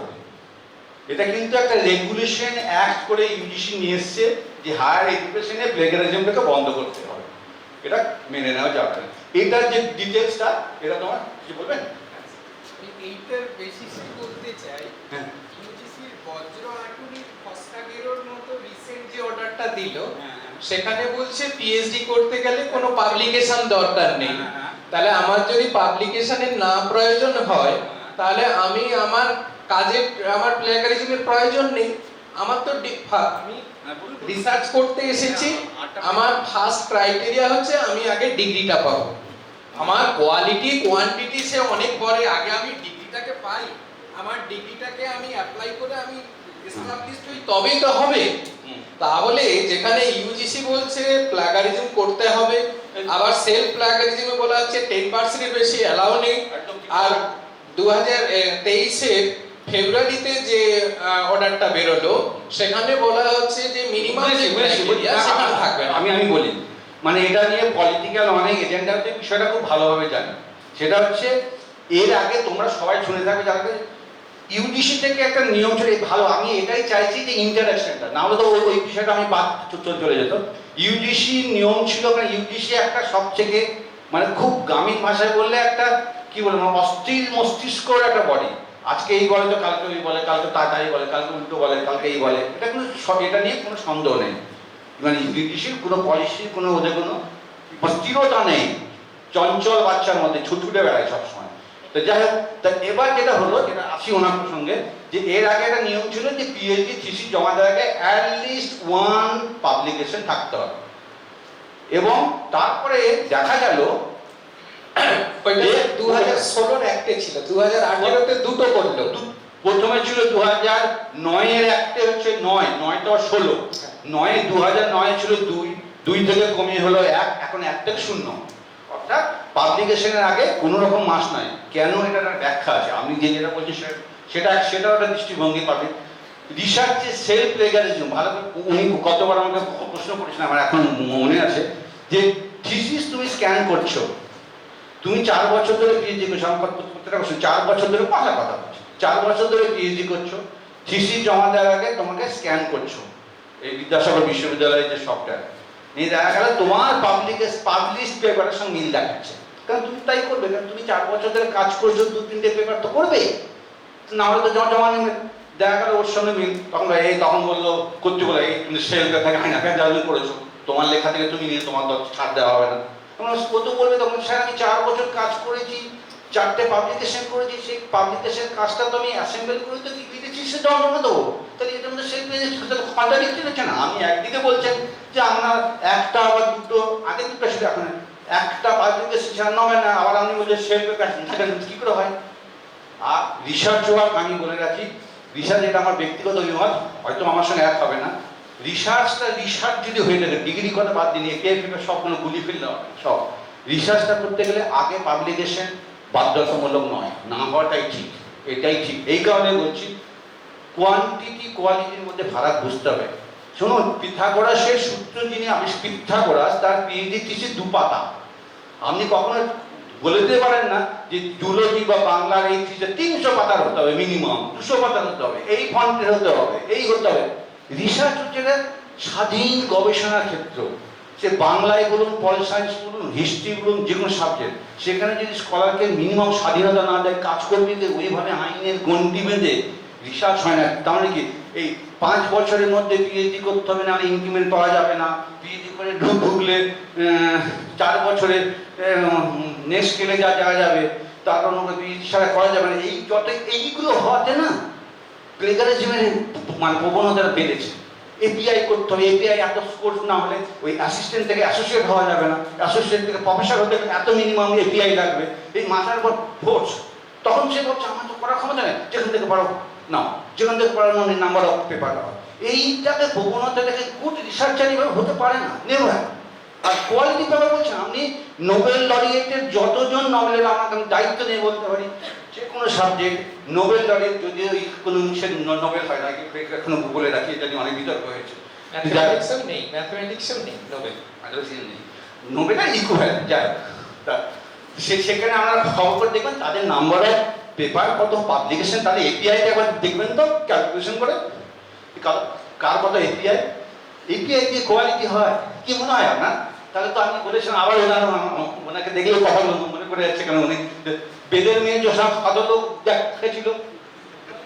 দেখেছিল, তার তো সাইটেশন এত হাই, বা কত লক্ষ গরু গাড়ি করেছে, তখন গরু গাড়িতে শুনেছি, পেপারে পড়েছে, দেখেছিল। আর 70 হাতের বাচ্চাটি তার স্ত্রীর কাছ থেকে ধার দিয়ে সীমা করতে হয়েছে। তাহলে আপনি বুঝে নেবেন সাইটেশন, এত সব ওয়েব অফ সায়েন্সে বিপ্লবী কত সাইটেশন হলো, এটা যদি হয় সবসময় করা যায়।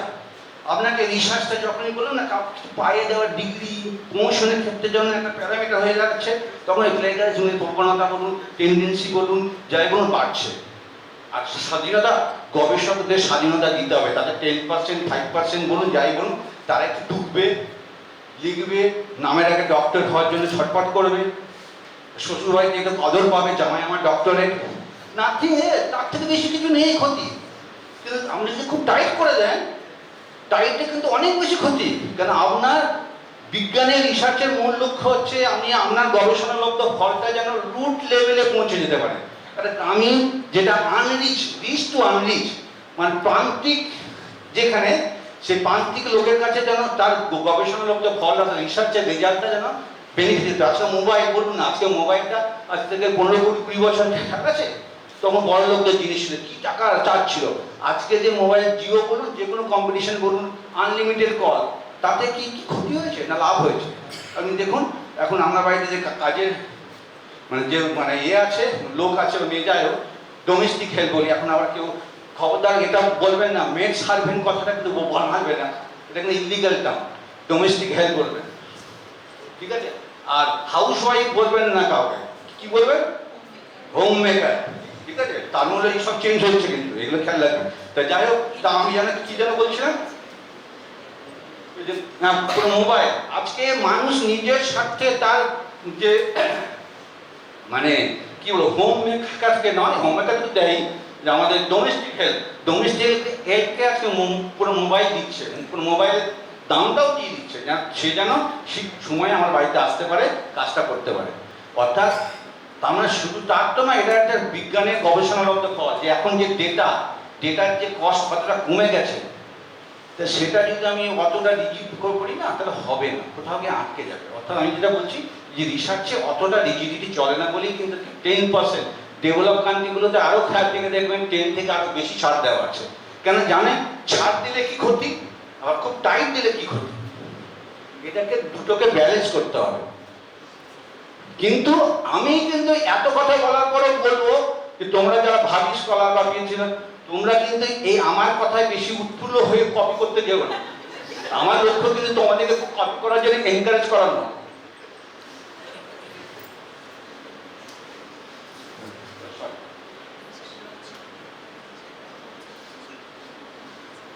বলছি নেক্সট হচ্ছে যে একটা প্রজেক্ট আছে ইউজিসি, এই প্রজেক্টটার নাম কি, যে প্লেগারিজম চেক করা, কার কাছ থেকে কত পার্সেন্ট কপি, এই একটা প্রজেক্ট আছে। সেই প্রজেক্টের নাম কি দেখালাম আমি, ঝট করে একবার দেখালাম, আমি ডাক করে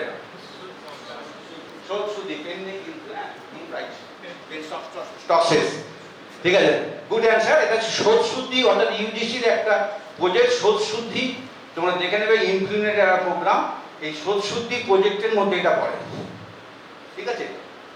এরপরের খুব ভাইটাল, আস্তে আস্তে আসছি। এই শোধ শুদ্ধিটা হচ্ছে ইউজিসির আইইউসি, অর্থাৎ ইন্টার ইউনিভার্সিটি সেন্টার, মানে ইনক্লুডেডটাকে বলে ইউজিসির আইইউসি, মানে ইন্টার ইউনিভার্সিটি সেন্টার। তার মধ্যে শোধ শুদ্ধি একটা প্রজেক্ট, সেই প্রজেক্টের মধ্যে এই প্লেগারিজম চেকিং এই প্রজেক্টটা পড়ে, ঠিক আছে? এবার এই যে আমি যে সিমিলারিটি বা এক্সক্লুশন পর, এটা হচ্ছে আসল জায়গাতে এবার ঢুকলাম আমরা, যে কোনগুলো আমরা ছাড় পাবো, অর্থাৎ পিএইচডি থিসিস বলো, কোন ডকুমেন্ট বলো, আর্টিকেল বলো, ইউজিসির নিয়ম অনুযায়ী কোনগুলো প্লেগারিজমের বাইরে রাখা হবে। কোনো ধারণা? এখানে লেখা আছে অল কোটেড ওয়ার্ক, অর্থাৎ কোটেশনের মধ্যে যদি তুমি কিছু লেখো, ওইটা কিন্তু ছাড় দেওয়া হবে। কিন্তু তুমি ভেবো না যে তুমি গোটা থিসিসের প্রথমে একটা পোর্শন দিলে, লাস্টে একটা পোর্শন দিলে, হ্যাঁ ঠিক আছে না? অনেকে এটাও হয়েছে, এটা আমি কমপ্লেন বিভিন্ন ওয়ার্কশপ আলোচনা বলেছিলাম, সেটা হচ্ছে অনেকে কি করে, যখন সফটওয়্যার চেকিং করে কোটেশন দিচ্ছে, প্রথমে লাস্টে কোটেশন দিচ্ছে, নিয়ে ওটাকে হোয়াইট কালার করে দিচ্ছে। মানে জানো তো কম্পিউটার ফন্টে কালার চেঞ্জ করা যায়, নিশ্চয় জানো তো, হোয়াইট করে দিল, তো প্রিন্ট নেওয়ার সময় হোয়াইট আসবে না, কিন্তু এদিকে কোটেশন দেওয়া আছে 0%, এদিকে অনেকটা মিল আছে, কিন্তু সেই দিন চলে গেছে। এখন কিন্তু তুমি কোটেশন দাও না দাও, ওদের ডেটাবেস এত স্ট্রং যে তুমি কোটেশনটা, এটা কিন্তু আমি যেটা বলি, এটা ইউজিসি অ্যাক্টে লেখা আছে, এটা অ্যাক্টে লেখা আছে। আর আমি যেটা বলছি সেটা সফটওয়্যার টেকনোলজি। সফটওয়্যার টেকনোলজি কি দেখে, তাদের এমন ডেটাবেস বানিয়েছে যেখানে পৃথিবীর খুব নামকরা লোকের কোটেশন ওদের কাছে স্টোর আছে, সেটার সঙ্গে ম্যাচিং করে দেখছে, যদি ম্যাচিং করে তবে তুমি পাস, না হলে ওটা তোমার সিমিলারিটির মধ্যে দেখাবে। এবার হচ্ছে নন কোর এরিয়া, এখন চলবে না, বাদ দাও। এবার 3 ধরনের শাস্তির কথা বলা আছে, এটা কিন্তু খুব ভাইটাল তোমাদের ক্ষেত্রে। দেখবে এটা কিন্তু আমি আবার বলি এটা ইউজিসি সাইডে দেওয়া আছে 10% অবধি হচ্ছে লেভেল, এই যে লেভেল 0 অর্থাৎ 10%, হ্যাঁ মানে এখানে একটা প্রসঙ্গ বলে রাখি, এই যে আমরা বলছি না 10% অবধি ছাড় 20%, এই ছাড় কথাটা কিন্তু ইউজিসি ডাইরেক্টলি বলেনি, এটা খেয়াল রাখবে যে ইউজিসি কখনোই বলেনি যে 10% তুমি কারো কাছ থেকে কপি করে নিলে বা টুকে নিলে ছাড় পাওয়া যাবে। ও কি বলেছে, দেখো কি লেখা আছে, একদম এক্সাক্ট লাইন তুলে দিচ্ছি, level 0 similarity up to 10% excluded, অর্থাৎ এখানে নো পেনাল্টি, কোনো শাস্তি দেওয়া হবে না। মানে ইউজিসি ঘুরিয়ে বলতে চাইলো, যেহেতু ইউজিসি একটা সরকারি প্রতিষ্ঠান, ওতে অ্যালাউ কথাটা ইউজ করতে পারে না, ওদের টেকনিক্যালি সমস্যা আছে, ও ঘুরিয়ে বললো যে এর কোনো পেনাল্টি নেই, মানে ঘুরিয়ে অ্যালাউ, কিন্তু অ্যালাউ টার্মটা ইউজ করলো না। কিন্তু এবার 10 থেকে 40% হচ্ছে লেভেল 1, লেভেল 2 হচ্ছে সিমিলারিটি অ্যাবাভ 40 থেকে 60 একটা 60 অ্যাবাভ একটা। এবার এখানে শাস্তির কথা বলে দেওয়া আছে, যদি কোন লেভেলে কার কত পার্সেন্টেজ ধরা পড়বে, অর্থাৎ লেভেল, দেখো লেভেল 0 অর্থাৎ 10% অবধি কোনো পানিশমেন্টের কথা বলা নেই, নো পেনাল্টি, অর্থাৎ 10%টা ঘুরিয়ে বলছে 10% অবধি ছাড়। এবার লেভেল 1, লেভেল 2, লেভেল 3, এখানে আমি এগুলো সময় নষ্ট করে লাভ নেই, এগুলো তোমরা ইউজিসি সাইডে পেয়ে যাবে, আমি জাস্ট ওখান থেকে নিয়েছি। সেখানে হচ্ছে লেভেল 1, আমি একটাই বলছি, 60 student shall be asked to submit a revised script within a stipulated time period not exceeding 6 months, অর্থাৎ 6 মাসের মধ্যে নতুন করে আবার তাকে পিএইচডি থিসিস হোক পেপার যাই হোক তাকে জমা দিতে হবে নতুন করে কারেকশন করে। তারপরে তো মারাত্মক আমি লেভেল 3টা লাস্টে যে 60% অ্যাবাভ যদি হয়, তার 60 স্টুডেন্ট রেস্ট্রিক্টেড কি 60 student registration for that program shall be cancel, অর্থাৎ রেজিস্ট্রেশন ক্যান্সেল হয়ে যাবে যদি 60% অ্যাবাভ সিমিলারিটি পাওয়া যায়, তার কিন্তু অ্যাজ পার ইউজিসি নর্ম তার রেজিস্ট্রেশন ক্যান্সেল হয়ে যাবে। আবার বলি এইগুলো যেগুলো আমি দেখছো এগুলো ওয়েবসাইটে দেওয়া আছে, মানে ইউজিসি ওয়েবসাইটে পরিষ্কার দেওয়া আছে।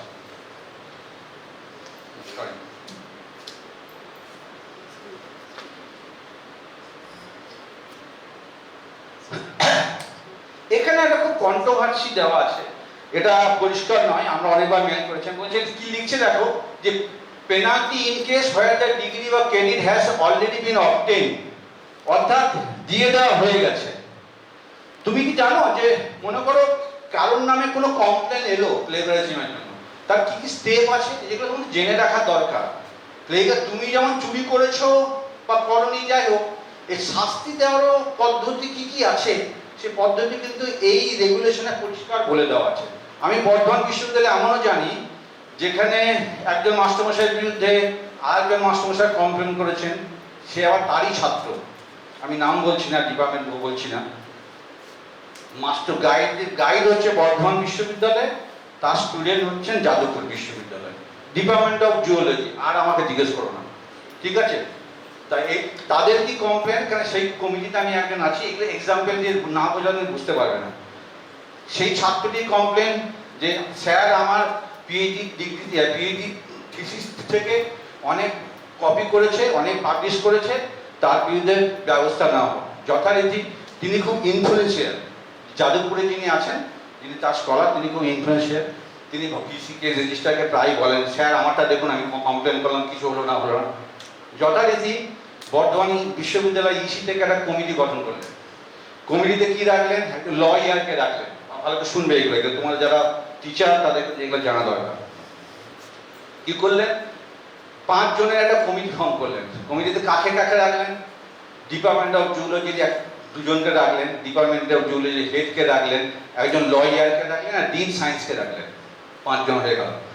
তারা মিটিং করলেন, মিটিং করার পর হঠাৎ একদিন আমাকে বলছেন রেজিস্ট্রার যে একটা ডকুমেন্ট আপনাকে পাঠাচ্ছি, আপনি একটু স্ক্যান করে দিন।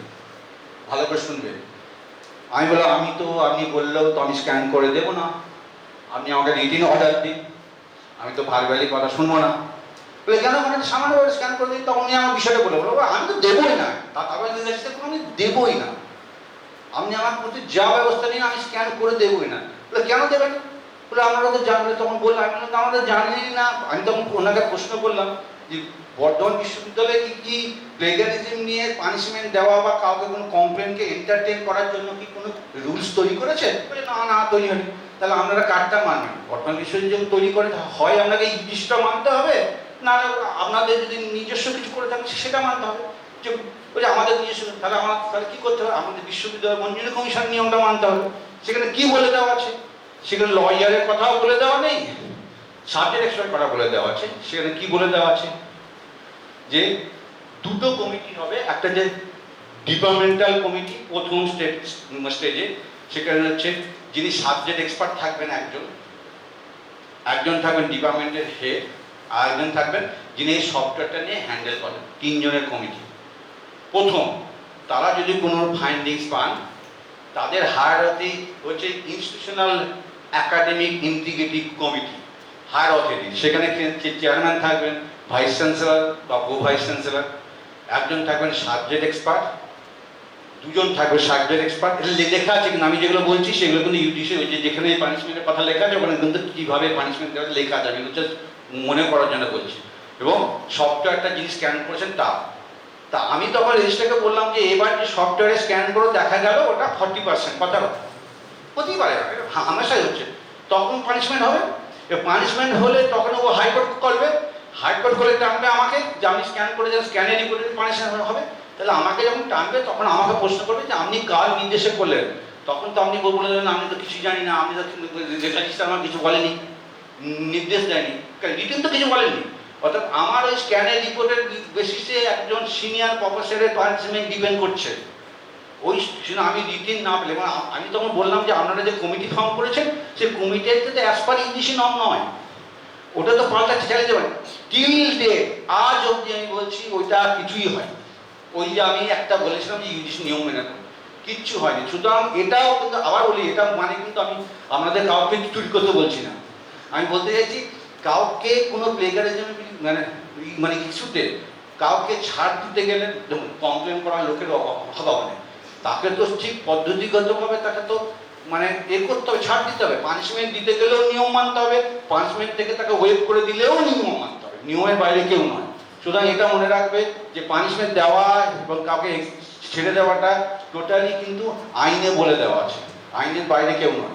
সুতরাং দুমাদুম কেউ কমপ্লেন করলো, পেপারে একটা খবর বের করে দেবো আমার বই থেকে নিয়েছে, এর জন্য এটা নয়, এটা স্টেপ আছে। এবং এখানে কারোর বিরুদ্ধে কোনো অভিযোগ হলে তাকে সেলফ ডিফেন্ড করা, অর্থাৎ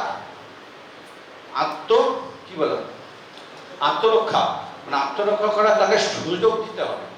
সাফিসিয়েন্ট নাম্বার অফ টাইম যে তুমি তোমার বিরুদ্ধে এই অভিযোগ, তুমি এইটুকে নিয়েছো, তোমার বিরুদ্ধে কেন ডিসিপ্লিন অ্যাকশন নেওয়া হবে না, সেই উত্তরে স্যাটিসফাইড না হলে তবেই পানিশমেন্টের এই পার্সেন্টেজ অনুযায়ী ব্যাপারটা আছে। ব্যাপারটা কিন্তু অত সহজ নয়। দুমদামকে কমপ্লেন তো বাজারে বুঝতেই পারছেন, ব্যক্তিগত বিশেষ করে একটা কথা, স্ট্যাটিস্টিক্স বলছে দীর্ঘদিন আমার 7 বছর অভিজ্ঞতা, প্লেগারিজম নিয়ে মোস্টলি কমপ্লেন আসে বন্ধু বান্ধব, সহকর্মী, একই ল্যাবে কাজ করেছে, কম্পিটিশন, খুব ক্লোজ ফ্রেন্ড থেকে। এটা কিন্তু কখনোই জাপান থেকে আসবে না, ইউএস থেকে আসবে না বলবো না, আসার প্রবণতা চান্স কম। খুব ক্লোজ লোক থেকে, বন্ধু বান্ধব, কলিগ থেকে কিন্তু এই ধরনের কমপ্লেনগুলো আসে। আচ্ছা, কারো কিছু প্রশ্ন আছে? অনেকে তো হ্যাঁ বলো কিছু আছে, প্রশ্ন আছে কিছু? প্রশ্ন থাকলে করতে পারো। আচ্ছা, হ্যাঁ এবার বলি যে পিএইচডি থিসিসের ক্ষেত্রে যে পানিশমেন্টগুলো আমি বললাম, রিসার্চ আর্টিকেলের ক্ষেত্রে ওই লেভেলগুলো একই আছে, পানিশমেন্টে একটু হালকা, এটা দেখে নিও, কারণ ওগুলো আর টাইম নষ্ট করে লাভ নেই। আচ্ছা, এরপরে যেটা খুব ভাইটাল জিনিসটা আসছে, গতবার এটা নিয়ে মানে যে বাজারে বেশ কিছু ফ্রি প্লেগারিজম সফটওয়্যার পাওয়া যায়, তা আমাদের কি সেই ফ্রি প্লেগারিজম সফটওয়্যার স্ক্যান করা উচিত? কেন উচিত নয়? আমি এটা কিন্তু বহুদিন আগেকার ডাউনলোড করা, এখন অনেক আরো বেরিয়ে গেছে। এখন প্লেগারিজম সফটওয়্যার বানানো আইটি কোম্পানির ক্ষেত্রে একটা ব্যবসা হয়ে যাচ্ছে। এবার নেক্সট বলি, এটা খুব ভাই, তোমাদের মধ্যে যারা কোনো আর্টিকেল বা পিএইচডি থিসিস স্ক্যান করার আগে 2-3টে জিনিস মনে রাখবে।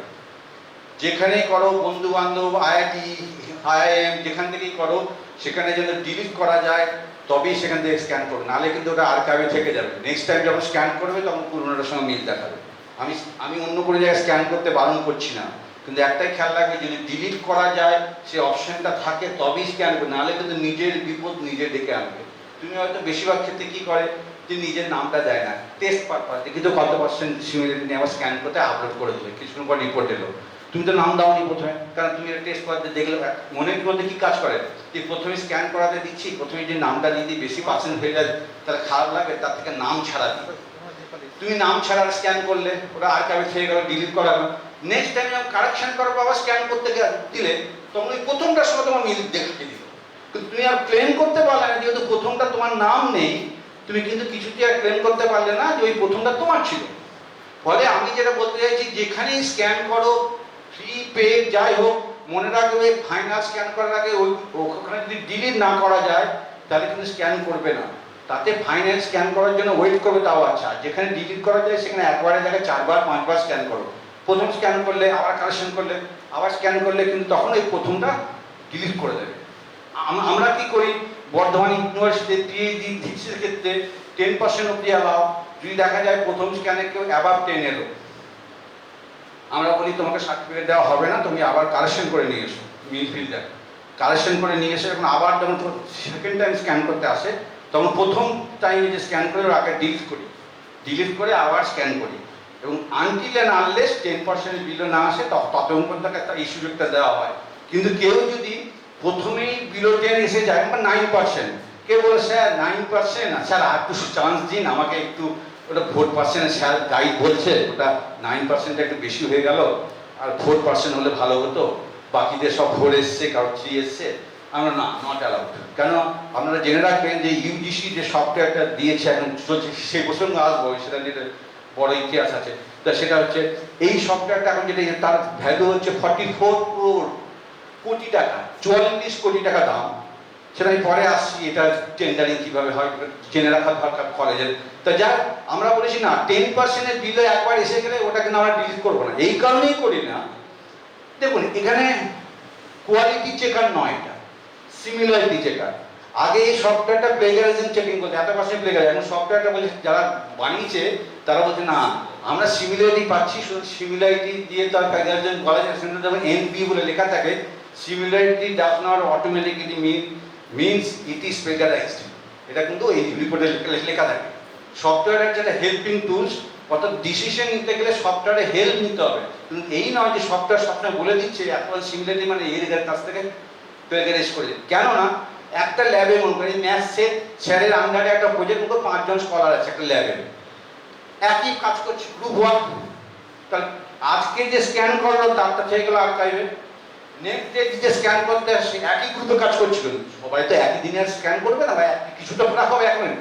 এবার দ্বিতীয় জন যে স্ক্যান করলো তখন দেখা যায় প্রথম জন স্ক্যান, গ্রুপ ওয়ার্ক, তার তো প্রজেক্টটা একটা। রিসার্চ কখনো ইন্ডিভিজুয়াল হতে পারে না, হয় হতে পারে না বলবো না, সরি, যে হয়, কিন্তু গ্রুপও তো হয়, রিসার্চ তো গ্রুপও হতে পারে। তো গ্রুপে হলো তো একজনের স্কলারের সঙ্গে একই প্রজেক্টের কাছে 8 জন স্কলারের তো মিল হবেই। তো সেই মিলটার ক্ষেত্রে আমরা বিভিন্ন রকম প্রবলেম ফেস করি, যে একই স্যারের আন্ডারে বড় প্রজেক্ট, যেটা মেজর প্রজেক্ট, সেই মেজর প্রজেক্টে দেখা যায় 5 জন স্কলার একসঙ্গে কাজ করছে, তাদের সিমিলারিটি চেক করতে গিয়ে দেখছে হিউজ মিল, কিন্তু ওটা তখন আমাদের কিছু করার নেই 10%। জন্য আমরা কখন বলি আর টাকা দেখে বলছি 9% তার যদি কারো হয়, আমরা সেকেন্ড টাইমে কেন স্ক্যানের সুযোগ দিই না? এই কারণেই দিই না যে আমাদের কিন্তু ইউজিসি এখানে লিমিট বেঁধে দিয়েছে, বিদ্যাসাগরকেও লিমিট বেঁধে দিয়েছে যে পার ইয়ার এতগুলো ডকুমেন্ট স্ক্যান করা যাবে। এটা ওদের সঙ্গে বিজনেস তো থাকি, সব জায়গায় একটা আর্থিক ব্যাপার থাকে, বুঝতেই পারছেন, আনলিমিটেড কিছু হয় না।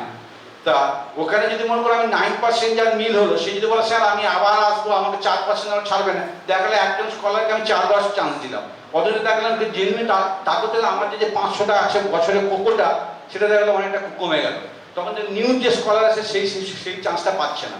ফলে আমরা দেখেছি না, বিলো 10 এসছে, এটা কোনো কোয়ালিটি চেকার নয়। তুমি স্ক্যান করার আগে যতবার খুশি তুমি কারেকশন করো না, কোনো ব্যাপার নাই, স্ক্যান করার পর আবার 10 এসে গেলে তুমি চান্স পাবে, কিন্তু জমা দিতেই পারবে না। কিন্তু বিলো 10 হয়ে গেলে আমরা আর অ্যালাউ করি না, সে 9ই হোক আর 2 হোক আর 0 হোক, ঠিক আছে, মানে একটা জায়গায় বেরোতে হবে। আচ্ছা, নেক্সট প্রশ্ন, এটা আমাদের গত মাসে বর্ধমান বিশ্ববিদ্যালয়, তো তোমাদের কলেজে হয়তো অনেকে যাবে, আপনাদের এখানে এসেছিল টার্নিটিন থেকে কেউ এসেছিল?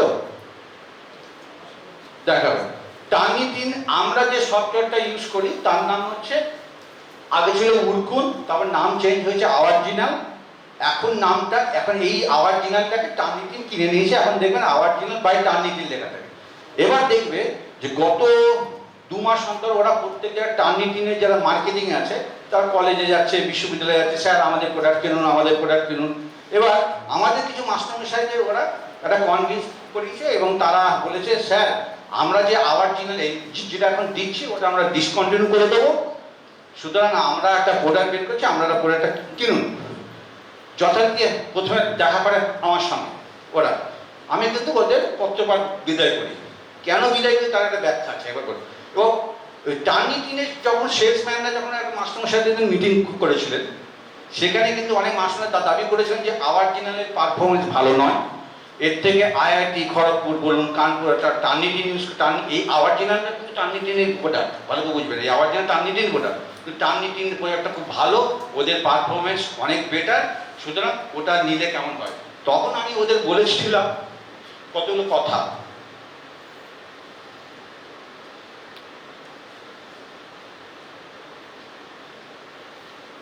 সেটা হলো যে প্লেগারিজম ইস্যুটা কিন্তু সবসময় কি বলো, সবসময় সফটওয়্যারের পারফরমেন্স উপর ব্যাপার না, এটা একটা ভীষণ সেন্সিটিভ এবং একটা বিতর্কিত বিষয়। এখানে যতটা ডিপ্লোম্যাটিক অ্যাপ্রোচ হবে ততটাই বেটার থাকবে। সেই জন্য আমরা ইউজিসিকে আমরা বস বলছি, বস বলে কোটেশন দিচ্ছি। ইউজিসি যখন গাইডলাইন দিয়েছে তো ইউজিসির গাইডলাইন মেনে আমার চলাটা বেটার হবে ডিপ্লোম্যাটিক। মনে করো আমি টার্নিটিন কিনলাম আজকে, কথা বর্ধমান ইউনিভার্সিটি বা বিদ্যাসাগর ইউনিভার্সিটি কিনলাম নিজস্ব পয়সা দিয়ে, কেনার পর দেখা গেল কারো 40%, কোনো একটা কেসে 40% বেরোলো, আমি ইউজিসির নিয়মে তাকে শাস্তি দেবো, কোর্টে বিষয়টা উঠবে, কোর্টে বিষয়টা উঠলে বলবে 40% কথায় দেখা যাবে ইউজিসির দেওয়া সফটওয়্যার কিন্তু আওয়ারজিনাল আছে, আওয়ারজিনালের রিপোর্টে দেখা গেছে কথার কথা ওটা পারফরমেন্স খারাপ, তো তর্কে খাতে বিলো 40-30 কথা বলে, কম হলো বা বেশি হলো, যাই হোক একই হলো না, তখন কিন্তু ইউজিসির গাইডলাইন মেনে আমি তাকে পানিশমেন্ট দিচ্ছি, অথচ ইউজিসি সফটওয়্যার দেওয়া যে রিপোর্টটা মানছি না, আমি নিজস্ব বাজার থেকে কিনে তার সফটওয়্যার তার রিপোর্টে দিচ্ছি, তাকে পানিশমেন্ট দিচ্ছি। এখানে লিগ্যাল ইস্যু আসতে পারে। আর যারা কোম্পানি মার্কেটিং দেবো তারা তো তাদের মাল বিক্রি করার জন্য বলবে যে আমাদের এই প্রোডাক্টটা ভালো, এবং ওরা কি বলছে ভালো শোনেন, যে আমরা এই আওয়ারজিনালটা ডিসকন্টিনিউ করে দেবো, টার্নিটিনটা আমার দেবে। এবার আপনাদের নলেজের জন্য বলে রাখি, ইনফ্লিমনেট টাইমস অফ ইন্ডিয়া যারা এখন ফলো করে বুঝতে পারবেন, গত 6 মাস আগে প্রথমে এই 2023-24 জন্য ওপেন টেন্ডার ডাকে, যে বিডিএস অর্থাৎ প্লেগারিজম ডিটেকশন সিস্টেমের জন্য ওরা একটা টেন্ডার কল করে, গ্লোবাল টেন্ডার, মানে গোটা ওয়ার্ল্ডে, তাতে টার্নিটিনও অংশগ্রহণ করেছিল। ওই টেন্ডারটা বাতিল হয়ে যায়। বাতিল হওয়ার কি কারণ না, ওই টেন্ডার বাতিল হয় একমাত্র কারণ হচ্ছে যে প্রত্যেকটা সফটওয়্যার কোম্পানিকে ইন্ডিয়ার সঙ্গে কোনো সফটওয়্যার, ইন্ডিয়ান কোনো সফটওয়্যার কোম্পানির সঙ্গে যুক্ত থাকতে হবে, টার্মস অ্যান্ড কন্ডিশনের মধ্যে ছিল। কারণ এখানে দেখা যাচ্ছে বেশ কিছু যারা পার্টিসিপেট করেছিল তাদের মধ্যে ইন্ডিয়ান কোনো আইটি কনসার্টের সঙ্গে হয় না। এখন হচ্ছে আত্মনির্ভর ভারত, বুঝতেই পারছেন, মেক ইন ইন্ডিয়া, সব বুঝতে পারছেন, সেজন্য ওদের টার্মস অ্যান্ড কন্ডিশন হচ্ছে ভারতবর্ষের কোনো সফটওয়্যার কোম্পানির সঙ্গে টায়ার থাকতে হবে, এটা হচ্ছে টেন্ডারের মূল একটা ক্রাইটেরিয়া। তার জন্য এবার আবার মানে রিটের টেন্ডার হয়েছে, সম্ভবত এবারও ক্যান্সেল হবে। এখন গভর্নমেন্ট যেটা চাইছে যে মেক ইন, মানে আমাদের পয়সায় টার্নিটিন সমস্তটা নিয়ে চলে যাবে, এটা মেনে নেওয়া যাবে না। এর থেকে বলুন টিসিএস বলুন, ইনফোসিস বলুন, কগনিজেন্ট বলুন, যে কোনো সফটওয়্যার কোম্পানিগুলো কিন্তু এগিয়ে আসছে।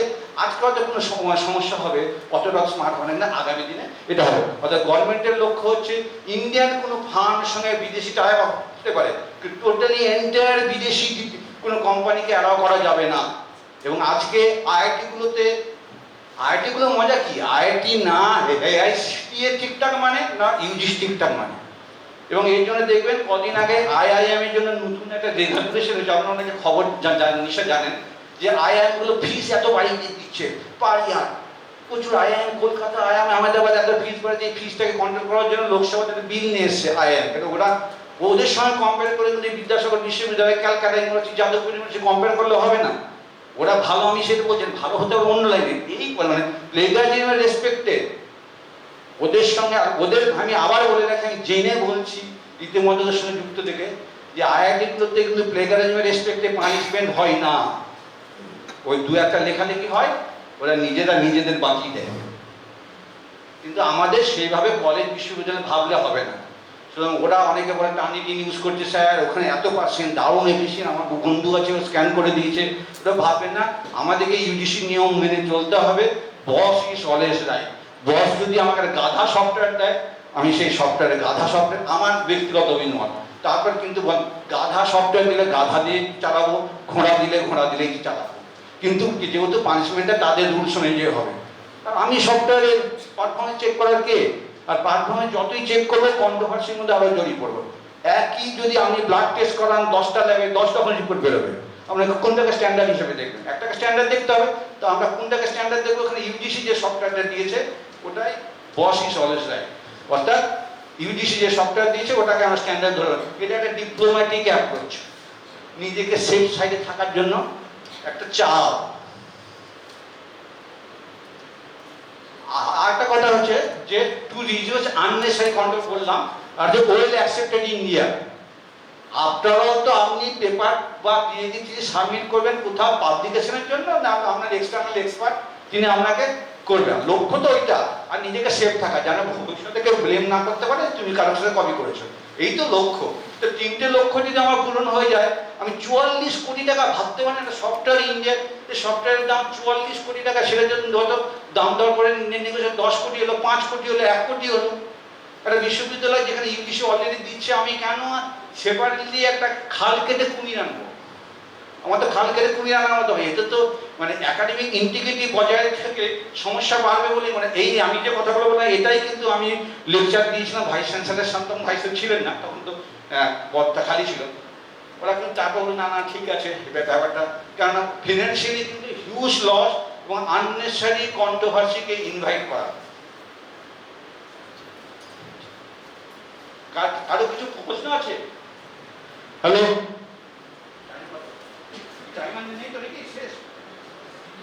কতক্ষণ আছে? হ্যাঁ বলো বলো, মাইকটা দাও না।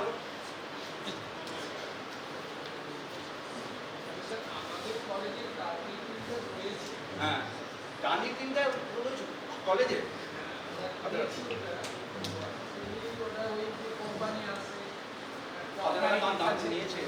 স্যার আপনার খুব চমৎকার আলোচনা শুনলাম, খুব মনোজ্ঞ আলোচনা, খুব ভালো লাগলো, অনেক কিছু জানতে পারলাম। একটা প্রশ্ন আছে আমাদের অনেকেরই, সেটা হচ্ছে ধরুন আমরা পিএইচডি করছি, যে আমরা যে আর্টিকেল লিখছি, ধরুন 3টে আর্টিকেল লিখলাম পিএইচডি টপিকের রিলেটেড, কিন্তু একটা আর্টিকেলের জিনিস তো বাকি দুটো তো কিছুটা হলো তো পুনরুক্তি ঘটছে, মানে সেলফ প্লেগারিজম বা এতে পড়ে যাবো না তো? তার জন্য খানিকটা তো রিপিট হচ্ছে জিনিস। এটা আমরা একটা কি করেছি, দেখুন সব কিছু বলে না, সেই আমরা সেই ছোটখাটো বলে একটা গল্প চলেছে, হাফ গ্লাসের গল্প, যে হাফ গ্লাস ভর্তি আছে, কেউ বলবে হাফ গ্লাস খালি আছে। তা আইনের একটা ব্যাখ্যা, অপব্যাখ্যা, সমব্যাখ্যা সব রকম হয়। এবার আমরা যেটা আপনার নিরিখে বলি, কেউ কতগুলো গবেষণা, যেটা বললাম থিসিস মানে লেখার আগে 4টে পেপার, মানে জাস্ট ধরার জন্য বলছি, 4টে পেপার পাবলিশ করলো। এই 4টের মধ্যে আমি বলছেন যে সিমিলারিটি আছে, 4টে সিমিলার থাকবে। সেটাকে অ্যাসেম্বল করে যখন পিএইচডি থিসিসে লিখলো, পিএইচডি থিসিস যখন স্ক্যান করছে, তখন 4টে পেপারের সঙ্গে মিল দেখাচ্ছে, কারণ ওগুলো অলরেডি পাবলিশ ওয়েবে আছে। তাহলে কি সেলফ রেফারেন্সে পড়বে? তাই তো বেশি প্রশ্ন, এটাই তো। তাও এবার আমরা যেটা বলেছিলাম, আমরা তখন দেখছি না, একদিকে বলবো ক্রেডেনশিয়াল, যে তুমি পিএইচডি থিসিস করার আগে কটা পেপার করেছো, ক্রেডেনশিয়াল দেখবো। আর ওটাকে স্ক্যান করতে গিয়ে তারই পাবলিশ পেপারের সঙ্গে মিল দেখালে তাকে আমি ডিসকোয়ালিফাই করবো, এটা তো হতে পারে না, দুটো তো কন্ট্রাডিক্টরি। তখন আমরা করি ঠিক আছে, পিএইচডি যেহেতু লাইফে জেনারেলি লাইফে একবার করে, 2বার 3বার পিএইচডি করা যায়, কিন্তু জেনারেলি যেহেতু একবার করে, বলে পিএইচডি আমরা মানে পেপার টু পিএইচডি, ভালো বলুন, paper to PhD thesis allowed, paper to paper not allowed, thesis to paper not allowed. কথা বুঝতে পারলে? বুঝতে পেরেছো কি বললাম? সেলফ প্লেগারিজমের ক্ষেত্রে। এবার আপনার প্রশ্ন করুন। বলুন। হ্যাঁ, এই মাইকটা দাও। হ্যাঁ বলুন বলুন, সবাই শুনুন। এটা আমি শুনলে হবে না, আপনার আপনার প্রশ্নটা অনেকের মনের প্রশ্ন, কিন্তু অনেকে করতে পারছে না। বলুন বলুন। যে সফটওয়্যারটা দিচ্ছে ওগুলো কি কলেজ পাবে অ্যাভেলেবল, ওগুলো ফ্রিতে? এখন আমি খুব ভালো প্রশ্ন করেছি, কলেজ কি সফটওয়্যারটা পাবে? খুব আচ্ছা, কলেজে আমাদের অনেকে বলে জানেন যে স্যারকে কিছুদিন আগে বলছিলাম, আপনারা কি ওই ই জার্নাল শোধ কম মানে ই শোধ সিন্ধুটা কি কেউ পান? নিশ্চয়ই পান না। আচ্ছা, আপনারা কি পান এল লিস্ট যেটা বলে? হ্যাঁ, এল লিস্ট আমাদের আছে, কেউ কেউ আছে না? ওটা দেখুন 5,000 টাকা ওয়ান টাইম দিলে বেশ কিছু জানি। এ প্রসঙ্গটা আসছি, আপনারটাই আসবো, এইভাবেই আসছি যে কলেজে দেবে আমরা যারা বিশ্ববিদ্যালয়ে যারা ইমপ্লিমেন্ট প্রোগ্রামের সঙ্গে যুক্ত আছি, তারা ই শোধ সিন্ধু, এটার আগে নাম ছিল ইউজিসি ইনফোনেট, অনেকের নাম জানা থাকবে, ইউজিসি ইনফোনেট নাম ছিল, এখন নামটা চেঞ্জ হয়ে গেছে ই শোধ সিন্ধু। সে ই শোধ সিন্ধুটা কি না, একটা কনসোর্টিয়াম যেখানে ইউজিসি বা ইমপ্লিমেন্টের হিউজ টাকা দিয়ে বেশ কিছু পাবলিকেশন জার্নাল কেনে অনলাইনে, যেটা আইপি বেস অ্যাক্সেস। এখন যদিও কোভিডের জন্য বাড়িতে বসে অ্যাক্সেস পাওয়া যাচ্ছে 2 বছর, আবার বন্ধ করে দিয়েছে। তো ওই অ্যাক্সেসটা হচ্ছে খুব গরিব যারা ইনস্টিটিউট সকল, তারা যেন অ্যাক্সেসটা পায়। এবার প্রশ্ন হচ্ছে কলেজগুলো যখন ডিমান্ড করলো, স্যার তাহলে আমরা যদি বিশ্ববিদ্যালয়গুলো এই সব কিন্তু পাই, আমরা তাহলে কিন্তু আমরা তো অনেক কলেজে ভালো গবেষণা হয়, তখন ওই মানে নিস যেটা সেটা 5,000 টাকার বিনিময়ে কিছু সিলেক্টিভ, নট অল, মানে ঈশ্বর সিন্ধুর মধ্যে অতটাও বড় নয়, কিন্তু কিছু সিলেক্টিভ জার্নাল বুক কলেজকে যারা 5,000 টাকা দিয়ে ওয়ান টাইম অবশ্য 5 বছর দিয়ে ওরা অ্যাক্সেস দিচ্ছে, সেটা কিন্তু আইপি বেস অ্যাক্সেস। এবার আমার প্রসঙ্গ আসছে, এবার অনেক প্রশ্ন, স্যার তাহলে যে ইউজিসি দেওয়ার সফটওয়্যারটা কি কলেজে পাবে? এটা বেসিক প্রশ্ন।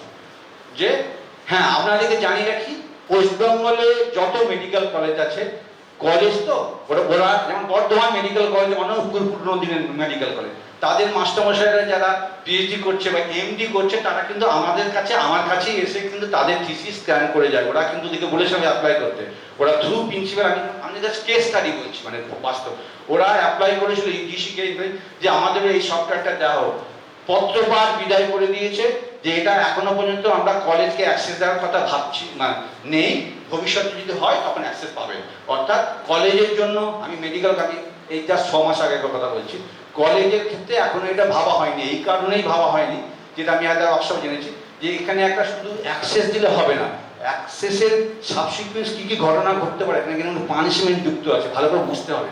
এটা কিন্তু এমনি দিলাম, স্ক্যান করলাম, জমা দিলাম না, এটা রিপোর্টের বেসিসে court, high court, RTI, supreme court, এগুলো সব যুক্ত আছে, চেন এখানে পানিশমেন্টের কথা উল্লেখ আছে, বুঝতে পারছেন? তাহলে ইনক্রিমেন্ট, একটা মাস্টারমশাইয়ের গায়ে কালি ছেটানো, তাকে পদ থেকে নামিয়ে দেওয়া, তাকে মেলাইন করা, সমাজে সে একটুকে লিখেছে, তার বাড়িতে সময় আমার আত্মহত্যা অবধি হয়েছে প্লেগারিজমের মিথ্যা কমপ্লেন দেওয়ার জন্য, বাজারে এরকম ঝুড়ি বোঝানো, সেটা ব্যাপারটা অতটা হালকা নয়। যে অ্যাক্সেস দিলে একটা ই জার্নালের অ্যাক্সেস দেওয়া, একটা সফটওয়্যার স্ক্যানের অ্যাক্সেস দেওয়া, একটা গভর্নমেন্ট বডির ক্ষেত্রে ব্যাপারটা কিন্তু অসুবিধাটা আমি লিখেছি, একটা লিগাল ইস্যু আছে এর মধ্যে, এবং লিগাল ইস্যুটা কিন্তু খুব ভাইটাল, কারণ এই লিগাল ইস্যুর ওপরে তার পারিবারিক সম্মান বলুন, তার প্রাতিষ্ঠানিক সম্মানটা কিন্তু জড়িয়ে আছে। শেষের জন্য কলেজে আপাতত যেহেতু পানিশমেন্ট দেওয়ার যে স্ট্রাকচার দেওয়া হয়, তাতে কলেজের কথা উল্লেখ নেই। ভাইস চ্যান্সেলর, ভাইস চ্যান্সেলর বডির যেখানে চেয়ারম্যান কলেজ স্টুডেন্ট পানিশমেন্ট দেবে, কোনো কারণ কলেজে কোনো মাস্টারমশাই অ্যাক্সেস দিল, তো তর্কে খাতে ধরে নিচ্ছে, তার 60% ধরা হলো, করতেই পারে। আমি এমনও জানি বহু পুরনো থিসিস যদি এখন স্ক্যান করা যায় 100% পেবে, আমি জানি। ঠিক আছে, ওর বেরিয়ে গেছে, এবার কলেজে যদি অ্যাক্সেস দেওয়া হয়, দেখা যায় যে 40% কারো ধরা পড়বে। এবার বলুন তো কলেজ কর্তৃপক্ষ ওটা নিয়ে কী করবে? অ্যাজ পার ইউজিসি নর্ম কলেজের পানিশমেন্ট দেওয়ার কোনো বিধান দেওয়া নেই, তাহলে ওটাকে চেঞ্জ করতে হয়, কথা বলছে, ফলে এখন ওটা অ্যাক্সেসটা কিন্তু কলেজে দেওয়া নেই।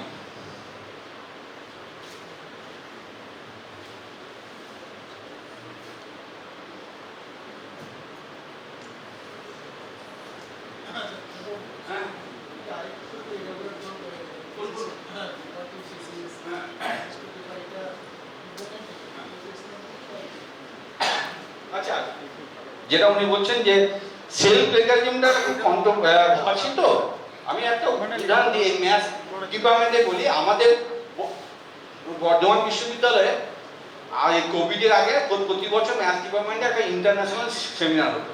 এবার বুঝতেই পারছো যে সেই ইন্টারন্যাশনাল সেমিনারে অনেক যারা দিকপাল ম্যাথামেটিক্স ডিপার্টমেন্টের কথা বলছি, ম্যাথের সব ডিপার্টমেন্টে হয় এটা, যে ম্যাথের ডিপার্টমেন্ট এবারে সিনিয়র যারা ম্যাথামেটিক্সিয়ান আছেন তাদের যারা ছাত্র আছে বর্তমান ইউনিভার্সিটি তারা বলে স্যার আমাদের একটা ইন্টারন্যাশনাল কনফারেন্সের পেপার দিন স্যার বলছে দেবো স্যার এর মধ্যে কতগুলো পেপার পাঠিয়েছে এবং যতজন সেমিনারে অংশগ্রহণ করতে তারা অনেকে পেপার প্রায় 100-200 পাঠিয়েছে পেপার যতই সেমিনার হবে।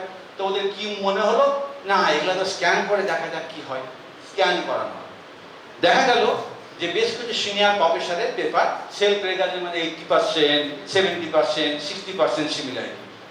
তাদেরকে না পারছে বলতে ছাত্র সবাই এরা ছাত্র আছে তাদের স্যার সে হয়তো আজ থেকে 10 বছরের কাজ করে সেটাকে কিছু চেঞ্জ করে আবার দিয়েছে। যাই হোক ওগুলোকে অ্যাকসেপ্ট করা হয়নি। এবার যেটা উনি যেটা বারবার বলতে চাইছেন যে self result paper to paper, মনে করো তুমি একটা পেপার লিখেছো, সেই পেপার লিখেছো তারপর সেই পেপারটাকে 6 মাস পর হোক 2 বছর পরে হোক পেপারটা পাবলিশ লিখেছো মানে লেখার কথা বলছেন লেখা এবং পাবলিশ হওয়ার পর তুমি 6 মাস পর বা 2 বছর পর ওই পেপারটাকে কিছু মডিফিকেশন করে আবার স্ক্যান করলে, স্ক্যান করে দেখালো তোমার ওই পুরনো পেপারটার সঙ্গে ধরা পড়লো। মোর দ্যান 10 হলে কিন্তু তোমাকে অ্যালাউ নয়, তোমাকে কিন্তু বিলো 10ই নিয়ে আসতে হবে।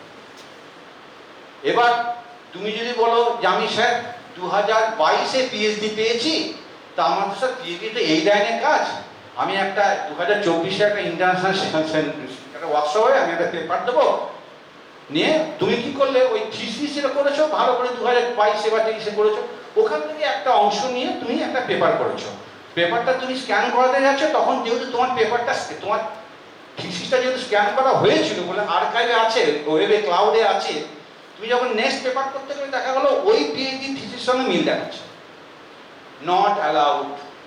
কথা বুঝতে পারলে? তুমি যদি পিএইচডি থিসিস করেছো সেখান থেকে তুমি যেটা পেপার খাপলে একটা অংশ নিয়েছো নিয়ে একটা পেপার করছো পিএইচডি পেয়ে গেছো কিন্তু এটা যদি মোর দ্যান 10 হয়ে যায় নট অ্যালাউড, বিলো 10 করতেই হবে। কিন্তু এবার একটা জায়গাতেই ছাড় যে তুমি পিএইচডি থিসিস জমা দেওয়ার আগে থিসিস স্ক্যান করলে তোমার 10টা পেপার পাবলিশের দেশে মিল দেখালো, 90% মিল দেখালো, 100% মিল দেখালো, ছাড়। কারণ তুমি ধরেই না হবে তুমি ওই পেপারগুলো পিএইচডি থিসিস জমা দেওয়ার আগে তুমি পেপারগুলোকে জড়ো করেছো এক জায়গায় অ্যাসেম্বল করেছো বলেই তো থিসিসটা লিখতে পেরেছো, না তো থিসিসটা কিসের বেসিসে লিখেছো? তো তুমি তো ওটাকে আমি ছাড় দেবো না তাহলে তো ব্যাপারটা তো বেশ যুক্তিহীন হয়ে যাচ্ছে। সেই জন্য তোমার পেপার থেকে তুমি যদি থিসিস করো ছাড় না, থিসিস শোনো তোমাকে বুঝতে হবে সেলফ রেজাল্টের স্পিডটা কোথায়, যে একজন একটা খেটে করে পেপার করেছে সেটা কুমির ছানার মধ্যে বারবার দেখাচ্ছে মানে কি বারবার অ্যাডভান্টেজ নিচ্ছে, কিন্তু পিএইচডি ডিগ্রি সে একবার করেছে সেই 10টা পেপারকে অ্যাসেম্বল করে পিএইচডি করে সেটাকে সেই তো পিএইচডি তো 10 বার পিএইচডি করছে না যে 10 বার বেনিফিট নিচ্ছে, সে বেনিফিট যেন কি একটা কাজের উপর বেশ করে মাল্টি টাইম বেনিফিট যেন না নিতে পারে, সেলফ রেজাল্টের মূল স্পিডটা হচ্ছে ওই জায়গাটা। বলো কারো কিছু প্রশ্ন থাকলে বলো। হ্যাঁ কে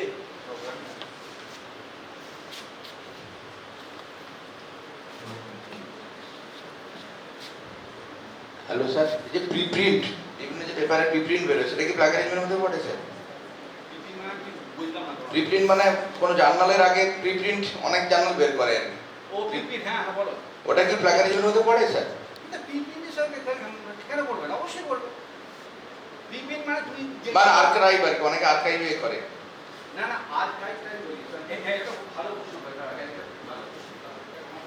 আপনার বলা হলো না। হ্যাঁ আমি বুঝি না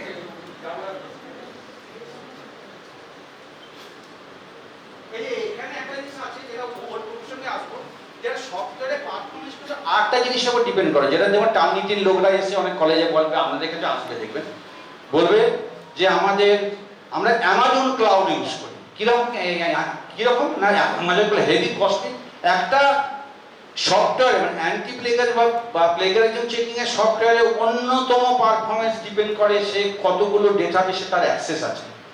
কথাটা বুঝতে পারলে? মনে করো এলসিভিআর একটা খুব কস্টলি ডেটাবেস, এবার দেখা গেল যে টার্নিটিন দাবি করলো যে এলসিভিআরে আমার অ্যাক্সেস আছে, আদৌ অত অ্যাক্সেস নেই। এবার আমি একটা এলসিভিআরে এখন জার্নাল থেকে কপি করেছি, কপি করে স্ক্যান করলাম, এবার যখনই আমি টার্নিং দিয়ে কপি করলাম ওর যদি এলসিভিআরে যদি ওই সফটওয়্যারটা যদি অ্যাক্সেস না কিনে থাকে তাহলে কিন্তু ওটার সঙ্গে মিল পাবে না, আর ওটা তো ফ্রি অ্যাক্সেস নয়, এলসিভিআরটা ফ্রি অ্যাক্সেস নয়। তেমনি এবার তোমার প্রশ্ন আসি, তুমি যে প্রিপ্রিন্টের বলছো অনেকে দেখবে আর্কাইভে রেখে দেয়, সেই আর্কাইভে কিন্তু প্লেগারিজমে কেন ধরবে? ওটা যদি প্রত্যেকটা তোমার যদি যে সফটওয়্যারটা স্ক্যান হচ্ছে, তোমার যদি ওই প্রিপেন্ডে যে আর্কাইভ, নিজস্ব যে আর্কাইভ, সেখানে এন্ট্রি পায়, ওখানে এন্ট্রি, সে এন্ট্রি পেলে মিল পেলে ধরবে। আর তুমি যদি কোনো ব্লক করে ধরেন এন্ট্রি ঢুকতে পাবে না। কথাটা বুঝতে পেরেছি কি বললাম? মানে সেটা কি সেই আইনের মধ্যে পড়ে স্যার? বলো। আর্কাইভ বা প্রিপ্রিন্টের লেখাটাও যদি ধরে না, কারণ আর্কাইভ বাজারে লক্ষ স্কলার তারা পার্সোনাল আর্কাইভ বানিয়েছে, প্রিপ্রিন্ট বানিয়েছে, সফটওয়্যার ওগুলোকে অ্যাক্সেস করতে পারে না। ফলে ওটা তুমি মানে কি বলবো, টার্গেটিং ধরে নেয় স্যার। হ্যাঁ, টার্গেটিং কিন্তু ধরে নেয়। ওরা বলো না তোমারটা এরকম হয়তো ধরতে পেরে, ধরে নেয় বলে জেনারেলাইজ করা যাবে না। কাউটা ধরতে পারবে, কাউটা পারবে না। কিন্তু আমার সাজেশন হচ্ছে পার্সোনাল আর্কাইভে রাখার থেকে ক্লাউডে, বিশেষ করে প্লেগারিজমের ইস্যুটা ওই নিজস্ব হার্ড ডিস্ক রাখা বেটার। ক্লাউডে কোনগুলো রাখবে, যেটা আমার ব্যক্তিগত অভিমত। যেমন ধরুন আমেরিকান ম্যাথমেটিক্যাল সোসাইটির একটা আর্কাইভ আছে জানি, তো সেটা বেটার, ওটা স্ট্যান্ডার্ড, ওইগুলো রাখলে অসুবিধা নেই। রিসার্চ স্কোয়ার করে রিসেন্ট একটা আর্কাইভ আছে, সেখানে রাখা মানে নিজের বিপদে ডেকে আনা, মানে ওটা যখনই চেক করবেন যে কোনো সফটওয়্যারে ওইটাকে কাজ করে আপনার বলবে সেম প্লেগারিজম অমুক করে, ওটা দিয়ে বেরোনি একশো। তো সেই জন্যে অ্যাভয়েড করাই হচ্ছে বেশি। আর যে কোনো জায়গায় রাখবেন না কেন, যে কোনো আর্কাইভ বলে দিল রাখলে পরে প্লেগারিজম ধরবে। আপনি যখন জার্নালে সাবমিট করবেন, আইথেন্টিকেট বলবো, টার্মিনেটিভ ধরে বলবো ওইটা কেন, তার এক্সটেন্ট কি, বা কিছু না বলে রিজেক্ট করে দেবে, বলে আপনার ওখানে আসছে সেলফ প্লেগারিজম বলে রিজেক্ট করে। কেউ তার পড়ে দেখবেন লাইন বাই লাইন, বললো আপনার সেলফ প্লেগারিজম আছে, সেটা আর্কাইভে না রাখাই হচ্ছে আমার সাজেশন, না রাখাই বেশি। ঠিকই বলেছেন যে এটা সেফ থাকার জন্য আর্কাইভে, তুমি যেটা বলে না যে টার্গেটিং ধরেছে, তোমারটা ধরেছে, কারোটা ধরেনি, হয়তো আজকে ধরেনি, কালকে ধরতে পারে, বা অন্য সপ্তাহে ধরলো। আর্কাইভে প্রিপ্রিন্ট অর্থাৎ প্রি পাবলিশ পেপার একটা আর্কাইভ হিসেবে রাখাটা ক্লাউডের সেফ নয়। কেননা প্লেগারিজমের কমপ্লেন ওরা দেখবে না, ওখান থেকে মিল পাবে, তোমারই পেপার বলবে এত % মিল, তোমারই পেপার, কিন্তু দেখবে না, কেউ ব্যাখ্যাও দেবে না তোমাকে। পাবে তুমি যেখানে সেমিনারে কোনো ওয়ার্কশপে পাঠাবে, সেমিনারে পাঠাবে, ওরা বোর্ড অফ এডিকশন এত % তলিয়ে দেখবে না ব্যাপারটা কেন ওরই পেপার সেমিনার বাতিল। শুধু সেই রিক্সে না, আমরা ক্লাউডে আমরা একটা জিনিসই রাখি, আমি ব্যক্তিগতভাবে বলে রাখি, ক্লাউডে এটাও সেফ কিনা আমি জানি না, আমার মাধ্যমিকের মার্কশিট থেকে আরম্ভ করে পাসপোর্ট সমস্ত কিছু ক্লাউডে আছে। যখন যেখানে দরকার হয় ওইখান থেকে নামায় পিন দিয়ে, আমি আর বারবার পুরনো জিনিসগুলো আনি না। এটা হচ্ছে ক্লাউডে বসে এখন পর্যন্ত আমি সেফলি ইউজ করি। আমার এভরি ডকুমেন্ট, রেশন কার্ড থেকে ভোটার কার্ড, আধার, তার ফটোকপি, এগুলো আমি ক্লাউডে রেখে দিয়েছি এখনো পর্যন্ত। এবার এটা যদি কেউ নেয় তো নেই, হ্যাঁ, তা যাই হোক, তাই এটা আমি রেখে দিচ্ছি। আচ্ছা, কারো কিছু প্রশ্ন? বলো।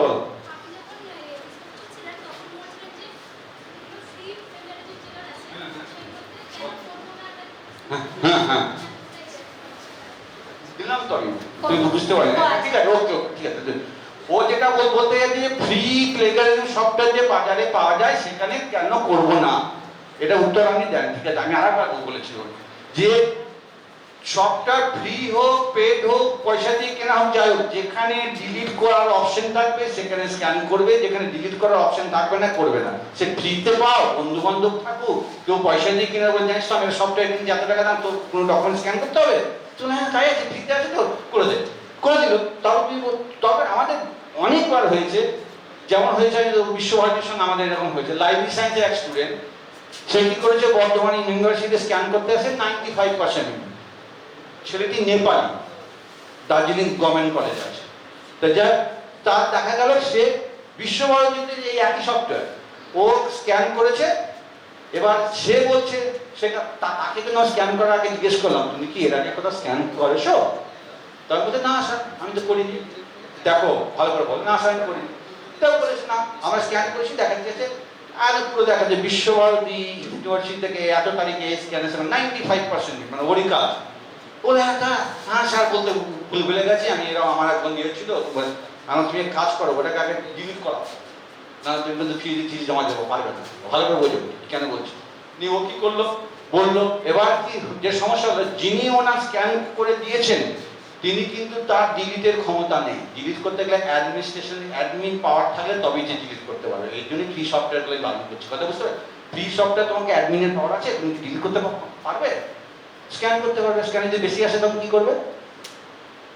বেশি তো আসতেই পারে, বা কম এলেও তুমি কি করবে, কম এলে সেটাকে তুমি কালেকশন করে আবার পরে যখন পেপার করবে তখন ওটা কিন্তু আর্কাইভে থেকে যাবে, ওটার সঙ্গে মিল দেখাবে, তখন তুমি কি করবে?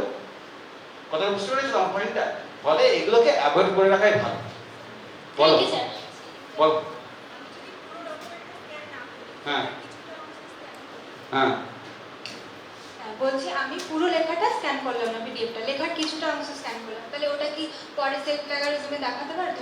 সেলফ প্লাগারিজম তো কম্পিউটার সফটওয়্যার বুঝবে না, ও বলবে যে তোমার মনে করো আর কি 10 পাতা ডকুমেন্ট আছে, তুমি 2 পাতা স্ক্যান করেছো, 2 পাতা আর্কাইভে থাকলো, এবার 10 পাতা কমপ্লিট করবে এবং স্ক্যান করো, তো 2 পাতা মিল দেখাবে,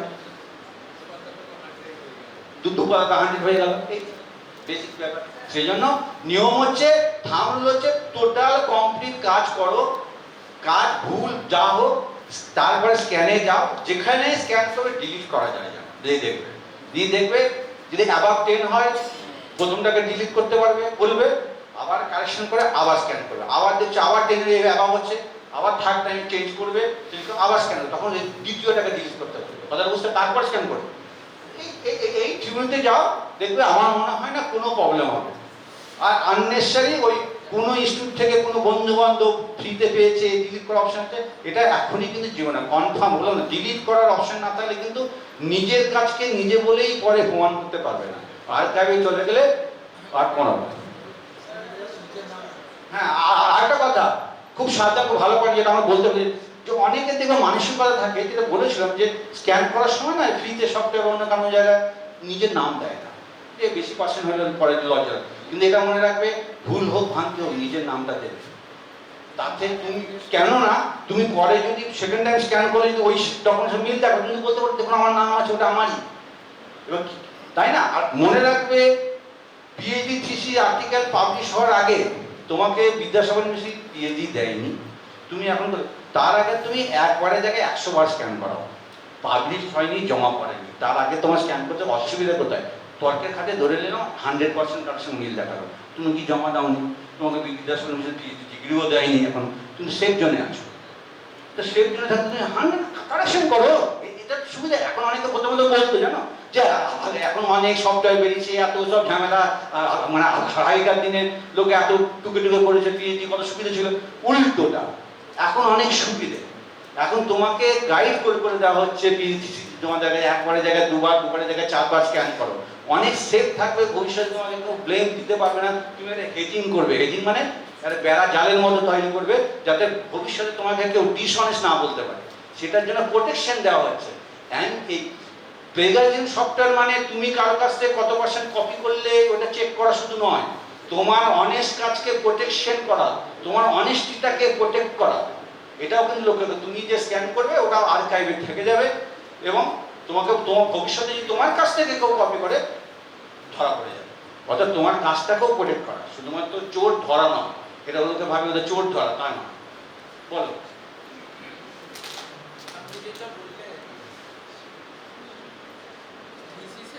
স্ক্যান করার সময় যে পেপারগুলো আমরা দিয়েছি ওগুলো যদি অলরেডি পাবলিশ হয়ে যায় তো তাতে 100% যদি দেখাই, এবার যদি থিসিসের মানে আমার পিএইচডি কাজ চলাকালীন আমি যদি কোলাবোরেশনে আরো অনেক কাজ করে থাকি, তো সেইগুলোতে আমি সবে হয়তো ফার্স্ট অথর নেই, সেকেন্ড অথর এই দুটোই তোমার প্রশ্ন, এটা খুব ভালো, আমরা খুব ফেস করি। মনে করো কেউ বললো স্যার আমি তার গ্রুপে কাজ করেছি, আমাদের ওই পেপারটা 3 জন মিলে আছে, কোনোটাতে ফার্স্ট অথর আছে, কোনোটাতে থার্ড অথর হিসেবে আমি, কোনোটাতে ফোর্থ অথর হিসেবে, তাহলে আমাদের নিয়ম হচ্ছে অথরের মধ্যে তোমার যে কোনো একটা নাম থাকলেই হলো, বুঝেছো তোমার প্রশ্ন উত্তরে? একটা গ্রুপের কাজকে 4 জনের গ্রুপের কাজ 4 জনেতে একই নাম দেওয়া যায় না বাবা, কাকে তো 1 2 3 4 করতে হবে, 4 মানে তার সে তার কন্ট্রিবিউশন কম, 3 মানে তার থেকে একটু বেশি, তা তো নয়। অর্থাৎ যদি জয়েন্টলি 3-4 জন অথর হয়, অর্থাৎ তুমি তবেই বাদ দেবো যদি তোমার ওই আর্টিকেলে তোমার নামটা থাকে, কথাটা বুঝতে পেরেছো? যে 4এই থাক, 1এই থাক, 2এই থাক, আর 3এই থাক।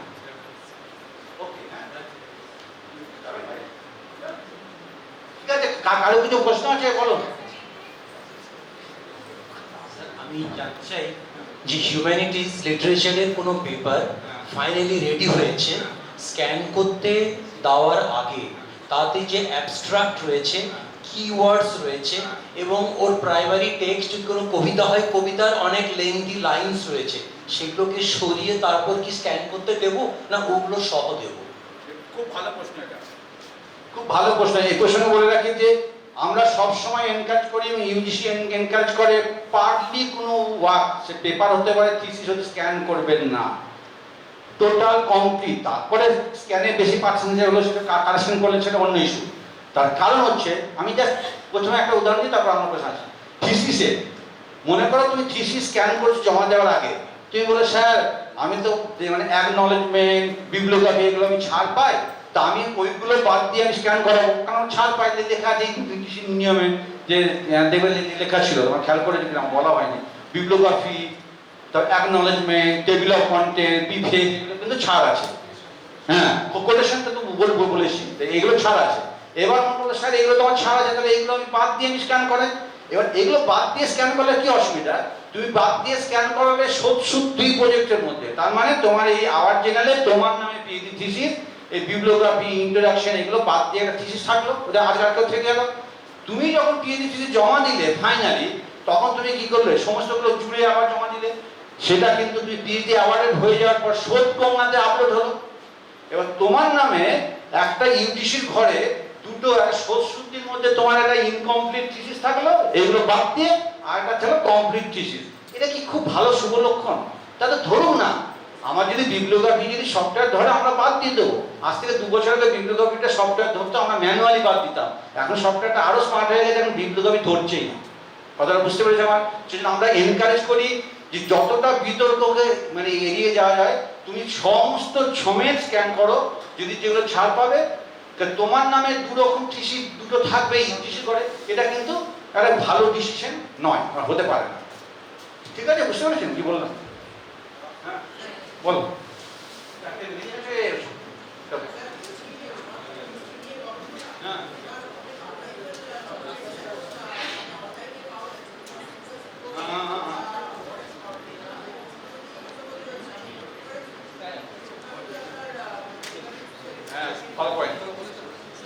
আচ্ছা, লাস্ট প্রশ্ন নিয়ে ফেলেছি, আর টাইম নেই।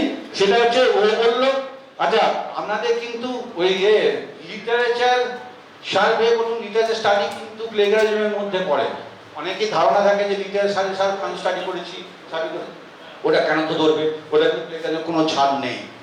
1 নম্বর কথা। ও যেটা আরেকটা কথা বলবে জানো কি বললে এখন?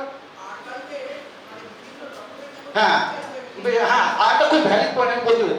অনেকে বলে, এটা খুব মনে রাখা দরকার, স্যার আমি ওনার কাছ থেকে একটা লেখা নিয়েছি, আমি রেফারেন্সে ওনার নাম দিয়েছি, আমি মানে পুরো মানে প্রাউডলি মানে অনেস্টলি আমি নামও দিয়েছি, তাহলে কি আমি ছাড় পাবো?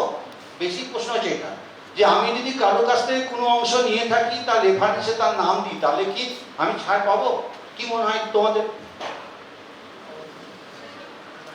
হ্যাঁ না, মানে আমি অ্যাকনলেজ করেছি, কারো কাছ থেকে লেখা নিয়েছি, কোনো একটা জিনিস নিয়েছি। এবার মনে রাখবে, রেফারেন্সে বা সাইটেশনে যাই হোক নাম দেওয়া মানে কিন্তু তার লেখাকে হুবহু কপি করার রাইট আমার নেই। যদি আমি রেফারেন্সে নাম দিই, তাহলে মনে রাখবে আমি ডাকাতি করলাম, মানে বলে বললাম নিয়েছি আবার নামও দিয়েছি। আবার যদি রেফারেন্সের নাম না দিই অথচ নিয়েছি, চুরি করলাম। অর্থাৎ দুটো, তাহলে বলো তাহলে রেফারেন্সের ব্যাখ্যা কি? সাইটেশন রেফারেন্সের ব্যাখ্যা এটাই যে বাজারে তো কয়েক লক্ষ কয়েক কোটি রেফারেন্স আছে, আমি তো সবার নাম দেবো না। যার লেখা থেকে আমি মোটিভেট হয়েছি, যার আইডিয়া থেকে আমি নিয়েছি, এবং সেটাকে নিজের ভাষায় লিখতে হবে, তো তাকেই বলে রেফারেন্স। রেফারেন্স মানে এই নয় স্যার আমি নিয়েছি, নামও তো দিয়েছি, আমি তো প্রাপ্তি স্বীকার করেছি, তাহলে আমাকে কেন ছাড় দেওয়া হবে না? এটা কিন্তু রেফারেন্সে নাম দেওয়া মানে কিন্তু তার লেখা টুকে লেখার রাইট তোমার নেই, তোমার আমার কারণ নেই। ঠিক আছে? কোটেশনে একটা লিমিট আছে, কোটেশনে একটা লিমিট আছে। এখন যদি কোটেশনটা কোনো মানে ওয়েল নন কোনো ব্যক্তির হয়, তাহলে ছাড় পাবে, না হলে কিন্তু তুমি তোমার লেখা কারো কাছ থেকে নিলে, কোটেশন দিলে ধরা পড়ে যাবে। বলো বলো। হ্যাঁ বেশ, একটা কথা দেখবে অনেক সময় জিওগ্রাফিতে বা আমাদের ম্যানেজমেন্টে, যেমন ব্যাংক অফ ইন্ডিয়াতে লয়ের ক্ষেত্রে বলি, লয়ের ক্ষেত্রে একটা স্টুডেন্ট এসেছিল, তার পিএইচডি থেকে 60% মিল। সে এসে বলে স্যার আমি তো একটা পর আমাদের ভার্ডিক নিয়ে কাজ করতে হয়, হাইকোর্টের ভার্ডিক, সুপ্রিম কোর্টের ভার্ডিকটা আমি চেঞ্জ করতে পারি না, ওটা তো আমাদের রাইট নেই স্যার, এরকম ভাই আমি সব বুঝলাম। তাহলে তুমি যদি পিএইচডি থিসিসটা বলে 10% অ্যালাউ দেওয়া আছে ইউজিসি, তাহলে তুমি 10% মধ্যে রাখো। তাহলে তুমি যদি সবই ভার্ডিক ঢুকিয়ে দাও থিসিসে মোটা করার জন্য, তাহলে তোমার কন্ট্রিবিউশন কি? তাহলে তুমি পিএইচডি কি করলে? তুমি কি লিখলে? তুমি তো তাহলে কিছু ওই ভার্ডিক ভরিয়ে দিলে, মোটা করে দিলে। তখন বলছে না স্যার না, আমার না, তোমাকে যা করতে হচ্ছে এটা ভাই অ্যাজ পার ইউজিশন কোথাও লেখা নেই যে লয়ের স্টুডেন্ট মানে আমার প্রচুর ভার্ডিক নিয়ে কাজ করতে হবে, আর ভার্ডিক আমি চেঞ্জ করতে পারবো না। ভার্ডিক জানো তো নিয়ম হচ্ছে কোনো জাস্টিসের ভার্ডিক কোনোভাবে মডিফিকেশন করা যায় না, এটা যে জেনে রাখবে। এটা অ্যাজ পার রুল তোমার ইচ্ছা মতো তুমি অন্য কারোর কাছ থেকে কিছু নিতে পারো। তখন তোমার যদি এতই ভার্ডিক নেওয়া হচ্ছে, ভার্ডিকের নাম্বার বলে দাও, ডেট বলে দাও, তুমি গোটা ভার্ডিকটা 10-15 দিন দিয়ে দিচ্ছ কেন? দেখ আমি বলছি এগুলো জাস্ট ফর এক্সাম্পল, ঠিক আছে? Thank you.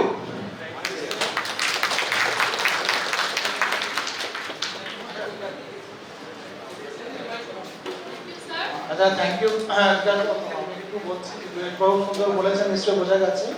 একটি কথা সহজ করে বলছি, কেউ যদি নিজের পেপারগুলোর উপরে থিসিস করে, মানে পেপারে যদি নিয়ে নিজে থিসিস করে, থিসিসের পেপারগুলো যদি দেয় সেগুলোকে এক্সক্লুড করা হয়, সেগুলো প্ল্যাগরিজমে আসবে না, সেটা বলেছে।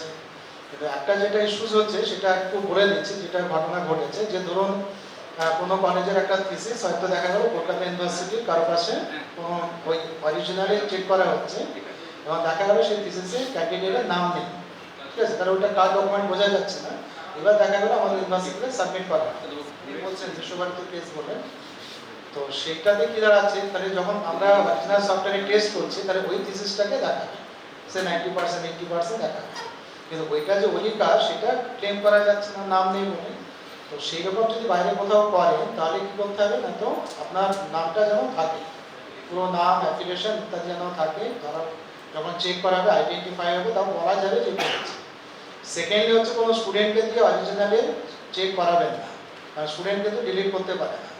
তো সেই জন্য যদি অন্য কোনো ইউনিভার্সিটি করান, তাহলে তাদের যে ইউজার থাকছে, অ্যাডমিন থাকবে, তাকে দিয়ে করাতে হবে এবং তাকে রিকোয়েস্ট করতে হবে ওটা ডিলিট করে দিতে।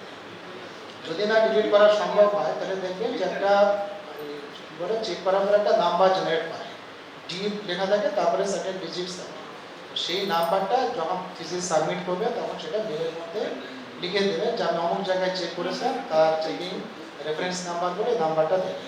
তাহলে আমরা কী করতে পারি, তখন সেটাকে এক্সক্লুড করা যাবে। একটা হচ্ছে ডিলিট করে দেওয়া, তাহলে কোনো ঝামেলা নেই, না হলে এক্সক্লুড করা হবে। যদি না করা হয়, বাই চান্স থেকে যায়, তাহলে কিন্তু আমাদের কিছু করার নেই, মানে প্যারাগ্রাফে এটা হবে, কারণ নিজের যদি নাম না থাকে, যদি না ডিলিট হয়, সেটা উনি বারবারই বলেছেন যেন ডিলিট করার পসিবিলিটি থাকে। আর একটা যেটা হচ্ছে কলেজের যে ইস্যুস আছে, কারণ অরিজিনাল আমরা করি, এবার যদি সফটওয়্যার চেঞ্জ হয়, পার্সেন্টেজ চেঞ্জ, কারণ সবার আলাদা আলাদা রুলস আছে। তো সেই জন্য কলেজের যারা আছেন তারা রিকোয়েস্ট করতে পারেন আমাদের ইউনিভার্সিটিকে যে অরিজিনাল আমরা কীভাবে কলেজের যারা রিসার্চ করছে তারা ইউজ করতে পারে। কিন্তু আমরা হ্যাঁ, যদি জমা দেওয়ার আগে একবার চেক করা হয়, আমি যেমন করি যে মানে ফাইনাল, বারবার কিন্তু বলছেন যে ফাইনাল ডকুমেন্ট চেক করবেন, বারবার যদি চেক করেন তাহলে কিন্তু বারবার ওই ফাইলগুলো থাকবে, তো ভীষণ গন্ডগোলের ব্যাপার। সেই জন্য থিসিস কমপ্লিট করবেন, করার পরে ওই সফটওয়্যারে চেক করলেন, করার পরে যদি 0-10 হয়ে যায়, তাহলে ব্যাস সাবমিট করে দেবেন। যদি দেখেন আবার 10 হচ্ছে, কোথায় কোথায় আপনার প্যারাগ্রাফ সিমিলারিটি আছে, সেগুলোকে এডিট করে দেবেন, ক্লিয়ার করলেন, করার পরে সাবমিট করবেন। তাহলে আর ডিলেও হবে না, আমাদের কোনো ঝামেলা হবে না। তার কারণ হচ্ছে যদি মোর দ্যান 10% হয়ে যায়, তাহলে আমরা দেখি যে ওর স্টুডেন্টের পেপার আছে কিনা, স্টুডেন্টের পেপার থাকলে এক্সক্লুড করে দেওয়া হচ্ছে। যদি না এক্সক্লুড করার পরে যদি থেকে যায়, তখন আমরা কি করি, তাদের রুলস আছে, যে আমাদের ইউনিভার্সিটির যা রুল সেটা হচ্ছে যে এক্সপ্লেন করার জন্য বলা হয়, যে এক্সপ্লেন করার পরে যদি স্যাটিসফাইড হয়ে যায়, তাহলে ঠিক আছে, মানে সেগুলো মানে এক্সক্লুড করে করে করা হচ্ছে। যদি না স্যাটিসফাই হয় যে এক্সপ্লেনেশন করা আছে সেটা ঠিক না, তখন 5000 রুপিস এখানে পে করতে হবে, করে তারপরে থিসিসকে কারেকশন করতে হবে, তার জন্য সময় লাগবে, আবার 5000 রুপিস পেনাল্টি হিসেবে দিতে হবে ফর রিচেকিং, তারপরে থিসিস জমা দেওয়া। তো এত মানে ওই যদি একবার 5000 পে করতে, শুধু পে করার তো ব্যাপার না, বলে ঠিক আছে 5000 টাকা দিয়ে দেবো আর কি, আর এমন ব্যাপার, কিন্তু তার জন্য তো ডিলে হয়ে যাবে, কারণ ওইটা হবে আমরা কমিটি ডিসিশন নেবে, যেটা ব্যাক করা হবে কি হবে না, মানে কি প্রথমে তো চাওয়া হবে এক্সপ্লেনেশন, তার জন্য কমিউনিকেশন নানা করে এত মাস টাকা, তারপরে হয়তো আবার সেই চেক করা হচ্ছে যে explanation is satisfied or not, তার জন্য একটা কমিটি আমাদের আছে, সেখানে চেক করা হয়। কমিটি বলে দিল যে ইজ ইট স্যাটিসফাইড, তাহলে কোনো প্রবলেম নেই। যদি না স্যাটিসফাইড হয় তখন আবার রেজিস্টারকে আমরা ব্যাক করাই, কমিটি ব্যাক করছে, রেজিস্টার আবার অ্যাকশন নেবে, তারপর আবার বলবে যে এতদিনের আগে সাবমিট করা যাবে না, এতদিনের পরে সাবমিট করা যাবে, এরকম বলতে পারে। তো সেইগুলো অনেক ডিলে। তো সেই জন্যে বিকাশবাবুকে এনেছিলাম আমরা, বিকাশবাবু এত সুন্দর করে বললেন, আপনাদেরকেও কষ্ট করে এনেছি এখানে বুঝিয়ে দেওয়ার জন্য, যাতে আপনাদেরও সমস্যা না হয়। কারণ প্যাকেজে যখন ডিলে হচ্ছে তখন নিজের দোষের চেয়ে আমরা একটু করি, অন্যের দোষ তো বেশি দিই, তখন হচ্ছে ইউনিভার্সিটি আমাদের কিছু যাবে, তাই তো সময় বলে। তো এরকম মানে নেচারাল আর কি, কারণ ডিলেতে হচ্ছে কী কারণে আমরা বললাম, আজকে খোলামেলা আলোচনা আমরা বুঝলাম ডিলে কী কী কারণে হতে পারে। তো আপনারা থিসিস কমপ্লিট দিয়ে দিন, আমরা একবার স্ক্যান করবো, একবার চেক করে দিয়ে দেবো, আপনাদেরও ফ্রি, আমাদেরও মেনটেন করতে হবে আপনার। তো সেইগুলো তো করবেন, কিন্তু ওই অরিজিনালে চেক করার জন্যে আপনারা ইউনিভার্সিটিকে লিখতে পারেন যে আমাদের ফেসিলিটি দেওয়া হোক, কারণ বললেনই যে কলেজে ডাইরেক্টলি অ্যালাউ করছে না, সেটা কোনো একটা ওয়ে আউট করে দেবেন। হ্যাঁ, একটা চেক করলে তো বেটার।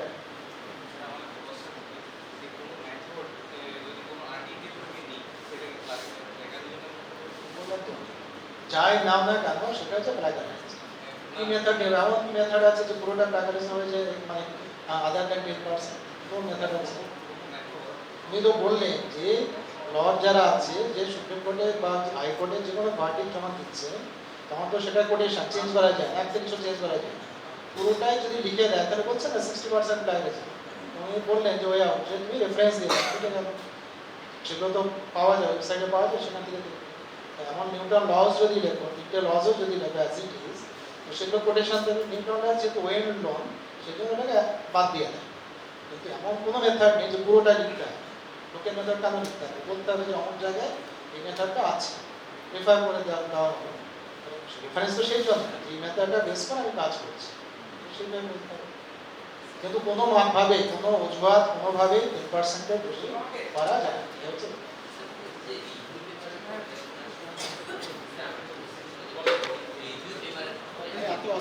পেপারের ক্ষেত্রে তো আমাদের মানে অন্যের কাজটাকে আমাদেরকে সামারাইজ করতে হয়, যার জন্য যে কাজগুলো হয়েছে সেক্ষেত্রে তো আমরা রিভিউ পেপারে তো আমরা অরিজিনাল ওয়ার্ক দিতে পারি না, যে কাজ হয়ে গেছে সেটার উপর করতে হয়।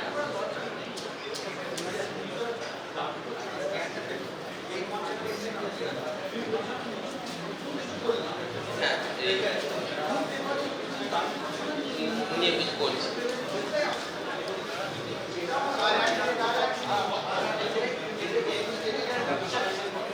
On behalf of the IQAC Vidyasagar University, we thank Dr. Vikas Mukhopadhyay for such a nice presentation and generating awareness regarding this burning issue, plagiarism. Now, may I request Professor Hon'ble Pal, Director of IQAC Vidyasagar University, to present a memento to Dr. Mukhopadhyay.